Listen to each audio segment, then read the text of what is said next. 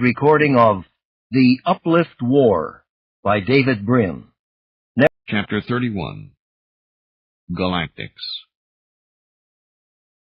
The suzerain of Beam and Talon stepped aboard its personal barge and accepted the salutes of its Talon soldier escort. They were carefully chosen troops, feathers perfectly preened, crests neatly dyed with colors noting rank and unit.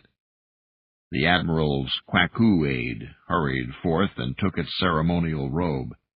When all had settled under their perches, the pilot took off on gravitics, heading toward the defense works under construction in the low hills east of Port Helena. The suzerain of Beam and Talon watched in silence as the new city fence fell behind them and the farms of this small earthling settlement rushed by underneath.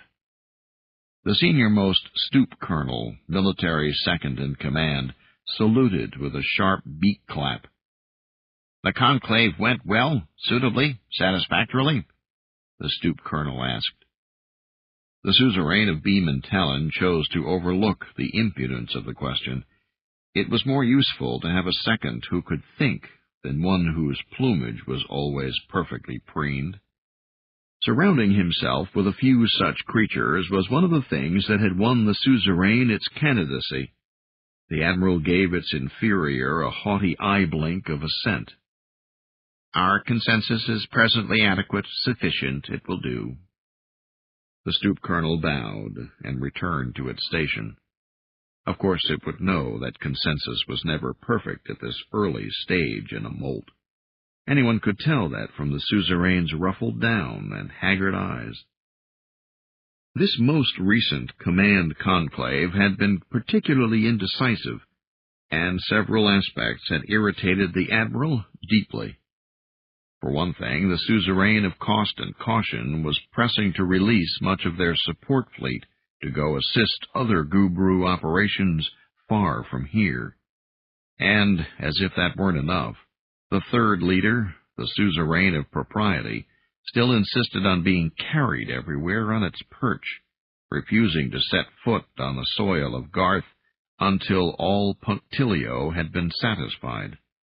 The priest was all fluffed and agitated over a number of issues: excessive human deaths from coercion gas, the threatened breakdown of the Garth reclamation project, the pitiful size of the planetary branch library, the uplift status of the benighted pre-sentient neo-chimpanzees.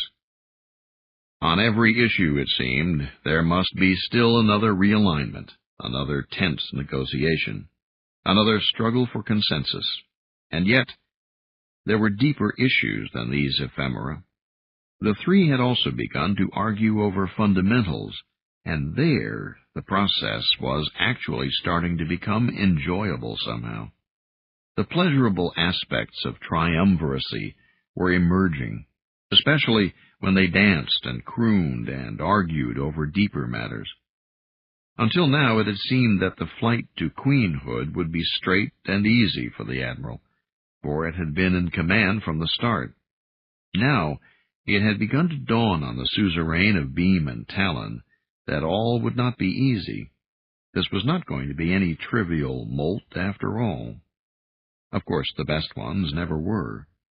Very diverse factions had been involved in choosing the three leaders of the expeditionary force, for the roost masters of home had hopes for a new unified policy to emerge from this particular threesome.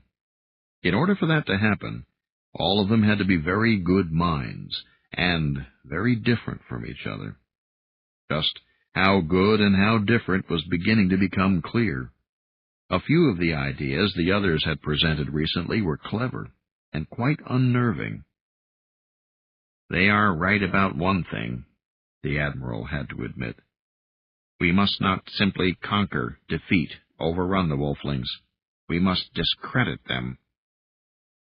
The suzerain of Beam and Talon had been concentrating so hard on military matters that it had got in the habit of seeing its mates as impediments. Little more. "That was wrong, impertinent, disloyal of me," the Admiral thought.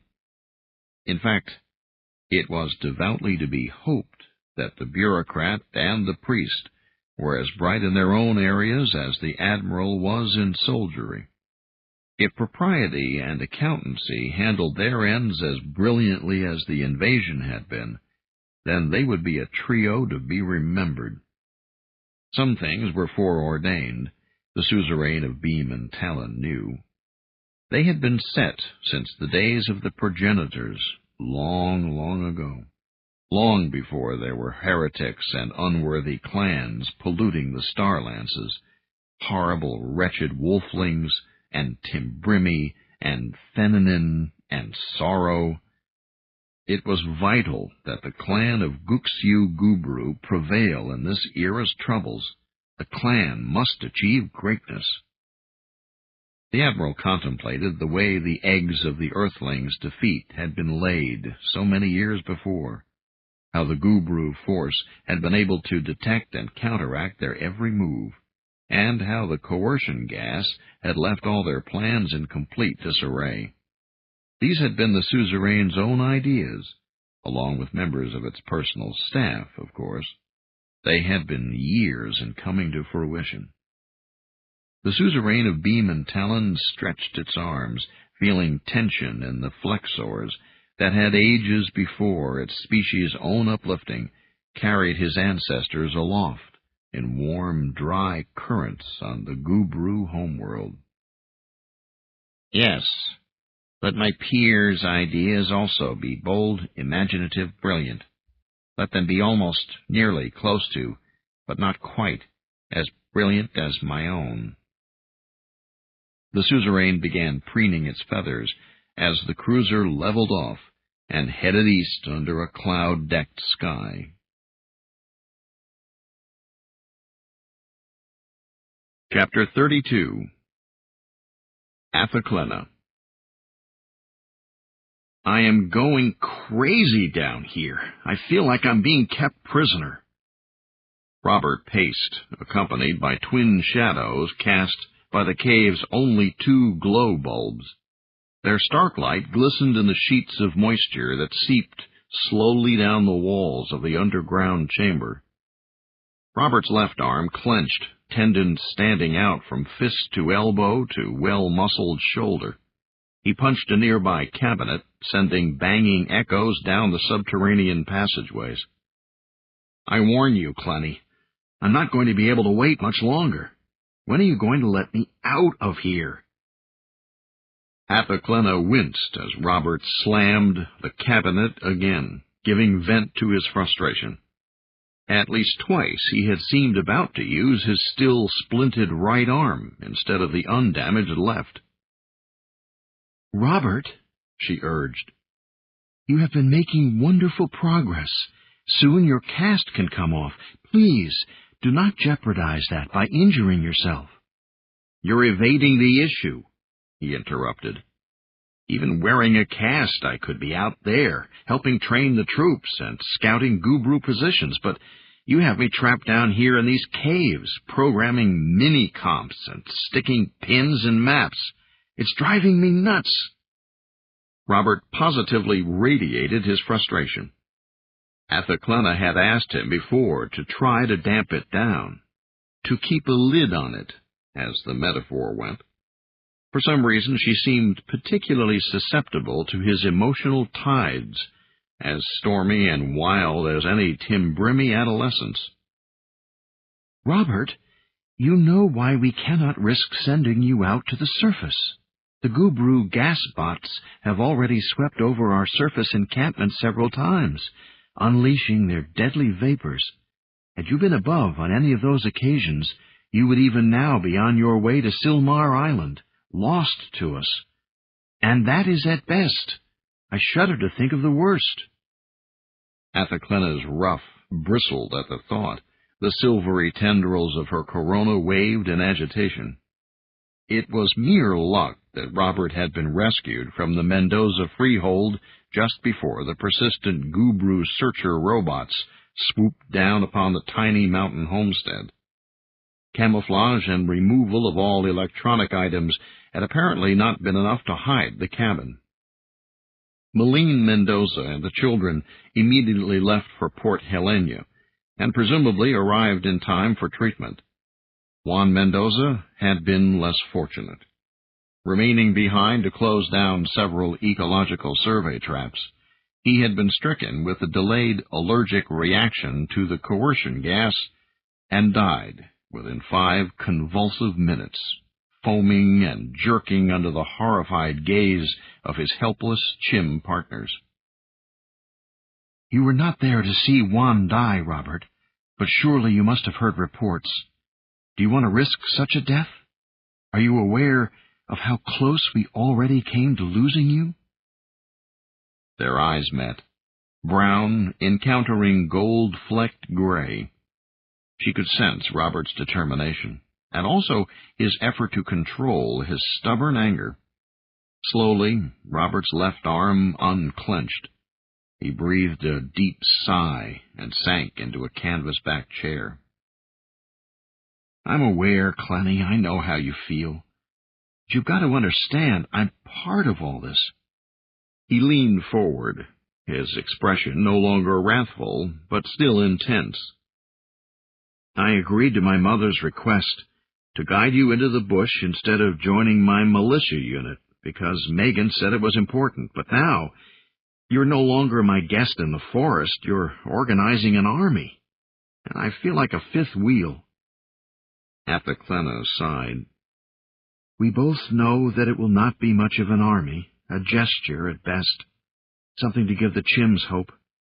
Anyway, as a Tarragon's officer, you have the right to take over from me any time you wish." Robert shook his head. "That's not what I mean. I'm not conceited enough to think I could have done any better. I'm no leader type, and I know it. Most of the Chims worship you, and believe in your Timbrimmy mystique. Still, I probably am the only human with any military training left in these mountains, an asset you have to use if we're going to have any chance to—" Robert stopped abruptly. Lifting his eyes to look over Athaclena's shoulder, Athaclena turned as a small chimney in shorts and bandolier entered the underground room and saluted. "Excuse me, General, Captain On Eagle, but Lieutenant Benjamin has just gotten in. He reports that things aren't any better over in Spring Valley. There aren't any humans there anymore, but outposts all up and down every canyon are still being buzzed by the damn gas spots at least once a day. There doesn't seem to be any sign of it letting up anywhere where our runners have been able to get to." "How about the Chims in Spring Valley?" Athaclena asked. "Is the gas making them sick?" He recalled Dr. Schultz and the effect the coercion gas had had on some of the Chims back at the center. The courier shook her head. "No, ma'am, not anymore. It seems to be the same story all over. All the susceptible Chims have already been flushed out and gone to Port Helena. Every person left in the mountains must be immune by now." Athaclena glanced at Robert, and they must have shared the same thought. Every person but one. "Damn them," he cursed. "Won't they ever let up? They have 99.9% of the humans captive. Do they need to keep gassing every hut and hovel just in order to get every last one?" "Apparently they are afraid of Homo sapiens, Robert." Athaclena smiled. "After all, you are allies of the Timbrimmy, and we do not choose harmless species as partners." Robert shook his head, glowering. But Athaclena reached out with her aura to touch him, nudging his personality, forcing him to look up and see the humor in her eyes. Against his will, a slow smile spread. At last, Robert laughed. "Oh, I guess the damn birds aren't so dumb after all. Better safe than sorry, Athaclena shook her head, her corona forming a glyph of appreciation, a simple one which he might ken. "No, Robert, they aren't so dumb. But they have missed at least one human, so their worries aren't over yet." The little neo-chimp messenger glanced from Timbrimmy to human and sighed. It all sounded scary to her, not funny. She didn't understand why they smiled. Probably it was something subtle and convoluted, patron-class humor, dry and intellectual. Some chimps batted in that league, strange ones who differed from other neo-chimpanzees. Not so much in intelligence as in something else, something much less definable. She did not envy those chimps. Responsibility was an awesome thing, more daunting than the prospect of fighting a powerful enemy, or even dying. It was the possibility of being left alone that terrified her. She might not understand it when these two laughed, but it felt good just to hear it. The messenger stood a little straighter as Athelclena turned back to speak to her. "I will want to hear Lieutenant Benjamin's report personally. Would you please also give my compliments to Dr. Sue, and ask her to join us in the operations chamber?" "Yes, sir," the chimneys saluted, and took off at a run. "Robert?" Athelclena asked. "Your opinion will be welcome." He looked up, a distant expression on his face. "In a minute, Clenny. I'll check in at operations. There's just something I want to think through first." "All right," Athelclena nodded. "I'll see you soon." She turned away and followed the messenger down a water-carved corridor, lit at long intervals by dim glow bulbs and wet reflections on the dripping stalactites. Robert watched her until she was out of sight. He thought, in the near total quiet. Why are the Gubru persisting in gassing the mountains after nearly every human has already been driven out? It must be a terrific expense, even if their gas spots only swoop down on places where they detect an Earthling presence. And how are they able to detect buildings, vehicles, even isolated chims, no matter how well hidden? Right now it doesn't matter that they've been dosing our surface encampments. The gas spots are simple machines and don't know we're training an army in this valley. They just sense Earthlings, then dive in to do their work and leave again. But what happens when we start operations and attract attention from the Gubru themselves? We can't afford to be detectable then. There was another very basic reason to find an answer to these questions. As long as this is going on, I'm trapped down here. Robert listened to the faint plink of water droplets seeping from the nearest wall. He thought about the enemy. The trouble on Garth was clearly little more than a skirmish among the greater battles tearing up the 5 galaxies. The Gubru couldn't just gas the entire planet. That would cost far too much for this backwater theater of operations.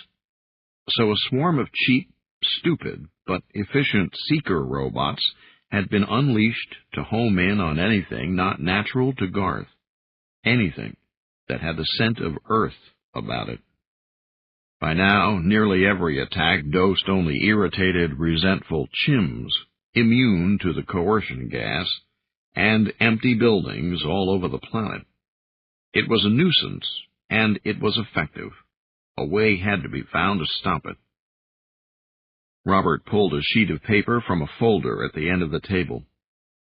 He wrote down the principal ways the gas bots might be using to detect Earthlings on an alien planet.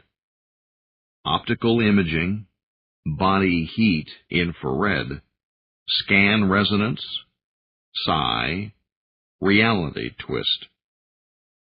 Robert regretted having taken so many courses in public administration and so few on galactic technologies. He was certain the great library's giga-year-old archives contained many methods of detection beyond just these 5. For instance, what if the gas bots actually did sniff out a Terran odor, tracing anything earthly by sense of smell? No. He shook his head. There came a point where one had to cut a list short, putting aside things that were obviously ridiculous, leaving them as a last resort, at least. The rebels did have a library Pico branch he could try, salvaged from the wreckage of the Howlett Center. The chances of it having any entries of military use were quite slim.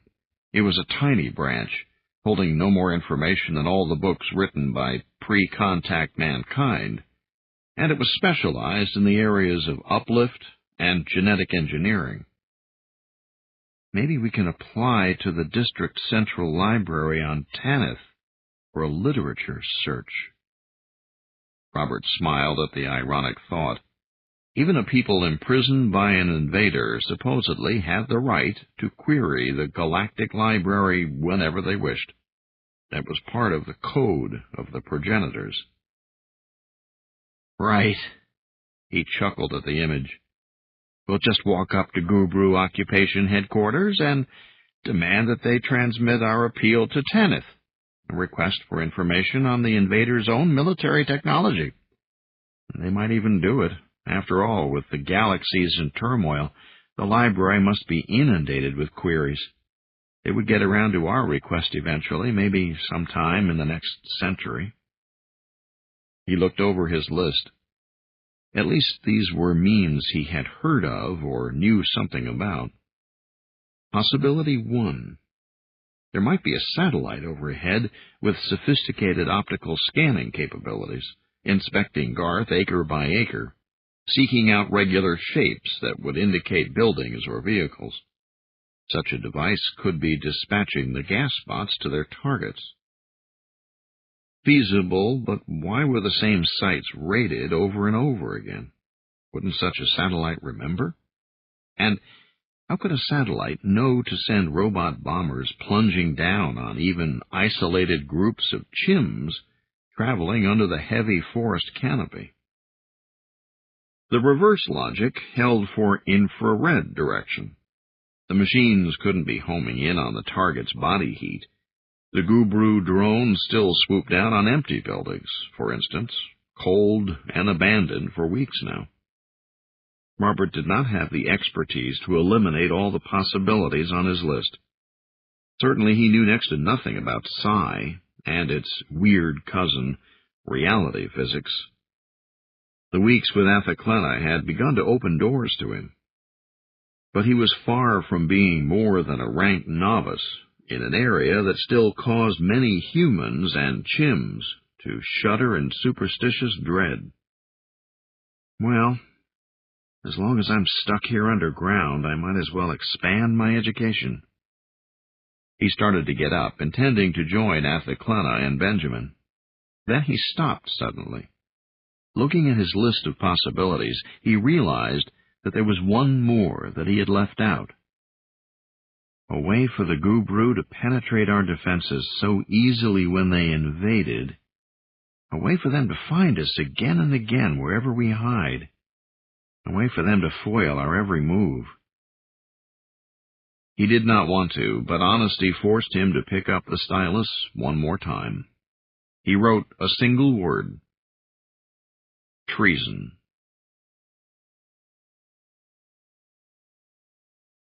Chapter 33. Fibbin. That afternoon, Galet took Fibbin on a tour of Port Helena, or as much of it as the invader had not placed off-limits to the neo-chimp population. Fishing trawlers still came and went from the docks at the southern end of town, but now they were crewed solely by chim sailors, and less than half the usual number set forth, taking wide detours past the Gubru fortress ship that filled half the outlet of Aspinall Bay. In the markets they saw some items in plentiful supply. Elsewhere there were sparse shelves, stripped nearly bare by scarcity and hoarding. Colonial money was still good for some things, like beer and fish, but only galactic pellet scrip would buy meat or fresh fruit. Irritated shoppers had already begun to learn what that archaic term, inflation, meant. Half the population, it seemed, worked for the invader. There were battlements being built off to the south of the bay near the spaceport. Excavations told of more massive structures yet to be. Placards everywhere in town depicted grinning neo-chimpanzees and promised plenty once again, as soon as enough proper money entered circulation. Good work would bring that day closer, they were promised. "Well, have you seen enough?" his guide asked. Fibbin smiled. "Not at all. In fact, we barely scratched the surface." Gaylett shrugged and let him lead the way. "Well," he thought as he looked at the scant market shelves, "the nutritionists keep telling us neo-chimps we eat more meat than is good for us, much more than we could get in the wild old days. Maybe this'll do us some good." At last, their wanderings brought them to the bell tower overlooking Port Helena College. It was a smaller campus than the university on Silmar Island, but Fibbin had attended ecological conferences here not so very long ago, so he knew his way around. As he looked over the school, something struck him as very strange. It wasn't just the Gubru hover tank dug in at the top of the hill, nor the ugly new wall that grazed the northern fringe of the college grounds on its way around town. Rather, it was something about the students and faculty themselves. Frankly, he was surprised to see them here at all. They were all chims, of course. Fibbin had come to Port Helena expecting to find ghettos or concentration camps crowded with the human population of the mainland. But the last mels and femmes had been moved out to the island some days ago. Taking their place had been thousands of chims pouring in from outlying areas, including those susceptible to the coercion gas, in spite of the invaders' assurances that it was impossible. All of these had been given the antidote, paid a small token reparation, and put to work in town. But here at the college, all seemed peaceful and amazingly close to normal. Fibbin and Gaylett looked down from the top of the bell tower. Below them, chins and chimmies moved about between classes. They carried books, spoke to one another in low voices, and only occasionally cast furtive glances at the alien cruisers that growled overhead every hour or so. Fibbin shook his head in wonder that they persevered at all. Sure, humans were notoriously liberal in their uplift policy, treating their clients as near equals in the face of a galactic tradition that was far less generous. Elder galactic clans might glower in disapproval, but chim and dolphin members deliberated next to their patrons on Tarragon's councils. The client races had even been entrusted with a few starships of their own. But a college without men? Fibbin had wondered why the invader held such a loose rein over the chim population, meddling only in a few crass ways, like at the ape's grape. Now he thought he knew why. "Mimicry! They must think we're playing pretend," he muttered half aloud. "What did you say?" Gaylett looked at him. They had made a truce in order to get the job done, but clearly she did not savor spending all day as his tour guide. Fibbin pointed at the students. "Tell me what you see down there." She glowered, then sighed and bent forward to look. "I see Professor Jimmy Sung leaving lecture hall, explaining something to some students." She smiled faintly. "That's probably intermediate galactic history. I used to TA for him, and I well recall that expression of confusion on the students' faces." "Good. That's what you see. Now, look at it through a Gubru's eyes." Gaylett frowned. "What do you mean?" Fibbin gestured again. "Remember, according to galactic tradition, we neo-chimps aren't much over 300 years old as a sapient client race, barely older than dolphins. only just beginning our 100,000-year period of probation and indenture to man. Remember also that many of the E.T. fanatics resent humans terribly, yet humans had to be granted patron status and all the privileges that go along with it. Why? Because they already had uplifted chimps and dolphins before contact. That's how you get status in the 5 galaxies, by having clients and heading up a clan. Galet shook her head. I don't get what you're driving at. Why are you explaining the obvious? Clearly she did not like being lectured by a backwoods chim, one without even a postgraduate degree. Think. How did humans win their status? Remember how it happened back in the 22nd century? The fanatics were outvoted when it came to accepting neo-chimps and neo-dolphins as sapient. Fibbin waved his arm. It was a diplomatic coup pulled off by the Cotton and Tim Bremy and other moderates before humans even knew what the issues were. Galet's expression was sardonic, and he recalled that her area of expertise was galactic sociology. Of course, but it became a fait accompli. But the Gubru and the Sorrow and the other fanatics didn't have to like it.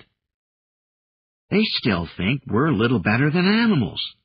They have to believe that. Otherwise, humans have earned a place in galactic society, equal to most and better than many. I still don't see what you're... Look down there. Fibbin pointed. Look with Gubru eyes, and tell me what you see. Galet Jones glared at Fibbin narrowly. At last, she sighed. Oh, if you insist. And she swiveled to gaze down into the courtyard again. She was silent for a long time. I don't like it, he said at last. Fibbin could barely hear her. He moved to stand closer. Tell me what you see. She looked away, so he put it into words for her. What you see are bright, well-trained animals, creatures mimicking the behavior of their masters. Isn't that it? Through the eyes of a galactic, you see clever imitations of human professors and human students, replicas of better times reenacted superstitiously by loyal... Stop it! Galet shouted, covering her ears. She whirled on Fibbin, eyes ablaze. I hate you. Fibbin wondered. This was hard on her. Was he simply getting even for the hurt and humiliation he had suffered over the last 3 days, partly at her hands? But no. She had to be shown how her people were looked on by the enemy. How else would she ever learn how to fight them? Oh, he was justified, all right. Still, Fibbin thought, it's never pleasant being loathed by a pretty girl. Galet Jones sagged against one of the pillars supporting the roof of the bell tower. Oh, Ifni and Goodall, she cried into her hands. What if they are right? What if it's true?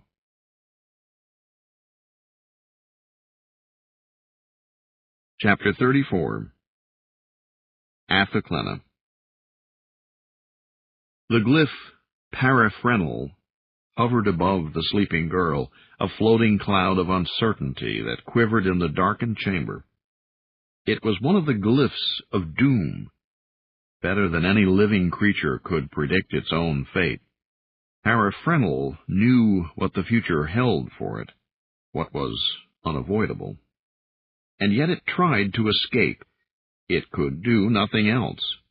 Such was the simple, pure, ineluctable nature of paraphrenial. The glyph wafted upward in the dream smoke of Athaclena's fitful slumber, rising until its nervous fringe barely touched the rocky ceiling. That instant, the glyph quailed from the burning reality of the damp stone, dropping quickly back toward where it had been born. Athaclena's head shook slightly on the pillow, and her breathing quickened. Paraphrynal flickered in suppressed panic just above. The shapeless dream glyph began to resolve itself, its amorphous shimmering starting to assume the symmetrical outlines of a face.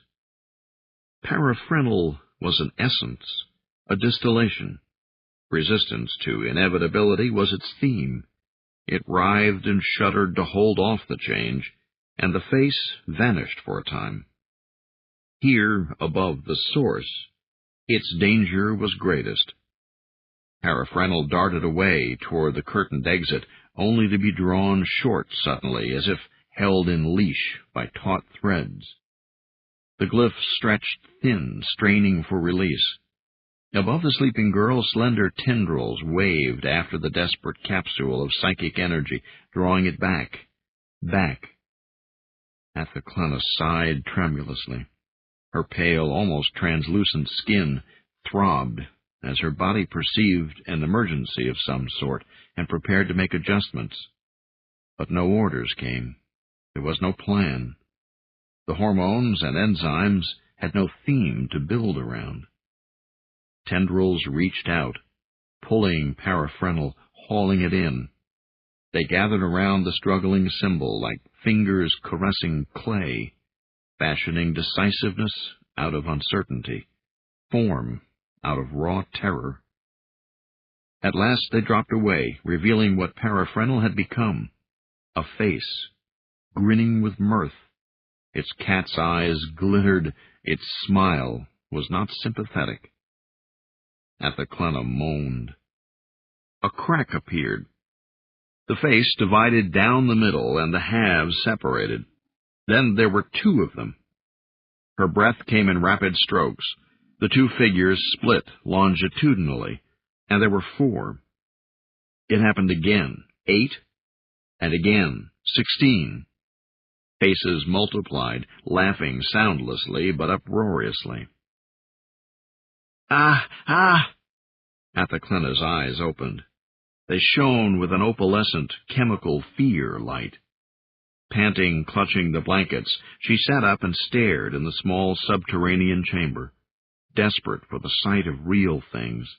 Her desk, the faint light of the hall bulb filtering through the entrance curtain. She could still feel the thing that Paraphrynal had hatched. It was dissipating, now that she was awake, but slowly, too slowly. Its laughter seemed to rock with the beating of her heart, and Athaclena knew there would be no good in covering her ears. What was it humans called their sleep terror? Nightmare. But Athaclena had heard that they were pale things, dreamed events and warped scenes taken from daily life, generally forgotten simply by awakening. The sights and sensations of the room slowly took on solidity, but the laughter did not merely vanish, defeated. It faded into the walls, embedding there, she knew, waiting to return. Tutsanakan, she sighed aloud. Timbrim dialect sounded queer and nasal after weeks speaking solely Anglic. The laughing man glyph, Tutsanakan, would not go away, not until something altered or some hidden idea became a resolve, which in turn must become a jest. And to a Timbrimi, jokes were not always funny. Athaclena sat still, while rippling motions under her skin settled down. The unasked-for gear activity dissipating gradually. "You are not needed," she told the enzymes. "There is no emergency. Go and leave me alone." Ever since she had been little, the tiny change nodes had been a part of her life, occasionally inconveniences, often indispensable. Only since coming to Garth had she begun to picture the little fluid organs as tiny, mouse-like creatures, or busy little gnomes, which hurried about making sudden alterations within her body whenever the need arose. What a bizarre way of looking at a natural organic function. Many of the animals of Brin shared the ability. It had evolved in the forests of Homeworld long before the star-faring Cultmore had arrived to give her ancestors speech and law. That was it, of course. The reason why she had never likened the nodes to busy little creatures before coming to Garth. Prior to Uplift, her pre-sentient ancestors would have been incapable of making Baroque comparisons. And after Uplift, they knew the scientific truth. Ah, but humans, the Terran wolflings, had come into intelligence without guidance. They were not handed answers as a child is given knowledge by its parents and teachers. They had emerged ignorant into awareness and spent long millennia groping in darkness. Needing explanations and having none available, they got into the habit of inventing their own. Athaclena remembered when she had been amused reading about some of them. Disease was caused by vapors, or excess bile, or an enemy's curse. The sun rode across the sky in a great chariot. The course of history was determined by economics. And inside the body there resided animus. Athaclena touched a throbbing knot behind her jaw, and started as the small bulge seemed to skitter away like some small, shy creature. It was a terrifying image, that metaphor, more frightening than Tutsanakon, for it invaded her body, her very sense of self. Athaclena moaned, and buried her face in her hands. Crazy earthlings! What have they done to me? She recalled how her father had bid her to learn more about human ways, to overcome her odd misgivings about the denizens of Soul 3. But what had happened? She had found her destiny entwined with theirs, and it was no longer within her power to control it. Father, she spoke aloud in Galactic 7. I fear. All she had of him was memory. Even the Nahakiri glimmer she had felt back at the burning Howlet Center was unavailable, perhaps gone. She could not go down to seek his roots with hers, for Tutsanakon lurked there, like some subterranean beast waiting to get her. More metaphors, she realized. My thoughts are filling with them, while my own glyphs terrify me. Movement in the hall outside made her look up. A narrow trapezoid of light spilled into the room as the curtain was drawn aside. The slightly bow-legged outline of a chim stood silhouetted against the dim glow. Excuse me, Miss Athaclena, sir. I'm sorry to bother you during your rest period, but we thought you'd want to know. Athaclena swallowed, chasing more mice from her throat. She shivered and concentrated on Anglic. Yes? What is it? The chim stepped forward, partly cutting off the light. It's Captain On-Eagle, sir. I'm afraid we can't locate him anywhere. Athaclena blinked. Robert? The chim nodded. He's gone, sir. He's just plain disappeared. Chapter 35. Robert. The forest animals stopped and listened, all senses aquiver. A growing rustle and rumble of footfalls made them nervous. Without exception, they scuttled for cover and watched from hiding as a tall beast ran past them, leaping from boulder to log to soft forest loam. They had begun to get used to the smaller two-legged variety, and to the much larger kind that chuffed and shambled along on 3 limbs as often as 2. Those, at least, were hairy and smelled like animals. This one, though, was different. It ran, but did not hunt. It was chased, yet it did not try to lose its pursuers. It was warm-blooded, yet when it rested, it lay in the open noon sunshine, where only animals stricken with madness normally ventured. The little native creatures did not connect the running thing with the kind that flew about in tangy-smelling metal and plastic, for that type had always made such noise and reeked of those things. This one, though, this one ran unclothed. "Captain, stop!" Robert hopped one rock farther up the tumbled boulder scree. He leaned against another to catch his breath and looked back down at his pursuer. "Getting tired, Benjamin?" The Chim officer panted, stooping over with both hands on his knees.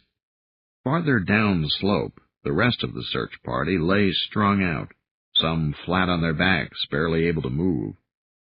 Robert smiled. They must have thought it would be easy to catch him. After all, Chims were at home in a forest, and just one of them, even a female, would be strong enough to grab him and keep him immobile for the rest to bundle home. But Robert had planned this. He had kept to open ground and played the chase to take advantage of his long stride. "Captain On-Eagle." Benjamin tried again, catching his breath. He looked up and took a step forward. "Captain, please, you're not well." "I feel fine," Robert announced, lying just a little. Actually, his legs shivered with the beginnings of a cramp, his lungs burned, and his right arm itched all over from where he had chipped and peeled his castaway. And then there were his bare feet. "Parse it logically, Benjamin," he said. "Demonstrate to me that I am ill, and just maybe I'll accompany you back to those smelly caves." Benjamin blinked up at him. Then he shrugged, obviously willing to clutch at any straw. Robert had proven they could not run him down. Perhaps logic might work. "Well, sir," Benjamin licked his lips. "first off, there's the fact that you aren't wearing any clothes." Robert nodded. "Good. Go for the direct. I'll even posit for now that the simplest, most parsimonious explanation for my nudity is that I've gone bonkers. I reserve the right to offer an alternative theory, though." The Chim shivered as he saw Robert smile. Robert could not help sympathizing with Benjamin. From the Chim's point of view, this was a tragedy in progress, and there was nothing he could do to prevent it. "Continue, please," Robert urged.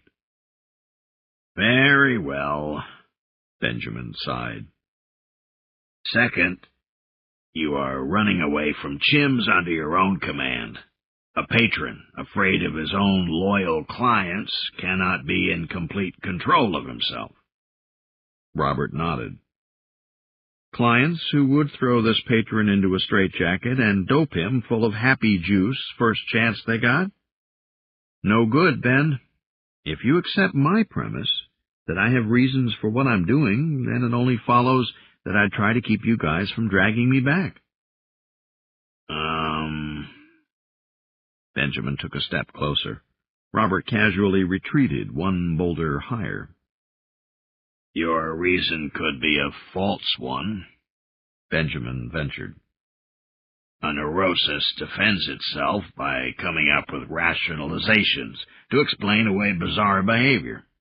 The sick person actually believes—" "Good point," Robert agreed cheerfully. "I'll accept for later discussion the possibility that my reasons are actually rationalizations by an unbalanced mind. Will you, in exchange, entertain the possibility that they might be valid?" Benjamin's lip curled back. "You're violating orders being out here." Robert sighed. "Orders from an ET civilian to a Terrigan's officer? Chim, Benjamin, you surprise me. I agree that Athaclena should organize the ad hoc resistance. She seems to have a flair for it, and most of the Chims idolize her. But I choose to operate independently. You know, I have the right." Benjamin's frustration was evident. The chim seemed on the verge of tears. "But you're in danger out here." At last. Robert had wondered how long Ben could maintain this game of logic, while every fiber must be quivering over the safety of the last free human. Under similar circumstances, Robert doubted many men would have done better. He was about to say something to that effect when Benjamin's head jerked up suddenly. The chim put a hand to his ear, listening to a small receiver. A look of alarm spread across his face. The other chims must have heard the same report, for they stumbled to their feet, staring up at Robert in growing panic. "Captain On Eagle, Central reports acoustic signatures to the northeast. Gas spots." Estimated time of arrival? 4 minutes. Please, Captain, will you come now? Come where? Robert shrugged. We can't possibly make the caves in time. We can hide you. But from the tone of dread in his voice, Benjamin clearly knew it was useless. Robert shook his head. I've got a better idea, but it means we have to cut our little debate short. You must accept that I'm out here for a valid reason, Jim Benjamin. At once. The Jim stared at him, then nodded tentatively. I don't have any choice. Good, Robert said. Now, take off your clothes. Sir? Your clothes, and that sonic receiver of yours. Have everybody in your party strip. Remove everything. As you love your patrons, leave on nothing but skin and hair. Then come join me up in those trees at the top of the scree. Robert did not wait for the blinking Chim to acknowledge the strange command. He turned and took off upslope, favoring the foot most cut up by pebbles and twigs since his early morning foray had begun. How much time remained, he wondered. Even if he was correct, and Robert knew he was taking a terrible gamble, he would still need to get as much altitude as possible. He could not help scanning the sky for the expected robot bombers. The preoccupation caused him to stumble and fall to his knees as he reached the crest. He skinned them further, crawling the last 2 meters to the shade under the nearest of the dwarf trees. According to his theory, it wouldn't matter much whether or not he concealed himself. Still, Robert sought heavy cover. The Gubru machines might have simple optical scanners to supplement their primary homing mechanism. He heard shouting below, sounds of Chims in fierce argument. Then, from somewhere to the north, there came a faint, whining sound. Robert backed further into the bushes. Those sharp twigs scratched his tender skin. His heart beat faster, and his mouth was dry. If he was wrong, or if the Chims decided to ignore his command, if he had missed a single bet, he would soon be on his way to internment at Port Helena, or dead. In any event, he would have left Athaclena all alone, the sole patron remaining in the mountains, and spent the remaining minutes or years of his life cursing himself for a bloody fool. Maybe Mother was right about me. Maybe I am nothing but a useless playboy. We'll soon see. There was a rattling sound, rocks sliding down the boulder scree. 5 brown shapes tumbled into the foliage just as the approaching whine reached its crescendo. Dust rose from the dry soil as the Chims turned quickly and stared, wide-eyed. An alien machine had come to the little valley. From his hiding place, Robert cleared his throat. The Chims, obviously uncomfortable without their clothes, started in tense surprise. You guys had better have thrown everything away, including your mics, or I'm getting out of here now and leaving you behind. Benjamin snorted. We're stripped. He nodded down into the valley. Harry and Frank wouldn't do it. I told them to climb the other slope and stay away from us. Robert nodded. With his companions, he watched the gas pot begin its run. The others had witnessed this phenomenon, but he had not been in much shape to observe during the one opportunity he'd had before. Robert looked on with more than a passing interest. It measured about 50 meters in length, teardrop-shaped, with scanners spinning slowly at the pointed, trailing end. The gasbot cruised the valley from their right to their left, disturbed foliage rustling beneath its throbbing gravitics.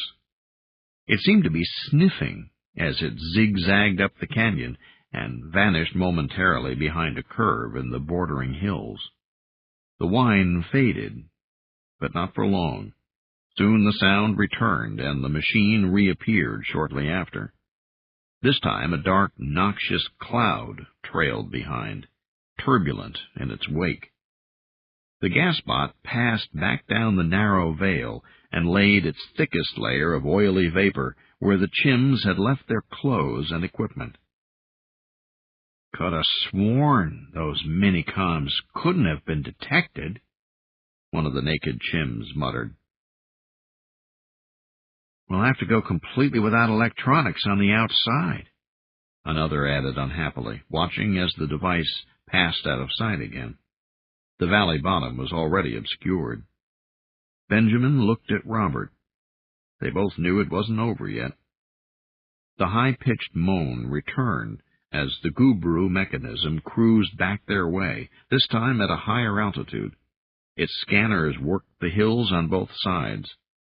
The machine stopped opposite them. The chimps froze as if staring into the eyes of a rather large tiger. The tableau held for a moment. Then the bomber began moving at right angles to its former path, away from them. In moments, the opposite hill was swathed in a cloud of black fog. From the other side, they could hear coughing and loud imprecations as the chimps who had climbed that way cursed this Gubru notion of better living through chemistry. The robot began to spiral out and higher. Clearly, the search pattern would soon bring it above the Earthlings on this side. "Anybody got anything they didn't declare at customs?" Robert asked dryly. Benjamin turned to one of the other neo-chimps. Snapping his fingers, he held out his hand. The younger chimp glowered and opened his hand. Metal glittered. Benjamin seized the little chain and medallion and stood up briefly to throw it. The links sparkled for just a moment, then disappeared into the murky haze downslope. "That may not have been necessary," Robert said. "We'll have to experiment, lay out different objects at various sites, and see which get bombed." He was talking as much for morale as for content, as much for his morale as for theirs. "I suspect it's something simple, quite common, but imported to Garth, so its resonance will be a sure sign of earthly presence." Benjamin and Robert shared a long look. No words were needed. Reason or rationalization? The next 10 seconds would tell whether Robert was right or disastrously wrong. "It might be us it detects," Robert knew. "Ifney, what if they can tune in on human DNA?" The robot cruised overhead.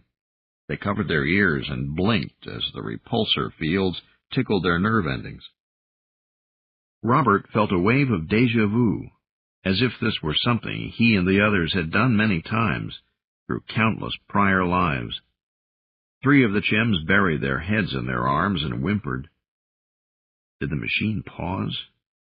Robert felt suddenly that it had, that it was about to. Then it was past them, shaking the tops of trees 10 meters away. 20, 40. The search spiral widened, and the gasbot's whining engine sounds faded slowly with distance. The machine moved on, seeking other targets. Robert met Benjamin's eyes again and winked. The chimp snorted. Obviously, he felt that Robert should not be smug over being right. That was, after all, only a patron's job. Style counted, too, and Benjamin clearly thought Robert might have chosen a more dignified way to make his point. Robert would go home by a different route, avoiding any contact with the still fresh coercion chemicals. The Chims tarried long enough to gather their things and shake out the sooty black powder. They bundled up their gear, but did not put the clothes back on. It wasn't only dislike of the alien stink. For the first time, the items themselves were suspect. Tools and clothing, the very symbols of sentience, had become betrayers, things not to be trusted. They walked home naked. It took a while afterward for life to return to the little valley. The nervous creatures of Garth had never been harmed by the new noxious fog that had lately come at intervals from a growling sky. But they did not like it any more than they liked the noisy two-legged beings. Nervously, timorously, the native animals crept back to their feeding or hunting grounds. Such caution was especially strong in the survivors of the Burrarally terror. Near the northern end of the valley, the creatures stopped their return migration and listened, sniffing the air suspiciously. Many backed out then. Something else had entered the area. Until it left, there would be no going home. A dark form moved down the rocky slope, picking its way among the boulders where the sooty residue lay thickest. As twilight gathered, it clambered boldly about the rocks, making no move to conceal itself, for nothing here could harm it. It paused briefly, casting about as if looking for something. A small glint shone in the late afternoon sunshine. The creature shuffled over to the glittering thing, a small chain and pendant half hidden in the dusty rocks, and picked it up. It sat looking at the lost keepsake for a time, sighing softly in contemplation. Then it dropped the shiny bauble where it had lain, and moved on. Only after it had shambled away at last did the creatures of the forest finish their homeward odyssey, scurrying for secret niches and hiding places. In minutes, the disturbances were forgotten, dross from a used-up day. Memory was a useless encumbrance anyway.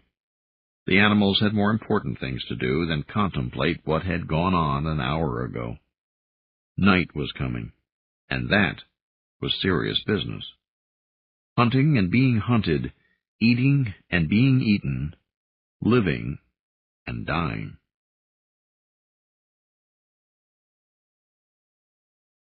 Chapter 36. Fibbin. We've got to hurt them in ways that they can't trace to us. Gaylett Jones sat cross-legged on the carpet, her back to the embers in the fireplace. She faced the ad hoc resistance committee and held up a single finger. The humans on Silmar and the other islands are completely helpless to reprisals. So for that matter are all the urban Chims here in town. So we have to begin carefully and concentrate on intelligence gathering before trying to really harm the enemy. If the Gubru come to realize they're facing an organized resistance, there's no telling what they'll do. Fibbin watched from the shadowed end of the room as one of the new cell leaders, a professor from the college, raised his hand. But how could they threaten the hostages under the galactic codes of war? I think I remember reading somewhere that... One of the older Chimmies interrupted. Dr. Wald, we can't count on the galactic codes. We just don't know the subtleties involved and don't have time to learn them.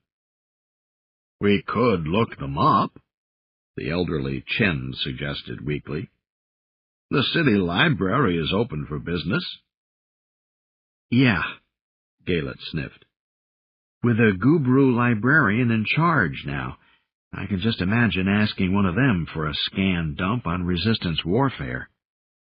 Well, supposedly, The discussion had been going on this way for quite a while. Fibbin coughed behind his fist. Everyone looked up. It was the first time he had spoken since the long meeting began.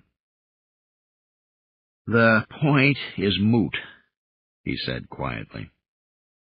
"Even if we knew the hostages would be safe, Galet's right for yet another reason." She darted a look at him, half suspicious and perhaps a little resentful of his support. "She's bright," he thought, "but we're going to have trouble, she and I." He continued, "We have to make our first strikes seem less than they are, because right now the invader is relaxed, unsuspecting, and completely contemptuous of us. It's a condition we'll find him in only once. We mustn't squander that until the resistance is coordinated and ready. That means we keep things low-key until we hear from the general." He smiled at Galet and leaned against the wall. She frowned back, but said nothing.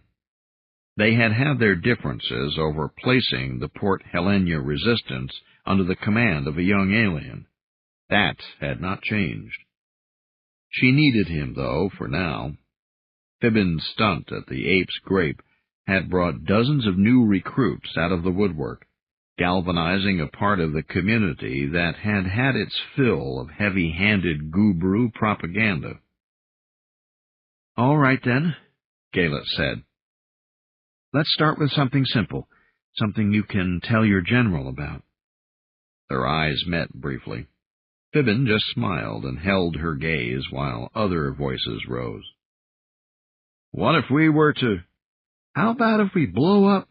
Maybe a general strike?" Fibbin listened to the surge of ideas, ways to sting and fool an ancient, experienced, arrogant, and vastly powerful galactic race, and felt he knew exactly what Galet was thinking, what she had to be thinking after that unnerving, revealing trip to Port Helena College. Are we really sapient beings without our patrons? Do we dare try even our brightest schemes against powers we can barely perceive? Fibbin nodded in agreement with Galet Jones. Yes, indeed. We had better keep it simple.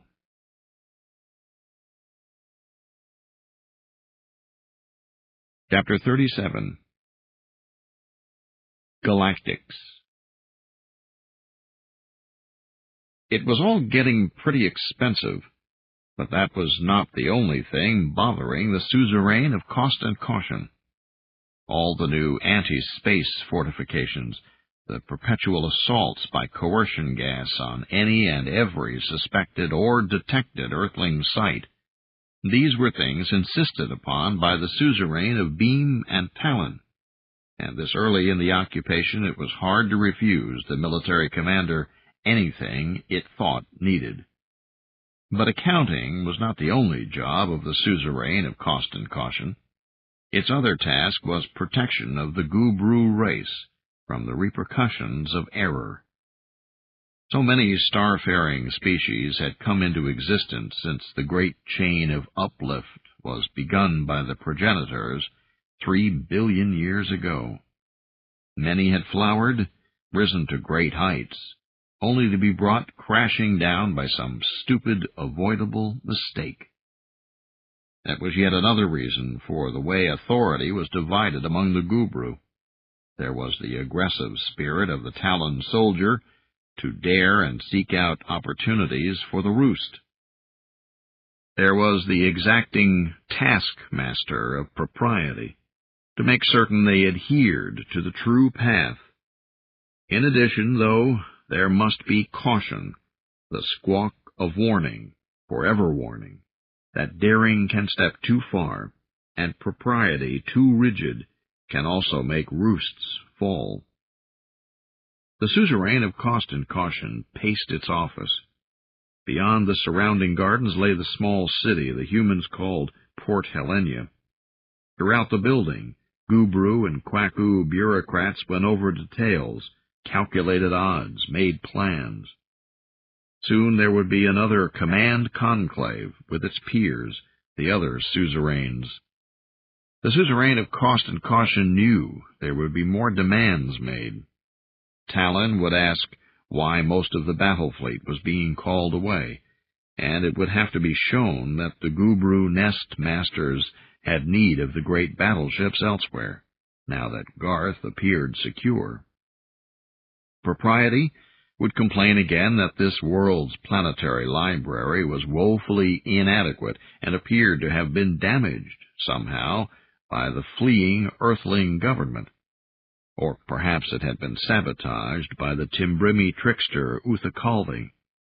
In any event, there would be urgent insistence that a larger branch be brought in at horrible expense. The suzerain of Cost and Caution fluffed its down. This time it felt filled with confidence. It had let the other two have their way for a time, but things were peaceful now, well in hand. The other two were younger, less experienced, brilliant, but far too rash. It was time to begin showing them how things were going to be, how they must be, if a sane, sound policy was to emerge. This colloquy, the suzerain of Cost and Caution assured itself, it would prevail. The suzerain brushed its beak and looked out onto the peaceful afternoon.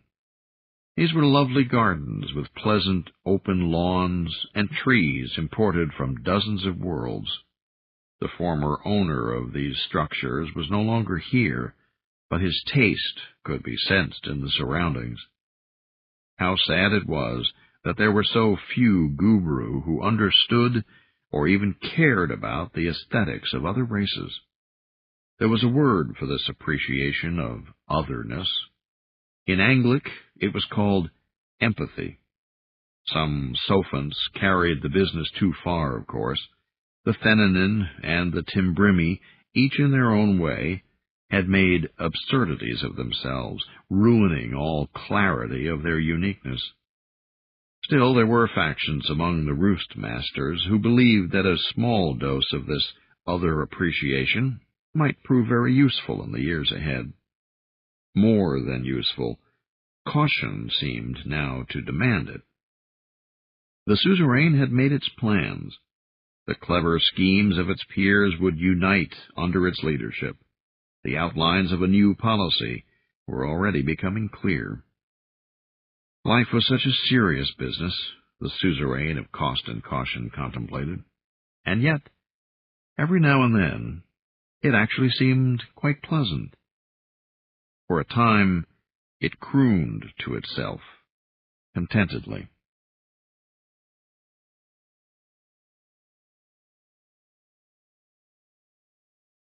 Chapter 38. Fibbin. Everything's all set. The tall chim wiped his hands on his coveralls. Max wore long sleeves to keep the grease out of his fur, but the measure hadn't been entirely successful.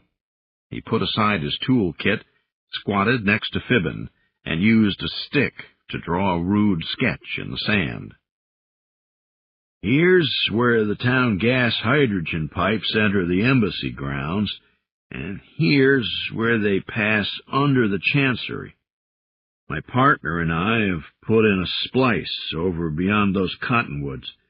When Dr. Jones gives the word, we'll pour in 50 kilos of D-17. That ought to do the trick.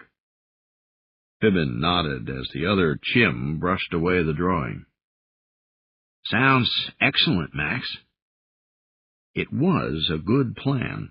Simple, and, more important, extremely difficult to trace, whether it succeeded or not. At least, that's what they all were counting on. He wondered what Athaklina would think of this scheme. Like most chims, Fibbin's idea of Timbrimi personality had come mostly out of vid-dramas and speeches by the ambassador. From those impressions, it seemed Earth's chief allies certainly loved irony. I hope so, he mused. You'll need a sense of humor to appreciate what we're about to do to the Timbrimi embassy.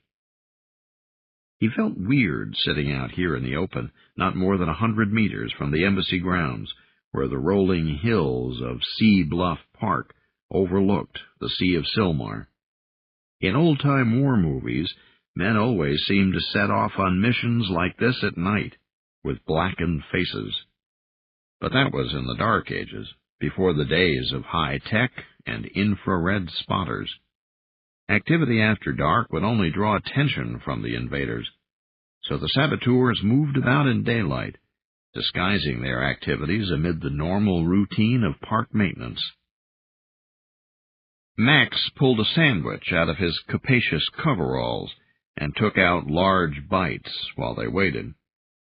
The big chim was no less impressive here, seated cross-legged, than when they had met that night at the Ape's Grape.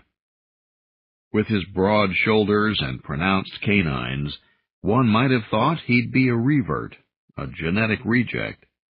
In truth, the Uplift board cared less about such cosmetic features than the fellow's calm, totally unflappable nature.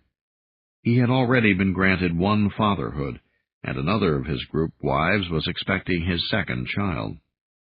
Max had been an employee of Galet's family ever since she was a little girl, and had taken care of her after her return from schooling on Earth. His devotion to her was obvious. Too few yellow-card chims like Max were members of the urban underground. Galet's insistence on recruiting almost solely blue and green cards had made Fibbin uncomfortable, and yet he had seen her point.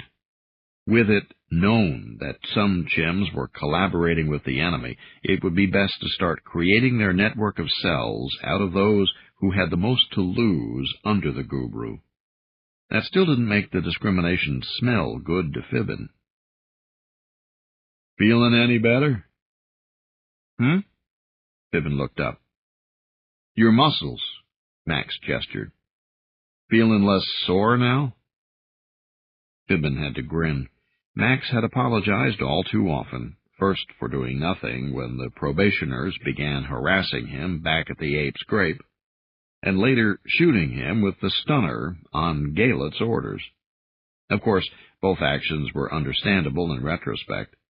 Neither he nor Galet had known what to make of Fibbin at first, and had decided to err on the side of caution.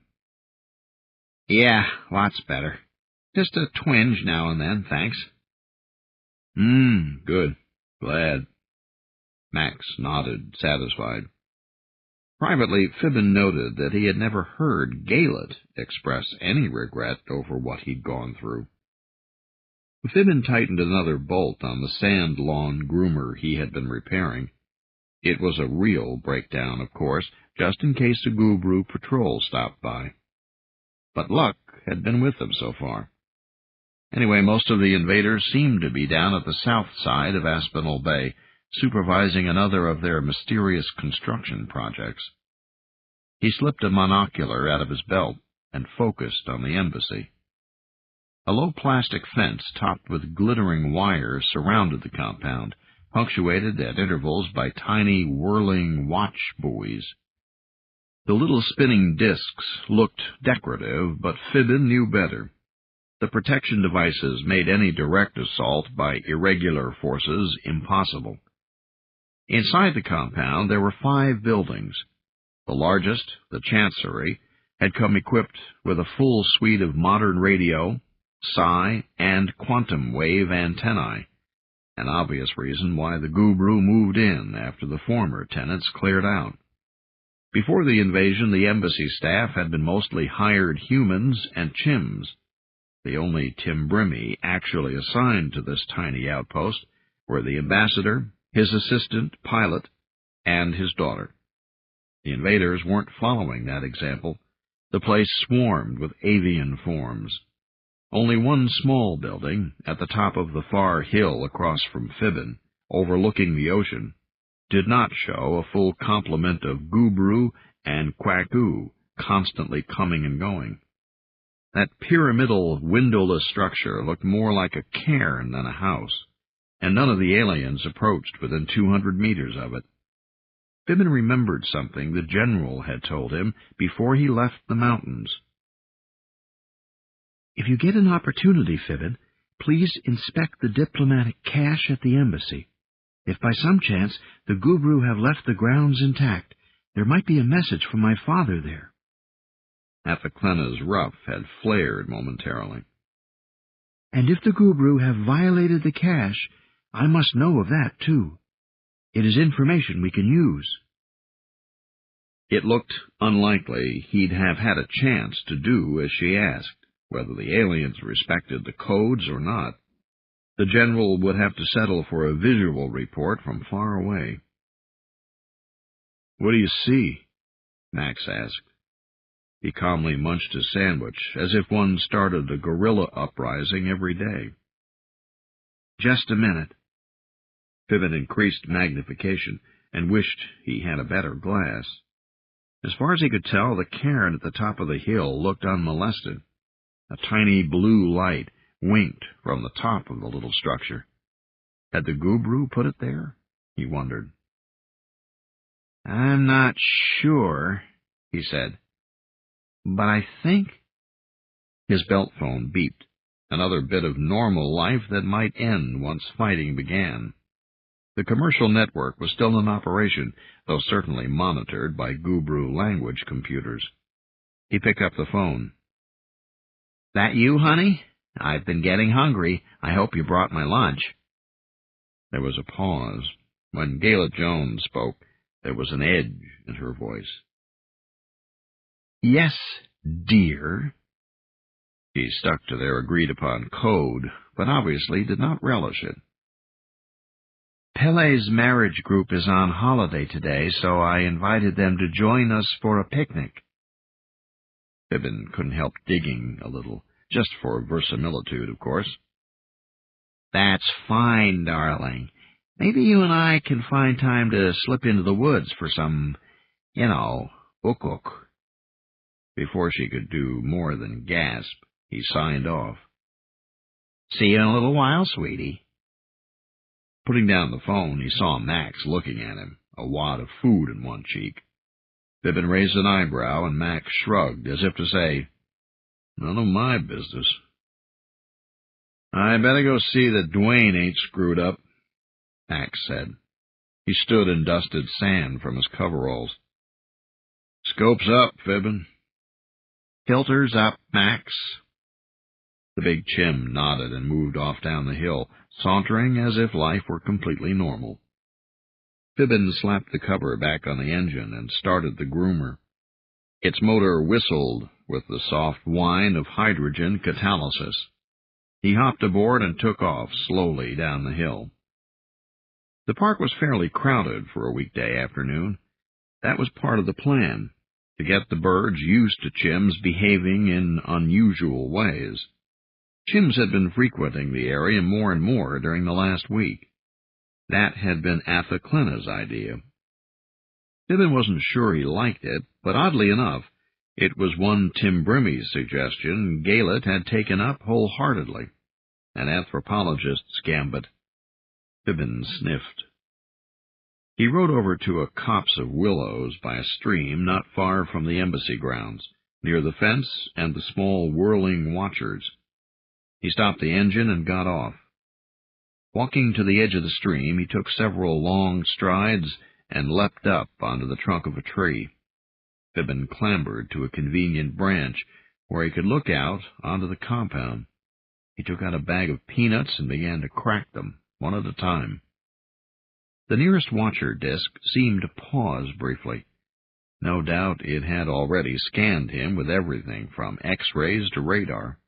Of course, it found him unarmed and harmless.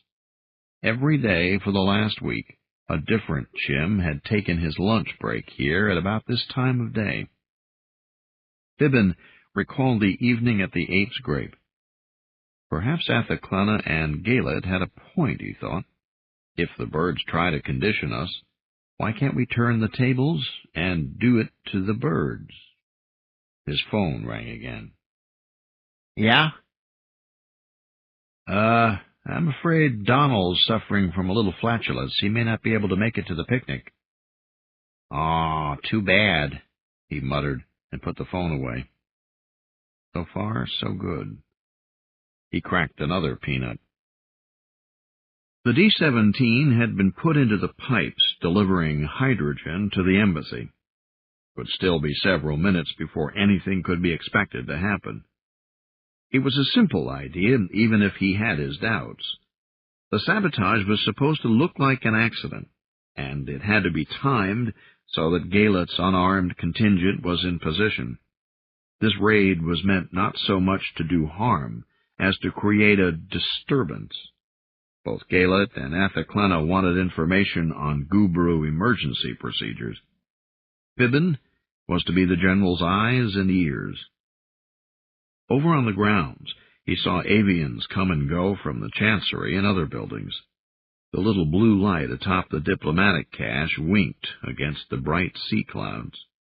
A Gubru floater hummed overhead and began to settle toward the broad embassy lawn. Fibbin watched with interest, waiting for the excitement to begin. D-17 was a powerful corrosive when left in contact with town gas hydrogen for long. It would soon eat through the pipes. Then, when exposed to air, it would have yet another effect. It would stink to high heaven. He didn't have long to wait. Fibbin smiled as the first squawks of consternation began to emanate from the Chancery. Within moments, the doors and windows burst forth with feathered explosions as aliens boiled out of the building, chirping in panic or disgust. Fibbin wasn't sure which, and he didn't really care. He was too busy laughing. This part had been his idea. He broke a peanut and tossed it up to catch in his mouth. This was better than baseball. Gubrus scattered in all directions, leaping from upper balconies even without anti-gravity gear. Several writhed on broken limbs. So much the better. Of course, this wasn't going to be much of an inconvenience to the enemy, and it could only be done once. The real purpose was to watch how the Gubru dealt with an emergency. Sirens began to wail. Fibbin glanced at his watch. A full 2 minutes had passed since the first signs of commotion. That meant the alarm was given manually. The vaunted galactic defense computers weren't omniscient then. They weren't equipped to respond to a bad smell. The watch buoys rose from the fence together, giving off a threatening whine, whirling faster than before. Fibbin brushed peanut shells from his lap and sat up slowly, watching the deadly things warily. If they were programmed to extend the defense perimeter automatically, whatever the emergency, he could be in trouble. But they merely spun, shining with increased vigilance. It took 3 more minutes by Fibbin's watch for a triple sonic boom to announce the arrival of fighter craft, sleek arrows resembling sparrow hawks, which streaked in to pass low over the now empty Chancery building. The Gubru on the lawn seemed too nervous to take much cheer in their arrival. They leapt and squawked as sonic booms shook trees and feathers alike. A Gubru official strutted about the grounds, chirping soothingly, calming its subordinates. Fibbin didn't dare lift his monocular with the protector drones at such high alert, but he peered to try to get a better view of the avian in charge. Several features seemed odd about this Gubru. Its white plumage, for instance, looked more luminous, more lustrous than the others. It also wore a band of black fabric around its throat. A few minutes later, a utility craft arrived and hovered until enough chattering avians had stepped aside to give it room to land. From the grounded floater, a pair of invaders emerged wearing ornate, crested breathing masks. They bowed to the official, then strode up the steps and into the building. Obviously, the Gubru in charge realized that the stench from the corroded gas pipes posed no threat. All the noise and commotion was doing much more harm to his command of clerks and planners than the bad smell. No doubt he was upset because the workday was ruined. More minutes passed. Fibbin watched a convoy of ground vehicles arrive, sirens wailing, sending the agitated civil servants into a tizzy again. The senior gubru flapped its arms until the racket finally cut off.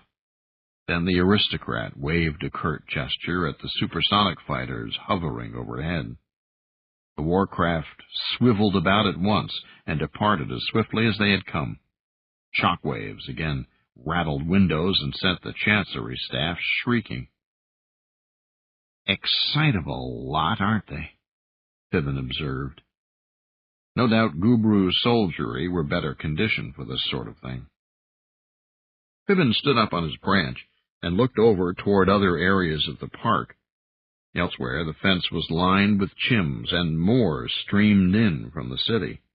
They kept a respectful distance back from the barrier guardians, but still they came, babbling to each other in excitement.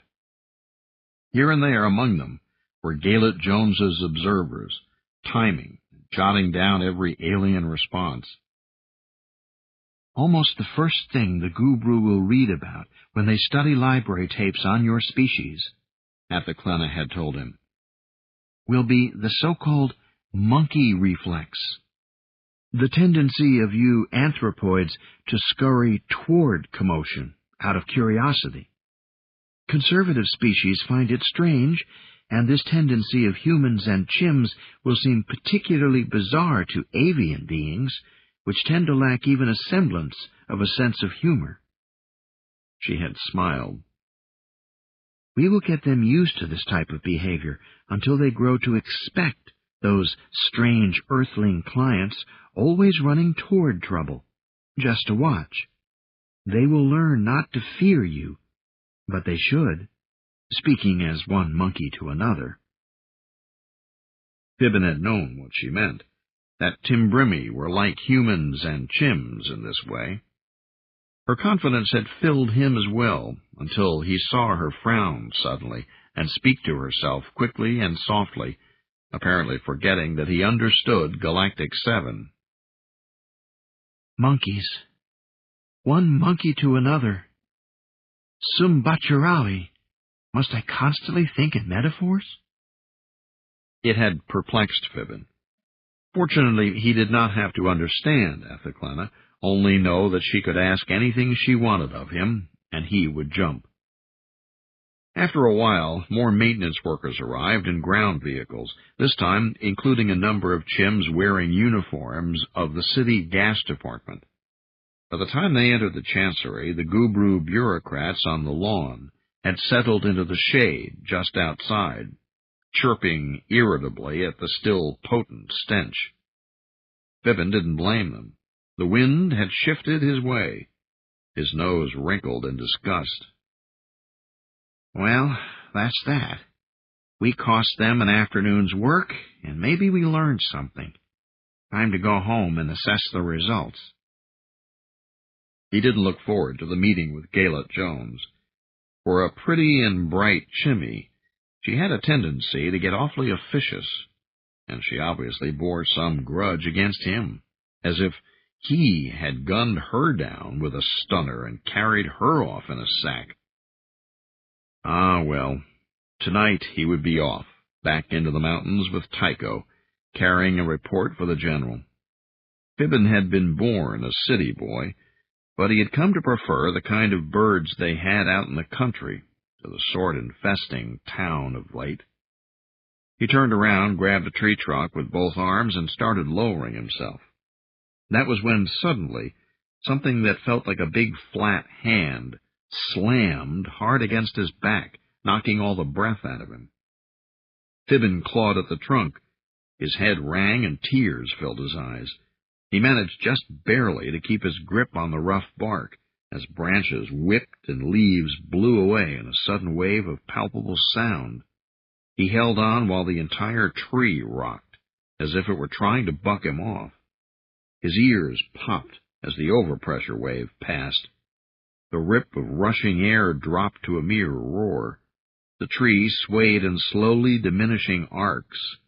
Finally, still gripping the bark tightly, he gathered the nerve to turn around and look. A towering column of smoke filled the center of the embassy lawn, where the chancery used to be. Flames licked at shattered walls, and streaks of soot showed where superheated gas had blasted in all directions. Fibbin blinked. "Hot chicken and a biscuit," he muttered, not ashamed at all of the first thing to come to mind. There was enough fried bird out there to feed half of Port Helena. Some of the meat was pretty rare, of course. Some of it still moved. His mouth was bone dry, but he smacked his lips nonetheless. "Barbecue sauce," he sighed. "All this, and not a truckload of barbecue sauce to be seen." He clambered back onto the branch amid the torn leaves. Fibbin checked his watch. It took almost a minute for sirens to begin wailing again. Another for the floater to take off, wavering as it fought the surging convection of superheated air from the fire. He looked to see what the chims at the perimeter fence had done. Through the spreading cloud of smoke, Fibbin saw that the crowd had not fled. If anything, it had grown. Chims boiled out of nearby buildings to watch. There were hoots and shrieks, a sea of excited brown eyes. He grunted in satisfaction. That was fine, so long as nobody made any threatening moves. Then he noticed something else. With an electric thrill, he saw that the watch discs were down. All along the barrier fence, the guardian buoys had fallen to the ground. "Bugger all," he murmured. "The dumb clucks are saving money on smart robotics. The defense mechs were all remotes." When the chancery blew up, for whatever ungodly reason it had chosen to do so, it must have taken out the central controller with it. If somebody just had the presence of mind to grab up some of those buoys. He saw Max 100 meters to his left scurry over to one of the toppled discs and prod it with a stick. "Good man," Fibbin thought, and then dropped it from his mind. He stood up and leaned against the tree trunk while tossing off his sandals. He flexed his legs, testing the support. "Here goes nothing," he sighed. Fibbin took off at full tilt, running along the narrow branch. At the last moment he rode the bucking tip like a springboard and leaped off into the air. The fence was set back away from the stream. One of Fibbin's toes brushed the wire at the top as he sailed over. He landed in an awkward rollout on the lawn beyond. "Oof," he complained. Fortunately, he hadn't banged his still tender ankle, but his ribs hurt, and as he panted, sucked in a lungful of smoke from the spreading fire. Coughing, he pulled a handkerchief from his coveralls and wrapped it over his nose as he ran toward the devastation. Dead invaders lay strewn across the once pristine lawn. He leapt over a sprawled Kwaku corpse, four-legged and soot-covered, and ducked through a roiling finger of smoke. He barely evaded collision with a living gubru. The creature fled, squawking. The invader bureaucrats were completely disorganized, flapping and running about in total chaos. Their noise was overwhelming. Slamming sonic booms announced the return of soldiery overhead. Fibbin suppressed a fit of coughing and blessed the smoke. No one overhead would spot him, and the gubru down here were in no condition to notice much. He hopped over singed avians. The stench from the fire kept even his most atavistic appetites at bay. In fact, he was afraid he might be sick. It was touch and go as he ran past the burning chancery. The building was completely in flames. The hair on his right arm curled from the heat. He burst upon a knot of avians huddling in the shadow of a neighboring structure. They had been gathered in a moaning cluster around one particular corpse, a remnant whose once bright plumage was now stained and ruined. When Fibbin appeared so suddenly, the gubru scattered, chirping in dismay. Am I lost? There was smoke everywhere. He swiveled about, casting for a sign of the right direction. There! Fibbin spied a tiny blue glow through the black haze. He set off at a run, though his lungs already felt afire. The worst of the noise and heat fell behind him as he dashed through the small copse of trees lining the top of the bluff. Misjudging the distance, he almost stumbled, sliding to a sudden halt before the Timbrimi diplomatic cache. Panting, he bent over to catch his breath. In a moment, he realized that it was just as well he'd stopped when he had. Suddenly the blue globe at the cairn's peak seemed less friendly. It pulsed at him, throbbing volubly. So far, Fibbin had acted in a series of flash decisions. The explosion had been an unexpected opportunity. It had to be taken advantage of. All right, here I am. Now what? The blue globe might be original Timbrimi equipment, but it also might have been set there by the invader. Behind him, sirens wailed, and floaters began arriving in a continuous, fluttering whine. Smoke swirled about him, whipped by the chaotic comings and goings of great machines. Fibbin hoped Gaelot's observers on the roofs of the buildings nearby were taking all this down. If he knew his own people, most of them would be staring slack-jawed or capering in excitement. Still, they might learn a lot from this afternoon's serendipity. He took a step forward toward the cairn. The blue globe pulsed at him. He lifted his left foot. A beam of bright blue light lanced out and struck the ground where he had been about to step. Fibbin leaped at least a meter into the air. He had hardly landed before the beam shot forth again, missing his right foot by millimeters. Smoke curled up from smoldering twigs, joining the heavier pall from the burning chancery. Fibbin tried to back away quickly, but the damned globe wouldn't let him. A blue bolt sizzled the ground behind him, and he had to hop to one side. Then he found himself being herded the other way. Leap, zap, hop, curse, zap again. The beam was too accurate for this to be an accident. The globe wasn't trying to kill him, nor was it apparently interested in letting him go. Between bolts, Fibbin frantically tried to think how to get out of this trap, this infernal practical joke.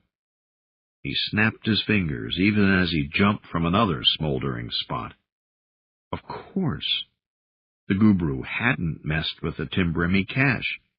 The blue globe wasn't acting like a tool of the avians, but it was exactly the sort of thing Uther Kalding would leave behind.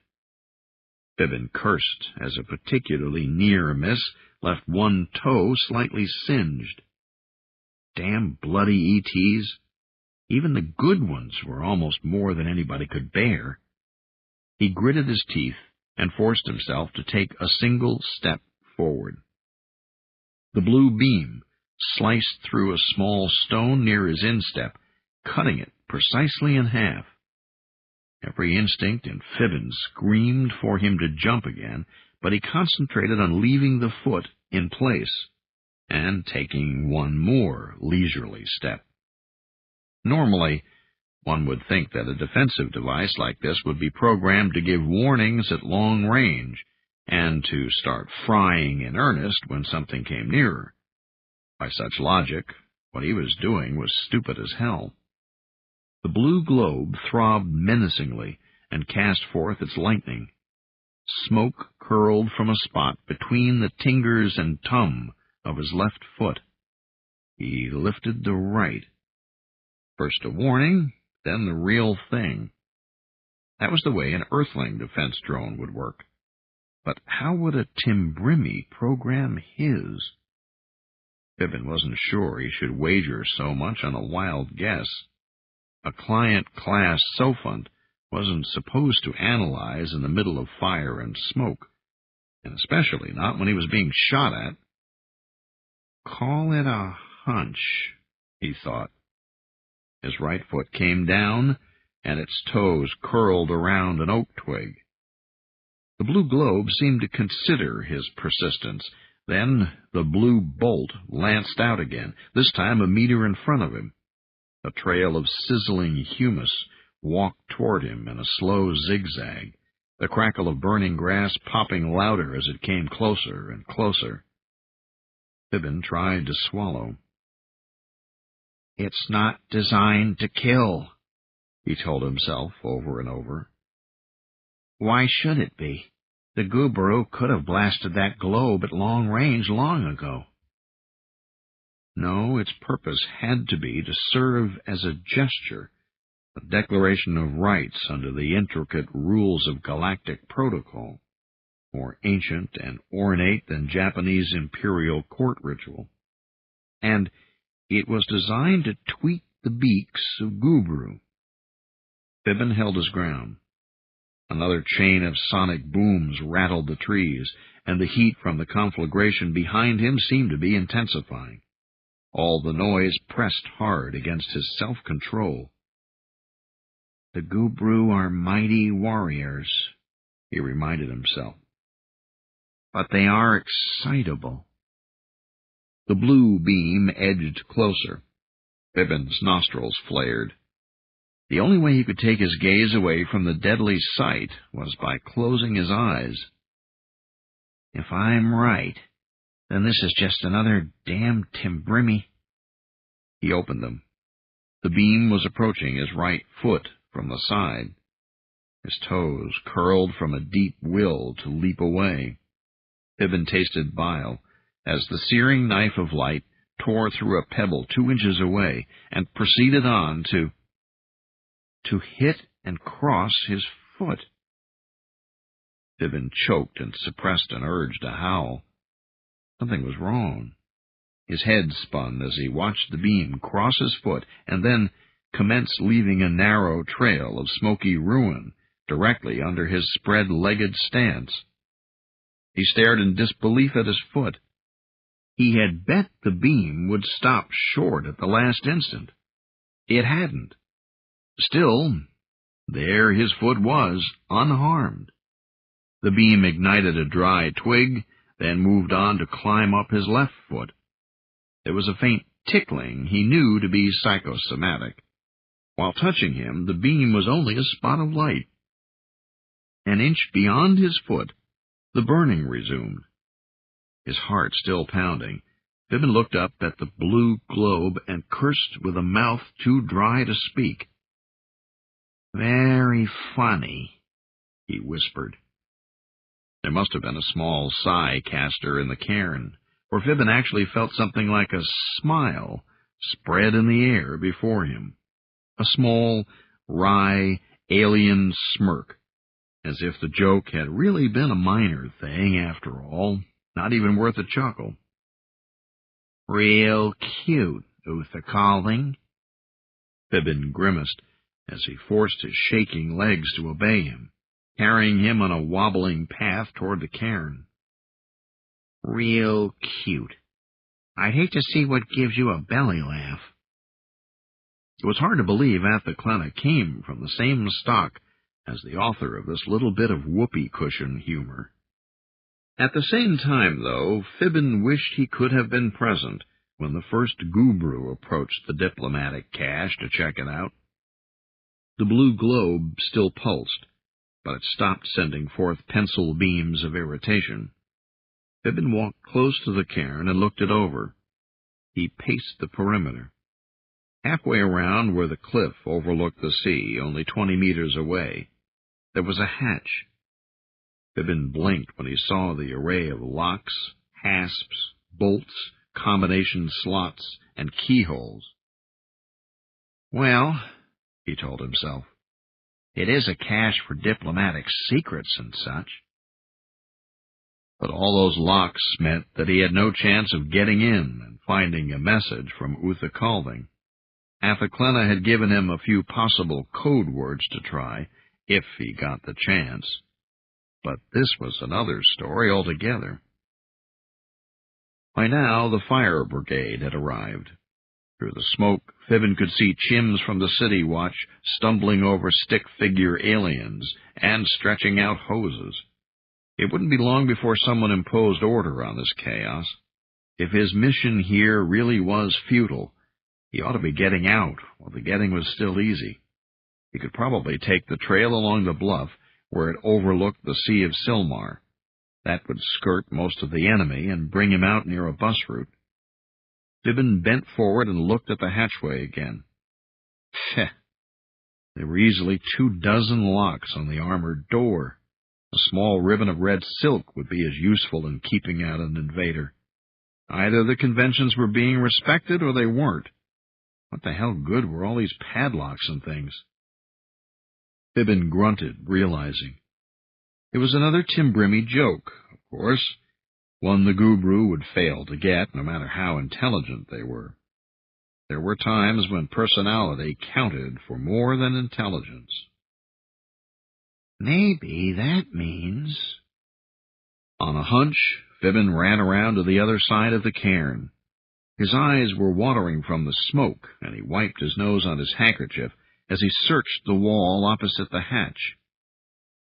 Stupid bloody guesswork, he grumbled as he clambered among the smooth stones. It'd take a Timbrimmy to think up a stunt like this, or a stupid lame-brained, half-evolved chim client like... A loose stone slipped slightly under his right hand. Fibbin pried at the facing, wishing he had a Timbrimmy's slender, supple fingers. He cursed as he tore a fingernail. At last, the stone came free. He blinked. He had been right. There was a secret hiding place here and back.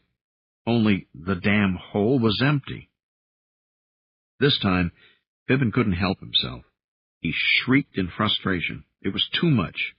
The covering stone went sailing into the brush, and he stood there on the steep, sloping face of the cairn, cursing in the fine, expressive, indignant tones his ancestors had used before Uplift, when inveighing against the parentage and personal habits of baboons. The red rage only lasted a few moments, but when it cleared, Fibbin felt better. He was hoarse and raw, and his palms hurt from slapping the hard stone, but at least some of his frustration had been vented. Clearly, it was time to get out of here. Just beyond a thick wisp of drifting smoke, Fibbin saw a large floater set down. A ramp descended, and a troop of armored Gubru soldiery hurried onto the singed lawn, each accompanied by a pair of tiny floating globes. Yep, time to scoot. Fibbin was about to climb down when he glanced one more time into the little niche in the Timbrimmy cairn. At that moment, the diffusing smoke dispersed briefly under the stiffening breeze. Sunlight burst onto the cliffside. A tiny flash of silvery light caught his eye. He reached into the niche and pulled on a slender thread, thin and delicate as gossamer, that had lined a crack at the back of the little crevice. At that moment, there came an amplified squawk. Fibbin swiveled and saw a squad of Gubru Talon soldiers coming his way. An officer fumbled with the Vodor at its throat, dialing among the auto-translation options. Kathupish fit chimfif, kakuki, kiki, hiss, cricket, pop, crackle, puna blift, manning. What are you doing there? Good clients do not play with what they cannot understand. Then the officer caught sight of the open niche, and Fibbin's hand stuffing something into a coverall pocket. Stop! Show us what... Fibbin did not wait for the soldier to finish the command. He scrambled up the cairn. The blue globe throbbed as he passed, and in his mind terror was briefly pushed aside by a powerful dry laughter as he dove over the top and slid down the other side. Laser bolts sizzled over his head, chipping fragments from the stone structure as he landed on the ground with a thump. Damn Tim Brimmy's sense of humor, was his only thought as he scrambled to his feet and dashed in the only possible direction, down the protective shadow of the cairn, straight toward the sheer cliff.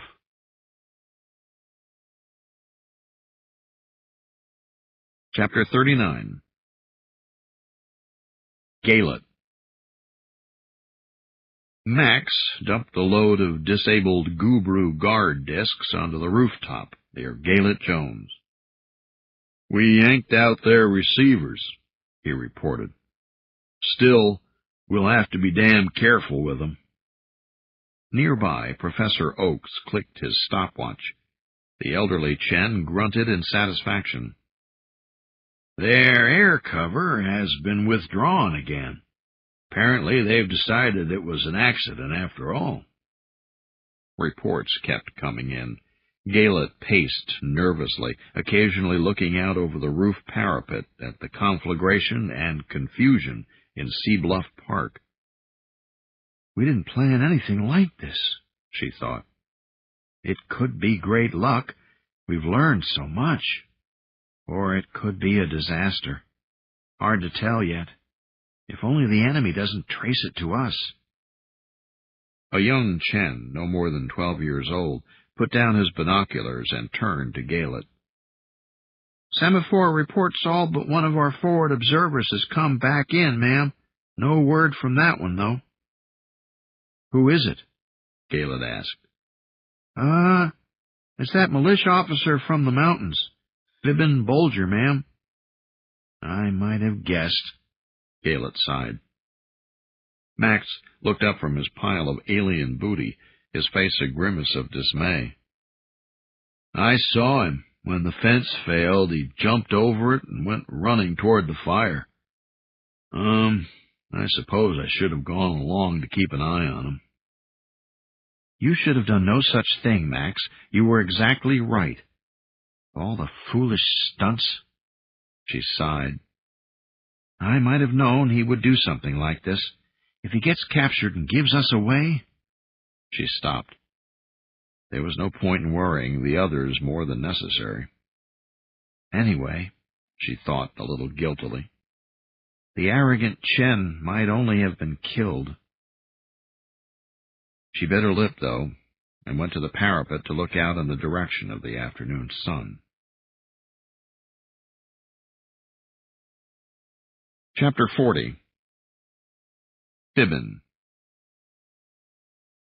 Behind Fibbin came the familiar zip-zip of the blue globe firing again. The Gubrus squawked less than he might have expected. These were soldiers, after all. Still, they made quite a racket, and their attention was diverted. Whether the cache defender was acting to cover his retreat, or merely harassing the invaders on general principles, Fibbin couldn't speculate. In moments, he was too busy even to think about it. One look over the edge was enough to make him gulp. The cliff wasn't a glassy face, but neither was it the sort of route a picnicker would choose to get down to the shining sands below. The Gubru were shooting back at the blue globe now, but that couldn't last long. Fibbin contemplated the steep drop-off. All told, he would much rather have lived a long, quiet life as country ecologist, donated his sperm samples when required, maybe joined a real fun group family, taken up Scrabble. "Ah," he commented in man dialect, and stepped off over the grassy verge. It was a four-handed job for sure. Gripping a knob with the tingers and tum of his left foot, he swung way out to grab a second handhold and managed to lower himself to another ledge. A short stretch came easily. Then it seemed he needed the grasping power of every extremity. Thank good old Uplift had left his people with this ability. If he'd had feet like a human's, he surely would have fallen by now. Fibbin was sweating, feeling around for a foothold that had to be there, when suddenly the cliff face seemed to lash out, batting away at him. An explosion sent tremors through the rock.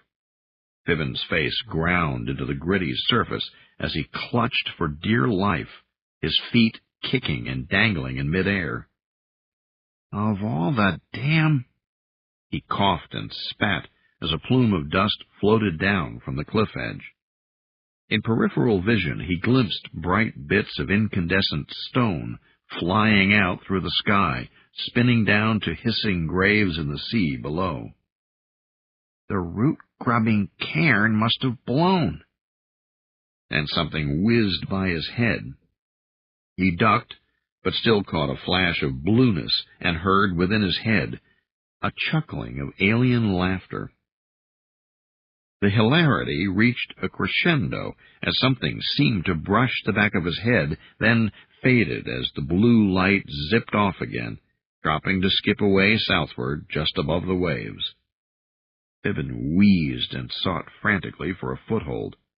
At last he found purchase, and he was able to lower himself to the next fairly safe resting place. He wedged himself into a narrow cleft, out of sight from the cliff top.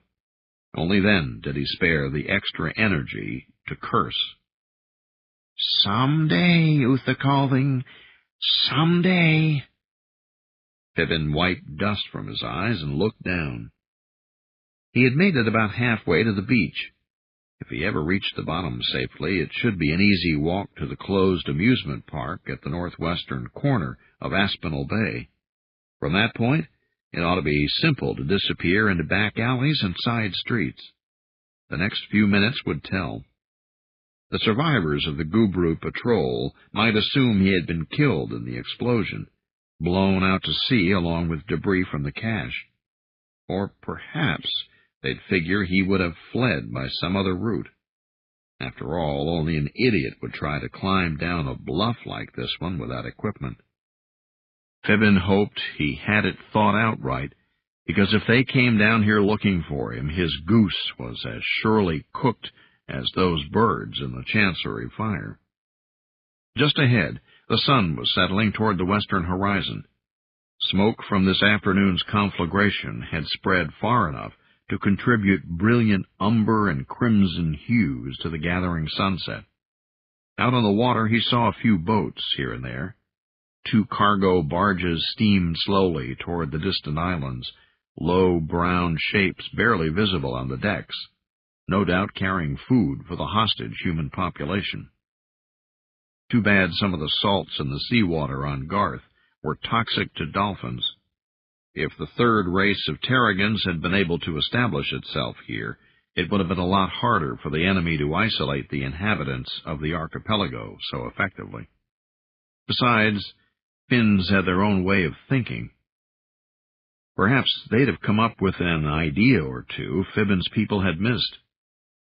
The southern headlands blocked Fibbin's view of the port, but he could see traces of gleaming silver, Gubru warships or tenders involved in the construction of space defenses. Well, Fibbin thought, nobody's come for me yet. No hurry, then. Catch your breath before trying the rest of the trip. This had been the easy part. Fibbin reached into his pocket and pulled out the shimmering thread he had found in the niche.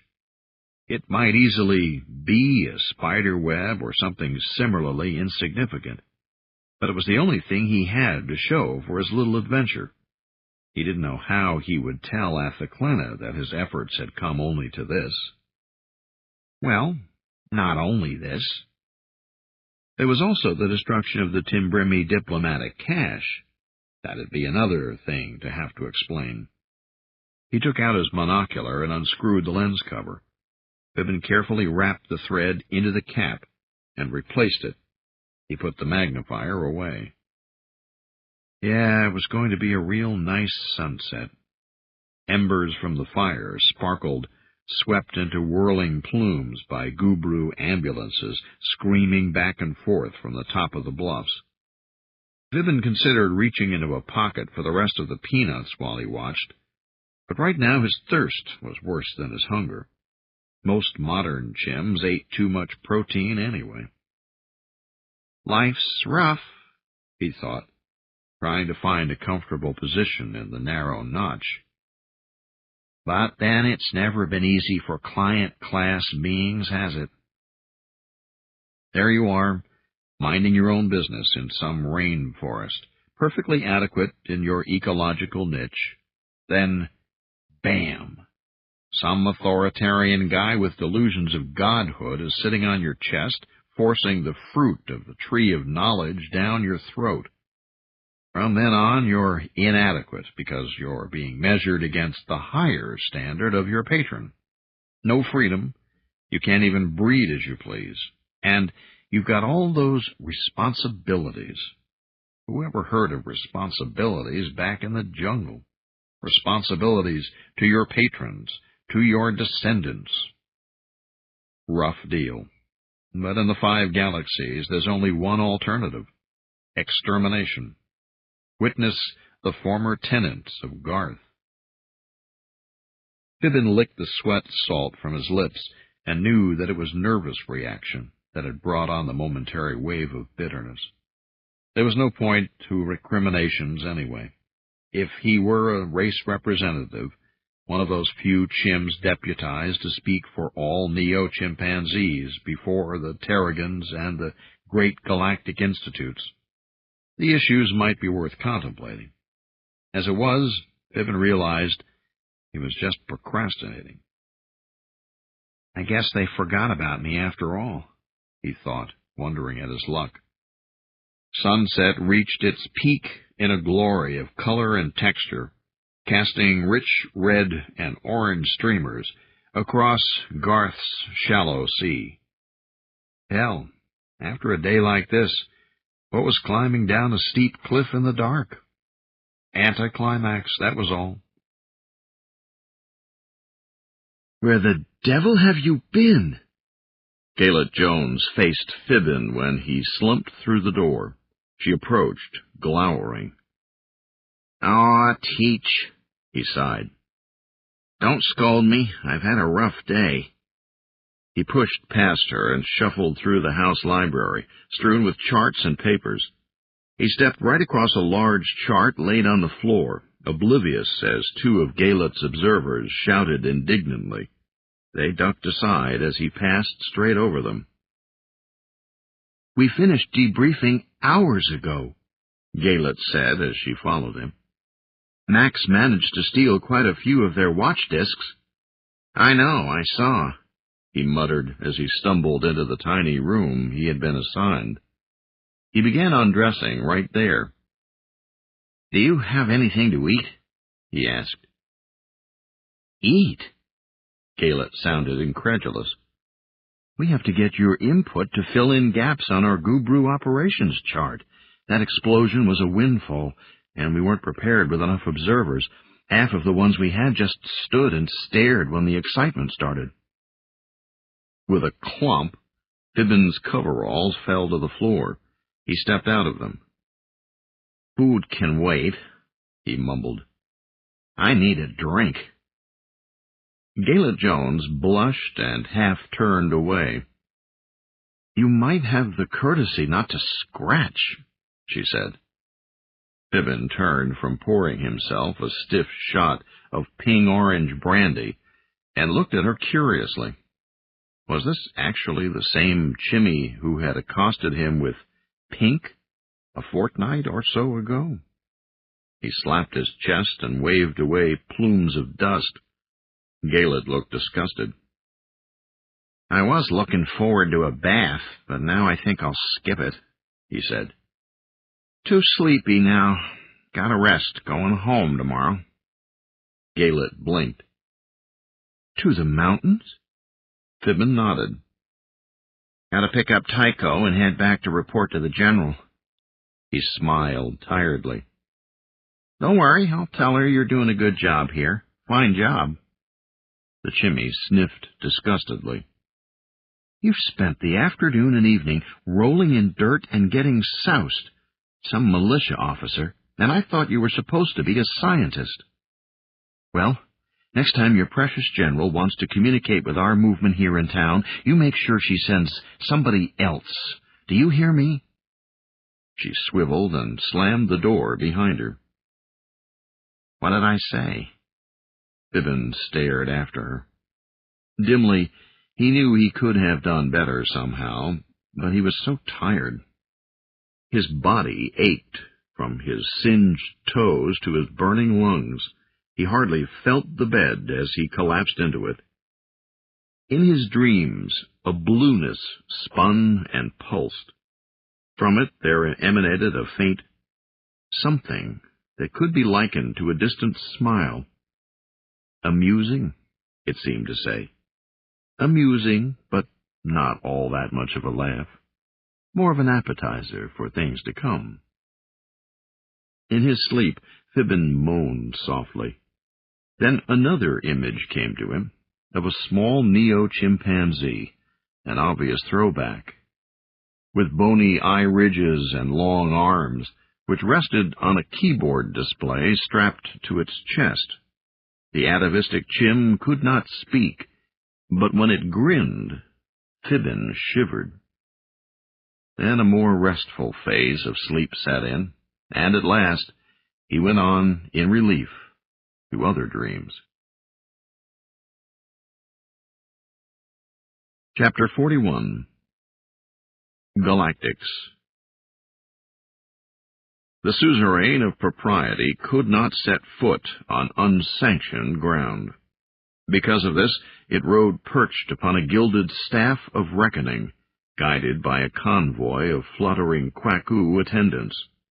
Their incessant cooing murmur was more soothing than the grave chirps of their Gubru patrons. Although the uplift of the Kwaku had brought them far toward the Gubru way of viewing the world, they nevertheless remained less solemn, less dignified by nature. The suzerain of propriety tried to make allowances for such differences, as the clucking swarm of fuzzy, rotund clients carried the anti-gravity perch from the site where the body had lain. It might be inelegant, but already they could be heard gossiping in low tones over who would be chosen as replacement, who would become the new suzerain of cost and caution. It would have to be done soon. Messages had already been sent to the roostmasters on the home world, but if need be, a senior bureaucrat would be elevated on the spot. Continuity must be preserved. Far from being offended, the suzerain of propriety found the Kwaku calming. It needed their simple songs for the distraction they offered. The days and weeks to come would be stressful. Formal mourning was only one of the many tasks ahead. Somehow momentum toward a new policy must be restored, and, of course, one had to consider the effects this tragedy would have on the molt. The investigators awaited the arrival of the perch amid a copse of toppled trees near the still smoldering chancery walls. When the suzerain nodded for them to begin, they proceeded into a dance of presentment, part gesticulation and part audio-visual display, describing what they had determined about the cause of the explosion and fire. As the investigators chirped their findings in syncopated a cappella song, the suzerain made an effort to concentrate. This was a delicate matter, after all. By the codes, the Gubru might occupy an enemy embassy, yet they could still be held responsible for any damage done to it if the fault was theirs. Yes, it did occur, the investigators reported. The building has been made a gutted ruin. No purposeful activity has been traced, is believed to have caused these happenings. No sign that this event path was pre-chosen by our enemies and imposed without our will. Even if the Timbrimi ambassador sabotaged his own buildings, what of it? If we are not the cause, we need not pay, need not reimburse. The suzerain chirped a brief chastisement. It was not up to the investigators to determine propriety, only evaluations of fact. And anyway, matters of expense were the domain of the officers of the new suzerain of cost and caution, after they recovered from the catastrophe their bureaucracy had suffered here. The investigators danced regretful apologies. The suzerain's thoughts kept hovering in numb wonderment about what the consequences would be. This otherwise minor event had toppled the delicate balance of the triumvirate just before another command conclave. And there would be repercussions even after a new third suzerain was appointed. In the short term, this would help both survivors. Beam and Talon would be free to pursue what few humans remained at large, whatever the cost, and Propriety could engage in research without constant carpings about how expensive it all would be. And then there was the competition for primacy to consider. In recent days, it had begun to grow clear just how impressive the old suzerain of cost and caution had been. More and more, against all expectation, it had been the one organizing their debates, drawing their best ideas forth, pushing compromises, leading them toward consensus. The suzerain of Propriety was ambitious. The priest had not liked the direction things were heading, nor was it pleasant seeing its cleverest plans tinkered with, modified, altered to suit a bureaucrat, especially one with bizarre ideas about empathy with aliens. No, this was not the worst thing to have happened. Not at all. A new threesome would be much more acceptable, more workable, and in the new balance the replacement would start at a disadvantage. Then why, for what reason, for what cause am I afraid? The high priest wondered. Shivering, the suzerain of Propriety fluffed its plumage and concentrated, bringing its thoughts back to the present, to the investigator's report. They seemed to be implying that the explosion and fire had fallen into that broad category of events that the Earthlings might call accidents. At its erstwhile colleague's urging, the suzerain had of late been trying to learn Anglic, the wolfling's strange, non-galactic language. It was a difficult, frustrating effort, and of questionable utility when language computers were facile enough. Yet the chief bureaucrat had insisted, and surprisingly the priest discovered there were things to be learned from even so beastly a collection of grunts and moans, things such as the hidden meanings underlying that term, accident. The word obviously applied to what the investigators said had happened here, a number of unpredicted factors, combined with considerable incompetence in the city gas department after the human supervisors had been removed. And yet, the way Earthlings defined accident was wrong by definition. In Anglic, the term actually had no precise meaning. Even the humans had a truism: there are no accidents. If so, why have a word for a non-existent thing? Accident. It served to cover anything from unperceived causality to true randomness to a full level 7 probability storm. In every case, the results were accidental.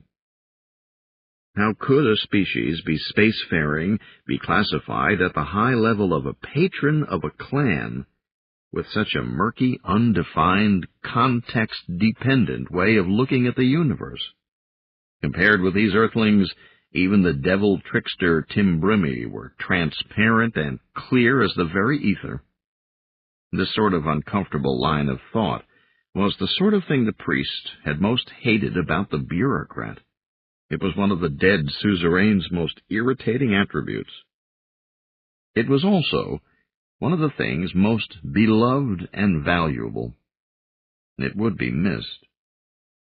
Such were the confusions when a consensus was broken, when a mating was shattered, half begun. Firmly, the suzerain chirped a word chain of definition. Introspection was taxing, and a decision had to be made about what had happened here. Under some potential futures, the Gubru might have to pay damages to the Timbrimmy, and even to the Earthlings. for the destruction that occurred on this plateau. It was unpalatable to consider, and might be prevented altogether when the Gubru grand design was fulfilled. Events elsewhere in the 5 galaxies would determine that. This planet was a minor, if important, nut to shell, with a quick, efficient bill thrust. Anyway, it was the job of the new suzerain of cost and caution to see that expenses were kept down, to see that the Gubru Alliance, the true inheritors of the Ancient Ones, were not found failing in propriety when the progenitors returned. That was the priest's own task. "May the winds bring that day," it prayed. "Judgment deferred, delayed, put off for now," the suzerain declared aloud, and the investigators at once closed their folders. The business of the Chancery fire being finished, the next stop would be the top of the hill, where there was yet another matter to be evaluated. The cooing crowd of Kwaku huddled close and moved as a mass, carrying the perch of reckoning with them, a flat ball of puffy clients surging placidly through a feathery crowd of their hopping, excitable patrons. The diplomatic cache still smoked on top from the events of the day before. The suzerain listened carefully as the investigators reported, sometimes one at a time, occasionally joining together to chirp in unison, and then counterpoint. Out of the cacophony, the suzerain gathered a picture of the events that had led to this scene. A local neo-chimpanzee had been found poking around the cache without first seeking formal passage by the occupying power, a clear violation of wartime protocol. Nobody knew why the silly half-animal had been present. Perhaps it was driven by the monkey complex, that irritating, incomprehensible need that drove Earthlings to seek out excitement, instead of prudently avoiding it. An armed detachment had come upon the curious neo-chimp while routinely moving to secure the disaster area. The commander had urgently spoken to the furry client of humans, insisting that the Earthling creature desist at once and show proper obeisance. Typical of the upspring of humans, the neo-chimp had been obdurate.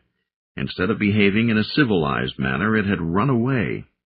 In the process of trying to stop it, some defense device of the cairn was set off. The cairn was damaged in the subsequent shooting. This time, the suzerain decided that the outcome was most satisfactory. Subclient or no, the chimpanzee was officially an ally of the cursed Timbrimi. By acting so, it had destroyed the immunity of the cache.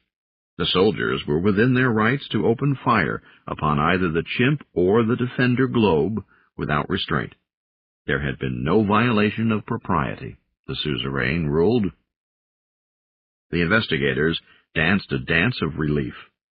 Of course, the more closely ancient procedures were adhered to, the more brilliant would be the plumage of the Gubru when the progenitors returned. "May the winds hurry the day." "Open, enter, proceed into the cache," the priest commanded. "Enter and investigate the secrets within." Certainly, the cache fail-safes would have destroyed most of the contents. Still, there might be some information of value left to be deciphered. The simpler locks came off quickly, and special devices were brought to remove the massive door. All this took some time. The priest kept occupied holding a service for a company of Talon soldiers, preaching to reinforce their faith in the ancient values.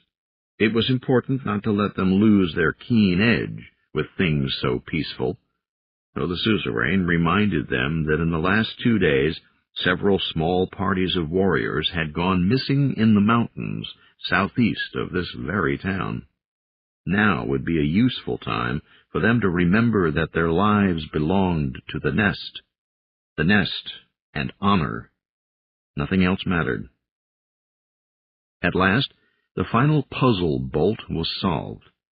For famous tricksters, the Timbrimi did not seem so clever. Their wards were easy enough for Gubru lockpick robots to solve. The door lifted off in the arms of a carrier drone. Holding instruments before them, the investigators cautiously entered the cairn. Moments later, with a chirp chain of surprise, a feathered form burst forth, holding a black crystalline object in its beak. This one was followed almost immediately by another. The investigators' feet were a blur of dancing excitement as they laid the objects on the ground before the suzerain's floating perch. "Intact," they danced. 2 data stores were found intact, shielded from the self-destruct explosions by a premature rockfall. Glee spread among the investigators, and from there to the soldiers and the civilians waiting beyond. Even the Kwaku crooned happily, for they too could see that this counted as a coup of at least the 4th order. An Earthling client had destroyed the immunity of the cache through obviously irreverent behavior, the mark of flawed Uplift, and the result had been fully sanctioned access to enemy secrets. The Timbrimian humans would be shamed, and the clan of Guxiu Gubru would learn much. The celebration was Gubru frenetic, but the suzerain itself danced only for a few seconds. In a race of warriors, it had a role of redoubled concern. There were too many things about the universe that were suspect, too many things that would be much better dead, lest they, by some chance, someday threaten the nest. The suzerain tilted its head first one way, then another. It looked down at the data cubes, black and shiny on the scorched loam. A strange juxtaposition seemed to overlie the salvaged record crystals, a feeling that almost, but not quite, translated into a brooding sense of dread. It was not a recognizable size sense, nor any other form of scientific premonition. If it had been, the suzerain would have ordered the cubes converted to dust then and there. And yet, it was very strange. For only a brief moment, it shuddered under the illusion that the faceted crystals were eyes, the shining, space-black eyes of a large and very dangerous snake.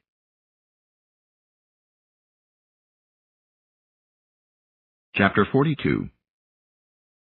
Robert. He ran, holding in one hand a new wooden bow, a simple, homespun quiver containing 20 new arrows bounced gently against his back as he puffed up the forest trail. His straw hat had been woven from river rushes. His loincloth and the moccasins on his feet were made of native suede. The young man favored his left leg slightly as he ran. The bandage on that thigh covered only a superficial wound. Even the pain from the burn was a pleasure of sorts, reminding him how much preferable a near miss was over the alternative. Image of a tall bird, staring unbelievingly at the arrow that had split its breastbone, its laser rifle tumbling to the forest loam, released by death-numbed talons. The ridge was quiet. Almost the only sound was his steady breathing and the soft rasp of moccasins against the pebbles. Prickles of perspiration dried quickly as the breeze laid tracks of goosebumps up his arms and legs. The touch of wind freshened as he climbed. The slope of the trail tapered, and Robert at last found himself above the trees, among the towering hill spines of the ridge crest. The sudden warmth of the sun was welcome now that he had darkened nearly to the shade of a foon-nut tree. His skin had also toughened, making thorns and nettles less bothersome. "I'm probably starting to look like an old-time Indian," he thought with some amusement. He leapt over a fallen log and slipped down along a left-hand fork in the trail. As a child, he had made much of his family name, Little Robert Uneagle, had never had to take turns as a bad guy when the kids played Confederation Uprising. He always got to be a Cherokee or Mohawk warrior, whooping it up in make-believe spacesuit and war paint, zapping the dictator's soldiers during the Power Satellite War. When this is all over, I've got to find out more about the family gene history, Robert thought. I wonder how much of it really is Amerindian stock. White, fluffy stratus clouds slid along a pressure ridge to the north, appearing to keep pace with him as he jogged along the ridgetops across the long hills leading toward home. Toward home. The phrase came easily now that he had a job to do out under the trees and open sky. Now he could think of those Catactonian caves as home, for they did represent sanctuary in uncertain times. And Athaklena was there. He had been away longer than expected. The trip had taken him high into the mountains as far away as Spring Valley, recruiting volunteers, establishing communications, and generally spreading the word. And of course he and his fellow partisans had also had a couple of skirmishes with the enemy. Robert knew that they had been little things, a small Gubru patrol trapped here and there, and annihilated to the last alien. The resistance only struck where total victory seemed likely. There could be no survivors to tell the Gubru High Command that Earthlings had learned to become invisible. However minor, the victories had done wonders for morale. Still, while they might make things a bit warm for the Gubru up in the mountains, but what was the use if the enemies stayed out of reach? Most of his trip had been taken up doing things hardly related to the resistance. Everywhere Robert had gone, he found himself surrounded by Chims who whooped and chattered at the sight of him, the sole remaining free human. To his frustration, they seemed perfectly happy to make him unofficial judge, arbitrator, and godfather to newborn babies. Never before had he felt so heavily the burdens that Uplift demanded of the patron race. Not that he blamed the Chims, of course. Robert doubted that in their species' brief history, so many Chims had ever been cut off from humans for so long. Wherever he went, it became known that the last human in the mountains would not visit any pre-invasion building, or indeed even see anyone wearing any clothing or artifact of non-Garth origin. As word spread how the alien gas bots found their targets, Chims were soon moving whole communities. Cottage industries sprang up, resurrecting the lost arts of spinning and weaving, of tanning and cobbling. Actually, the Chims in the mountains were doing rather well. Food was plentiful, and the young still attended school.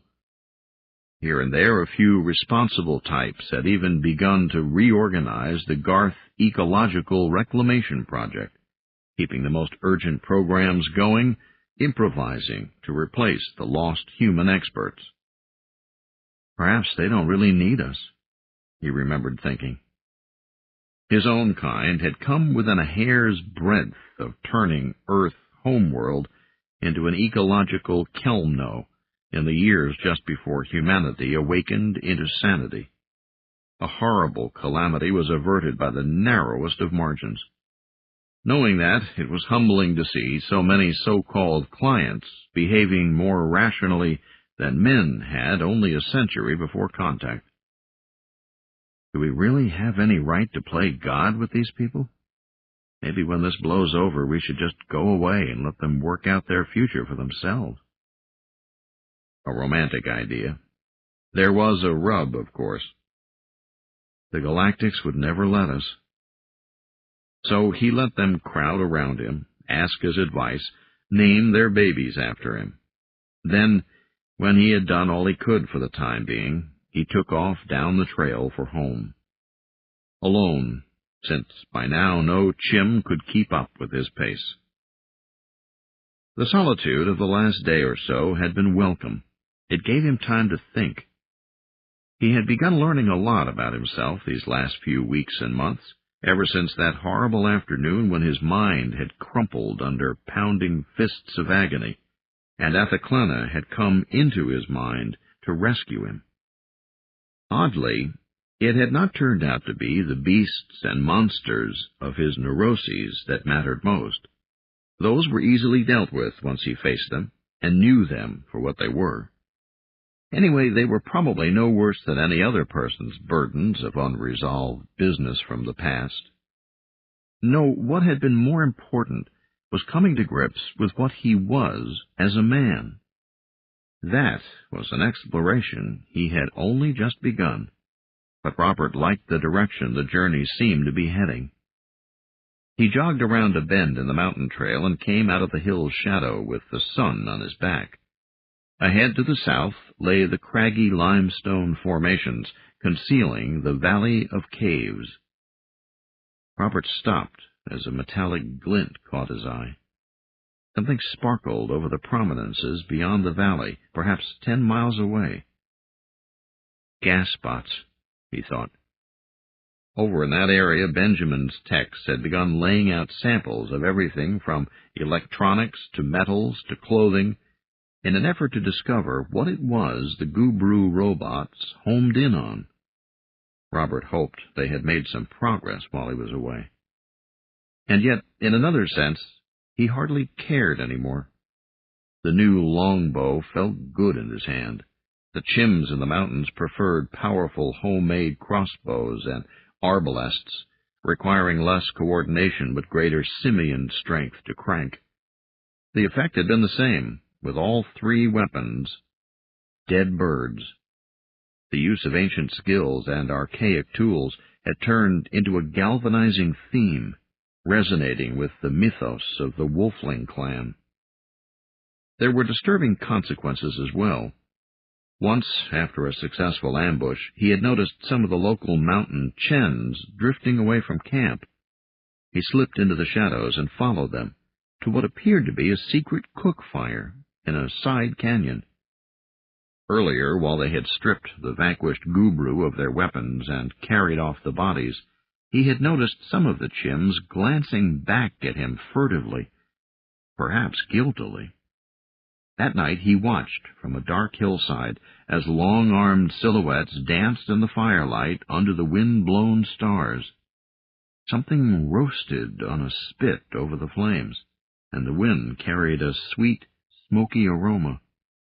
Robert had had a feeling there were a few things the Chims did not want seen by their patrons. He faded back into the shadows and returned to the main camp, leaving them to their ritual. The images still flickered in his mind like feral, savage fantasies. Robert never asked what had been done with the bodies of the dead galactics, but since then he could not think of the enemy without remembering that aroma. If only there were a way to get more of them to come into the mountains, he pondered. Only under the trees did it seem possible to hurt the invaders. The afternoon was aging. Time to finish the long jog home. Robert turned and was about to start down into the valley when he stopped suddenly. He blinked. There was a blur in the air. Something seemed to flutter at the edge of his vision, as if a tricky moth were dancing just within his blind spot. It didn't seem to be possible to look at the thing. Oh, Robert thought. He gave up trying to focus on it and looked away, letting the odd non-thing chase him instead. Its touch laid open the petals of his mind like a flower unfolding in the sun. The fluttering entity danced timidly and winked at him, a simple glyph of affection and mild amusement, easy enough for even a thick-thewed, hairy-armed, road-smelly, pinkish-brown human to understand. Very funny, Clenny. Robert shook his head. But the flower opened still wider, and he kenned warmth. Without having to be told, he knew which way to go. He turned off the main trail and leapt up a narrow game path. Halfway to the ridgetop, he came upon a brown figure lounging in the shade of a thorn bush. The Chen looked up from a paper-page book and waved lazily. "Hi, Robert. You're looking a lot better than when I saw you last." "Fibbin'," Robert grinned. "When did you get back?" The Chim suppressed a tired yawn. "Oh, about an hour ago. The boys down in the cave sent me right up here to see her Nibs. I picked up something for her in town. Sorry, didn't get anything for you, though." "Did you get into any trouble in Port Helena?" Well, some. A little dancing, a little scratching, a little hootin'." Robert smiled. Fibbin's accent was always thickest when he had big news to downplay, the better to draw out the story. If allowed to get away with it, he would surely keep them up all night. Fibbin." Yeah, she's up there." The Chim gestured toward the top of the ridge. "And in a right fey mood, if you ask me. But don't ask me, I'm just a chimpanzee. I'll see you later, Robert." He picked up his book again. Not exactly the model of a reverent client. Robert grinned. "Thanks, Fibbin. I'll see you." He hurried up the trail. Athaklena did not bother to turn around as he approached, for they had already said hello. She stood at the hilltop looking westward, her face to the sun, holding her hands outstretched before her. Robert at once sensed that another glyph floated over Athaklena now, supported by the waving tendrils of her corona. And it was an impressive thing. Comparing her little greeting earlier to this one would be like standing a dirty limerick next to Xanadu. He could not see it, neither could he even begin to ken its complexity, but it was there, nearly palpable to his heightened empathy sense.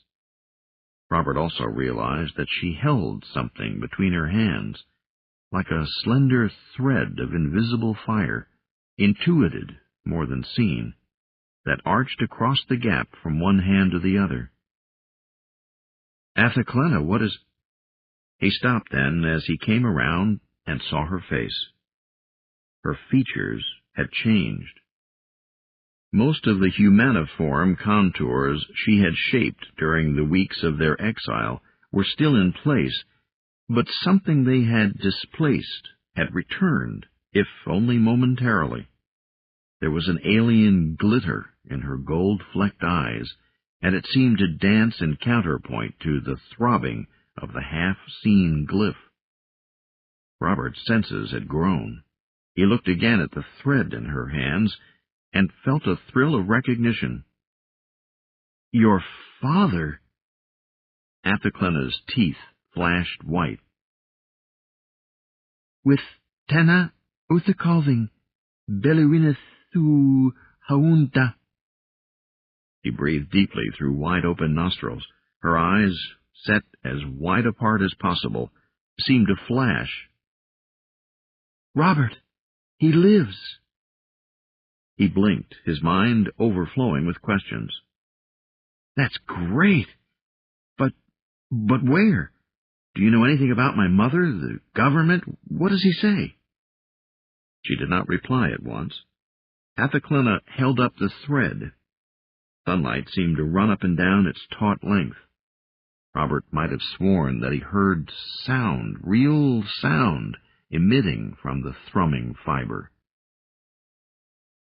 "With Tana Uthakalving." Athaklena seemed to look straight into the sun. She laughed, no longer quite the sober girl he had known. She chortled Timbrimi fashion, and Robert was very glad that he was not the object of that hilarity.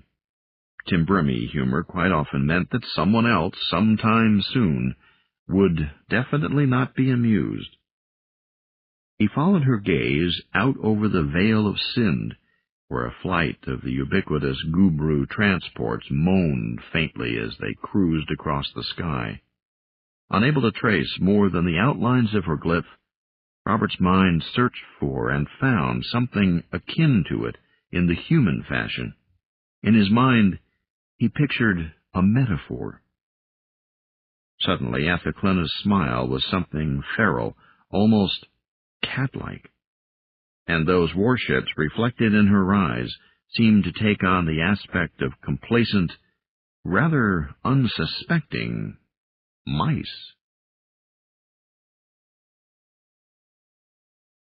Part 3. The Garthlings. The evolution of the human race will not be accomplished in the 10,000 years of tame animals, but in the million years of wild animals, because man is and will always be a wild animal. Charles Galton Darwin.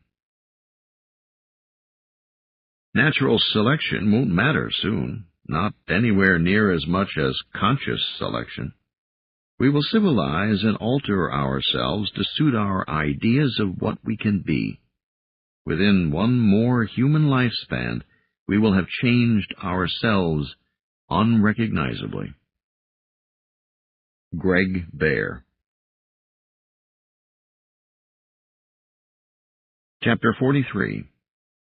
Uthicalling.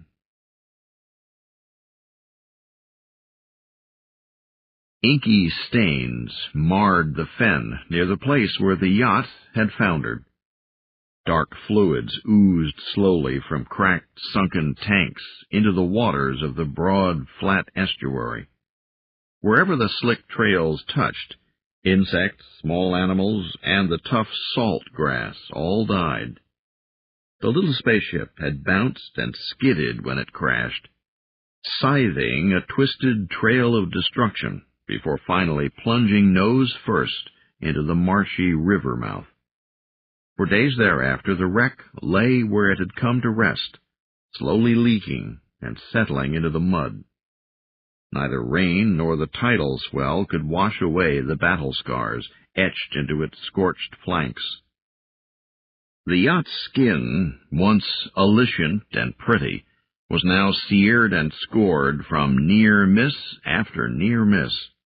Crashing had only been the final insult. Incongruously large at the stern of a makeshift boat, the Fennanin looked across the intervening flat islets to survey the wreck. He stopped rowing to ponder the harsh reality of his situation. Clearly, the ruined spaceship would never fly again. Worse, the crash had made a sorrowful mess of this patch of marshlands. His crest puffed up, a rooster's comb ridged with spiky gray fans. Uthicalling lifted his own paddle and politely waited for his fellow castaway to finish his stately contemplation. He hoped the Fennanin diplomat was not about to serve up yet another lecture on ecological responsibility and the burdens of patronhood. But, of course, Colt was Colt. "The spirit of this place is offended," the large being said, his breathing slits rasping heavily. "We sapients have no business taking our petty wars down into nurseries such as these, polluting them with space poisons." "Death comes to all things, Colt, and evolution thrives on tragedies."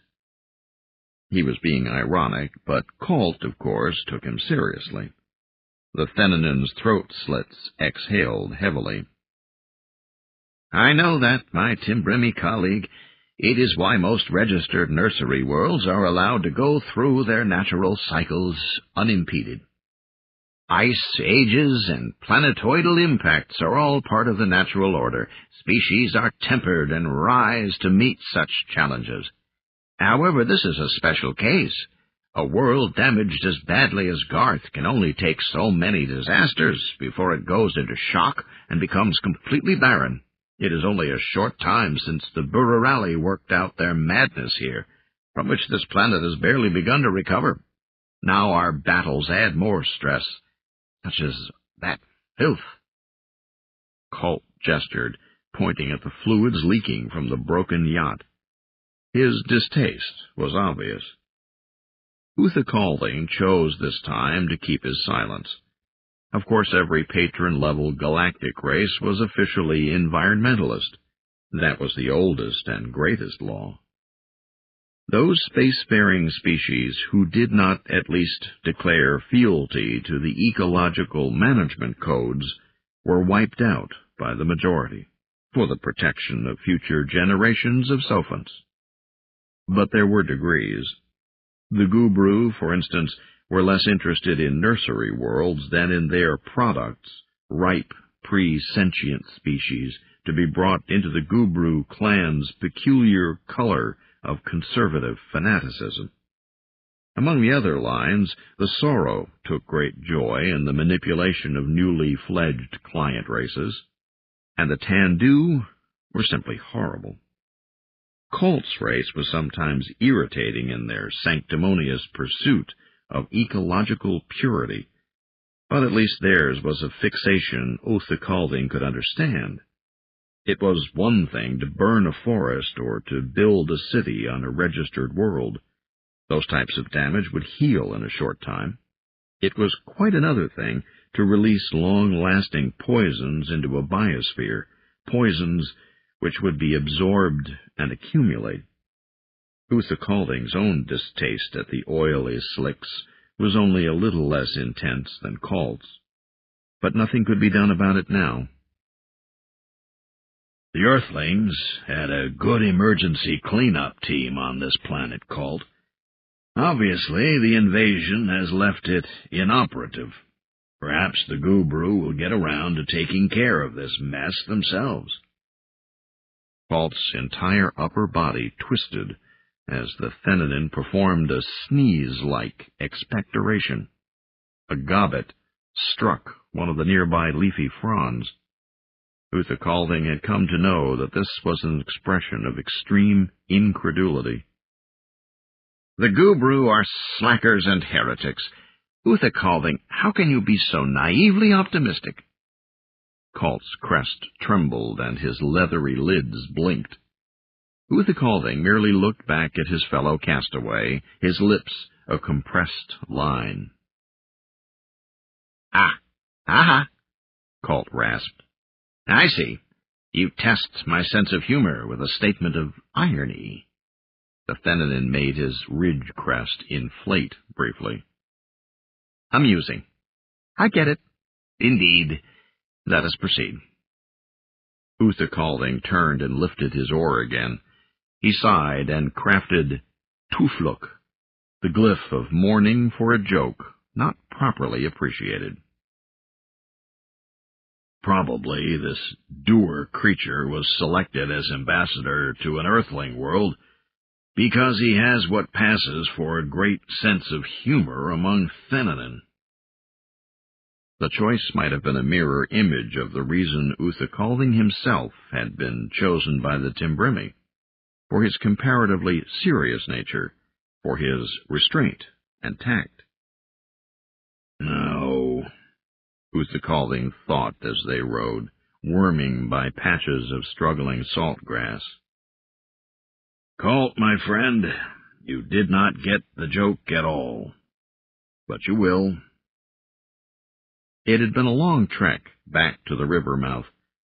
Garth had rotated more than 20 times since he and Colt had to abandon the crippled ship in mid-air, parachuting into the wilderness. The Thenanin's unfortunate Yinin clients had panicked and gotten their parasails intertangled, causing them to fall to their deaths. Since then, the two diplomats had been solitary companions. At least with spring weather they would not freeze. That was some comfort. It was slow going in their makeshift boat, made from stripped tree branches and parasail cloth. The yacht was only a few hundred meters from where they had sighted it, but it took the better part of 4 hours to wend through the frequently tortuous channels. Although the terrain was very flat, high grass blocked their view most of the way. Then suddenly there it was, the broken ruin of a once sleek little ship of space. I still do not see why we had to come back to the wreck, Colt rasped. We got away with sufficient dietary supplements to let us live off the land. When things calm down, we can intern ourselves. Wait here, Uther Calding said, not caring that he interrupted the other. Denanin weren't fanatical about that sort of punctilio, thank Gifney. He slipped over the side of the boat and into the water.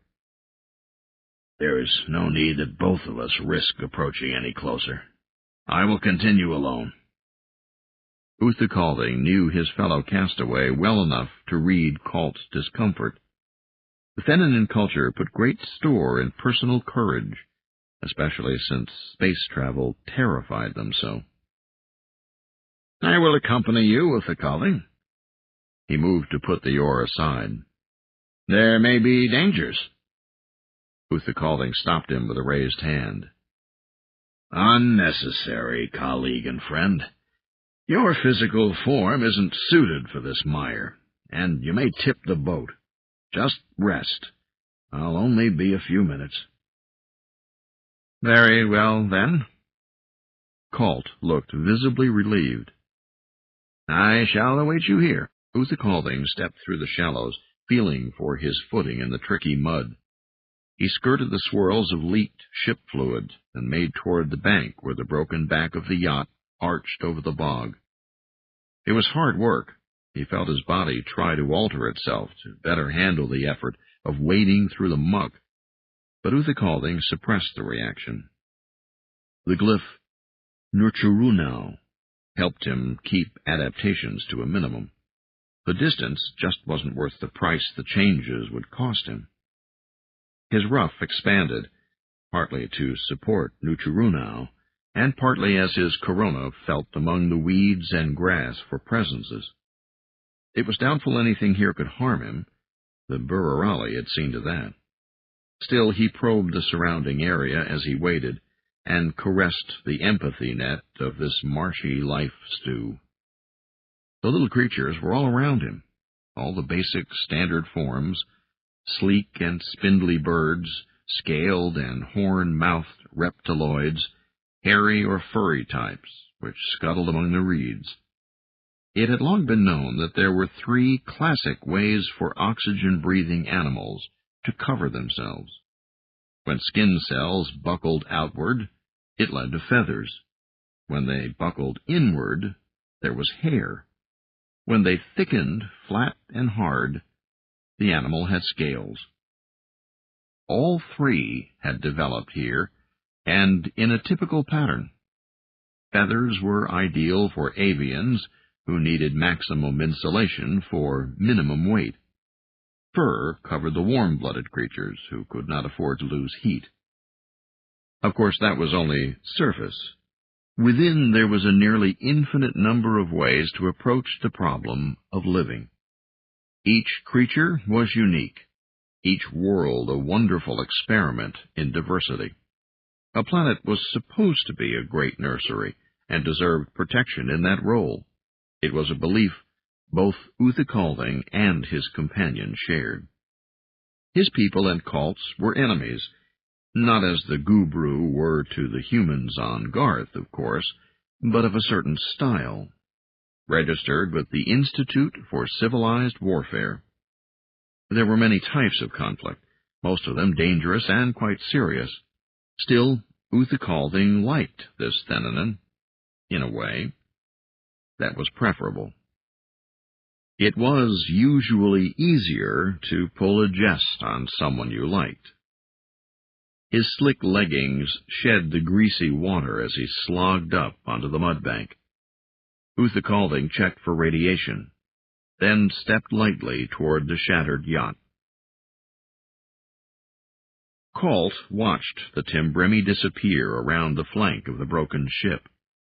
He sat still, as he had been bid, using the paddle occasionally to stroke against the sluggish current and keep away from the oozing spills. Mucus bubbled from his breathing slits to drive out the stench. Throughout the 5 galaxies, the Thenanin were known as tough fighters and doughty starfarers. But it was only on a living, breathing planet that Colt and his kind could relax. That was why their ships so resembled worlds themselves, solid and durable. A scout craft made by his people would not have been swatted from the sky as this one had, by a mere terawatt laser. The Timbrimi preferred speed and maneuverability over armor, but disasters such as this one seemed to bear out the Thenanin philosophy. The crash had left them with few options. Running the Gubru blockade would have been chancy at best, and the other alternative had been hiding out with the surviving human officials. Hardly choices one lingered over. Perhaps the crash had been the best possible branching for reality to take after all. At least here there was the dirt and water, and they were amid life. Colt looked up when Uthakalding reappeared around the corner of the wreck, carrying a small satchel. As the Timbrimi envoy slipped into the water, Uthakalding's furry ruff was fully expanded. Colt had learned that it was not as efficient at dissipating excess heat as the Thenanin crest. Some groups within his clan took facts like these as evidence of intrinsic Thenanin superiority, but Colt belonged to a faction that was more charitable in outlook. Each life form had its niche in the evolving whole, they believed. Even the wild and unpredictable wolfling humans, even heretics. Uthakalding's corona fluffed out as he worked his way back to the boat, but it was not because he was overheated. He was crafting a special glyph. Luranu hovered under the bright sunshine. It coalesced in the field of his corona, gathered, strained forward eagerly, then catapulted over toward Colt, dancing over the big Thenanin's crest as if in delighted curiosity. The Galactic appeared oblivious. He noticed nothing, and he could not be blamed for that. After all, the glyph was nothing real. Colt helped Uthakalding climb back aboard, grabbing his belt and pulling him into the rocky boat head first. I recovered some extra dietary supplements and a few tools we might need, Uthakalding said in Galactic 7 as he rolled over. Colt steadied him. The satchel broke open and bottles rolled onto the fabric bottom. Luranu still hovered above the Thenanin, awaiting the right moment. As Colt reached down to help collect the spilled items, the whirling glyph pounced. It struck the famed Thenanin obstinacy and rebounded.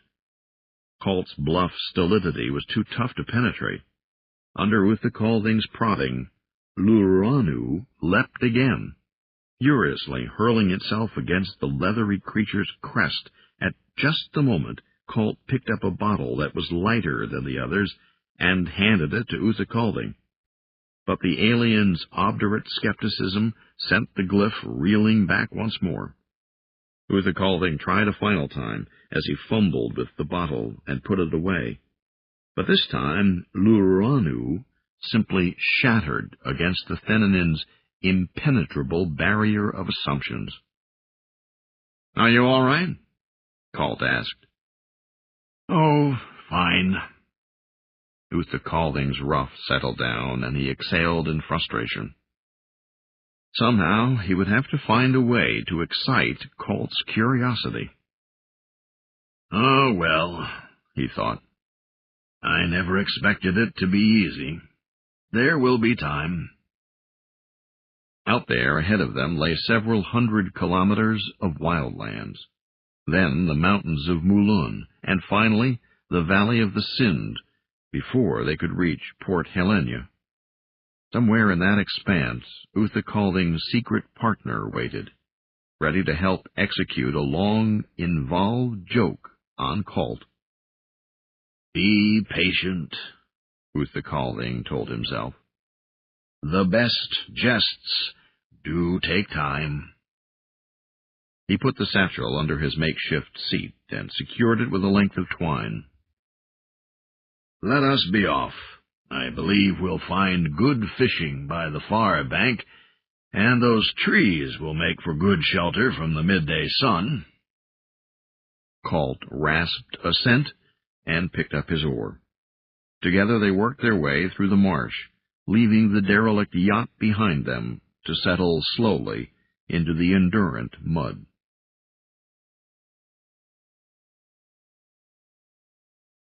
Chapter 44. Galactics. In orbit above the planet, the invasion force entered a new phase of operation. At the beginning, there had been the assault against a brief, surprisingly bitter, but almost pointless resistance. Then came the consolidation and plans for ritual and cleansing. All through this, the major preoccupation of the fleet had been defensive. The 5 galaxies were in a turmoil. Any of a score of other alliances might have also seen an opportunity in seizing Garth, or the Terran-Timbrimi alliance, though hard beset elsewhere, might choose to counterattack here. The tactical computers calculated that the Wolflings would be stupid to do so, but Earthlings were so unpredictable one could never tell. Too much had been invested in this theater already. The clan of the Guxu Gubru could not afford a loss here. So the battle fleet had arrayed itself. Ships kept watch over the 5 local layers of hyperspace, over nearby transfer points, over the cometary time-drop nexi. News came of Earth's travails, of the desperation of the Timbrimi, and of the tricksters' difficulties in acquiring allies among the lethargic moderate clans. As the interval stretched, it became clear that no threat would come from those directions. But some of the other great clans were busy. Those who were quick to see advantage. Some were engaged in futile searches for the missing dolphin ship. Others used the confusion as a convenient excuse to carry through on ancient grudges. Millennia-old agreements unraveled like gas clouds before sudden supernovae. Flame licked at the ancient social fabric of the 5 galaxies. From the Gubru home perch came new orders. As soon as ground-based defenses were completed, the greater part of the fleet must go on to other duties. The remaining force should be more than adequate to hold Garth against any reasonable threat. The Roostmasters did accompany the order with compensations. To the suzerain of Beam and Talon they awarded a citation. To the suzerain of Propriety they promised an improved planetary library for the expedition on Garth. The new suzerain of Cost and Caution needed no compensation. The orders were victory in themselves, for they manifested caution in their essence. The chief bureaucrat won Molt points, badly needed in its competition with its more experienced peers. The naval unit set forth for the nearest transfer point, confident that matters on Garth were well in beak and hand. The ground forces, however, watched the great battleships depart with slightly less certitude. Down on the planet's surface there were portents of a minor resistance movement. The activity, as yet hardly more than a nuisance, had started among the chimpanzee population in the back country. As they were cousins and clients of men, their irritating and unbecoming behavior came as no surprise.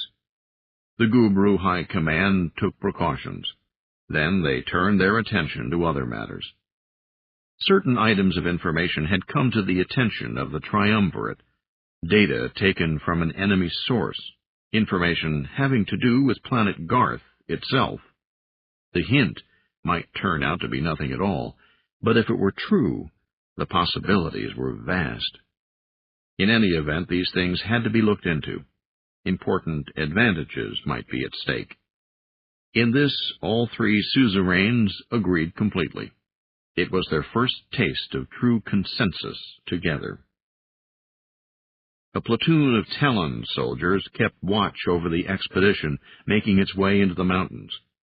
Slender avians in battle dress swooped just over the trees, the faint whine of their flight harnesses carrying softly down the narrow canyons. One hover tank cruised ahead on point, and another guarded the convoy's rear. The scientist investigators in their floater barges rode amidst this ample protection. The vehicles headed upland on low cushions of air. Perforce they avoided the rough, spiny ridgetops. There was no hurry, though. The rumor they chased was probably nothing at all, but the suzerains insisted that it be checked out, just in case. Their goal came into sight late in the second day. It was a flattened area at the bottom of a narrow valley. A number of buildings had burned to the ground here not too long ago. The hover tanks took positions at opposite ends of the scorched area. Then Gubru scientists and their Kwaku client assistants emerged from the barges. Standing back from the still stinking ruins, the avians chirped commands to whirring specimen robots directing the search for clues. Less fastidious than their patrons, the fluffy white Kwaku dove right into the wreckage, squawking excitedly as they sniffed and probed. One conclusion was clear immediately. The destruction had been deliberate. The wreckers had wanted to hide something under the smoke and ruin. Twilight came with subtropical suddenness. Soon the investigators were working uncomfortably under the glare of spotlights. At last, the team commander ordered a halt. Full-scale studies would have to wait for morning. The specialists retired into their barges for the night, chattering about what they had already discovered. There were traces, hints of things exciting and not a little disturbing. Still, there would be ample time to do the work by day. The technicians closed their barges against the darkness. 6 drone watchers rose to hover in silent mechanical diligence, spinning patiently above the vehicles. Garth turned slowly under the starry night. Faint creakings and rustles told of the busy, serious work of the nocturnal forest creatures, hunting and being hunted. The watcher drones ignored them, rotating unperturbed. The night wore on. Not long before dawn, new shapes moved through the starlit lanes underneath the trees. The smaller local beasts sought cover and listened as the newcomers crept past, slowly, warily. The watcher drones noticed these new animals, too, and measured them against their programmed criteria. Harmless, came the judgment. Once again, they did nothing. Chapter 45. Athaklena. "They're sitting ducks," Benjamin said from his vantage point on the western hillside. Athaklena glanced up at her chim aide-de-camp. For a moment she struggled with Benjamin's metaphor. Perhaps he was referring to the enemy's avian nature? "They appear to be complacent, if that is what you mean," she said. "But they have reason. The Gubru rely upon battle robots more extensively than we Timbrimi. We find them because they are expensive and overly predictable. Nevertheless, those drones can be formidable." Benjamin nodded seriously. "I'll remember that, sir." Still, Athaklena sensed that he was unimpressed. He had helped plan this morning's foray, coordinating with representatives of the Port Helena resistance. Benjamin was blithely certain of its success. The town chims were to launch a pre-dawn attack in the Vale of Sind, just before action was scheduled to begin here. The official aim was to sow confusion among the enemy, and maybe do him some harm he would remember. Athaklena wasn't certain that was really possible, but she had agreed to the venture anyway. She did not want the Gubru finding out too much from the ruins of the Howlett Center. Not yet. They've set up camp under the ruins of the old main building, Benjamin said. right where we expected them to plant themselves. Athaclena looked at the chim's solid-state night binoculars uncomfortably. You are certain those devices aren't detectable? Benjamin nodded without looking up. Yes'm. We laid instruments like these out on a hillside near a cruising gas pot, and its flight path didn't even ripple. We've narrowed down the list of materials the enemy's able to sniff. Soon... Benjamin stiffened. Athaclena felt his sudden tension. What is it? The Chen crouched forward. I see shapes moving through the trees. Must be our guys getting into position. Now we'll find out if those battle robots are programmed the way you expected. Distracted as he was, Benjamin did not offer to share the binoculars.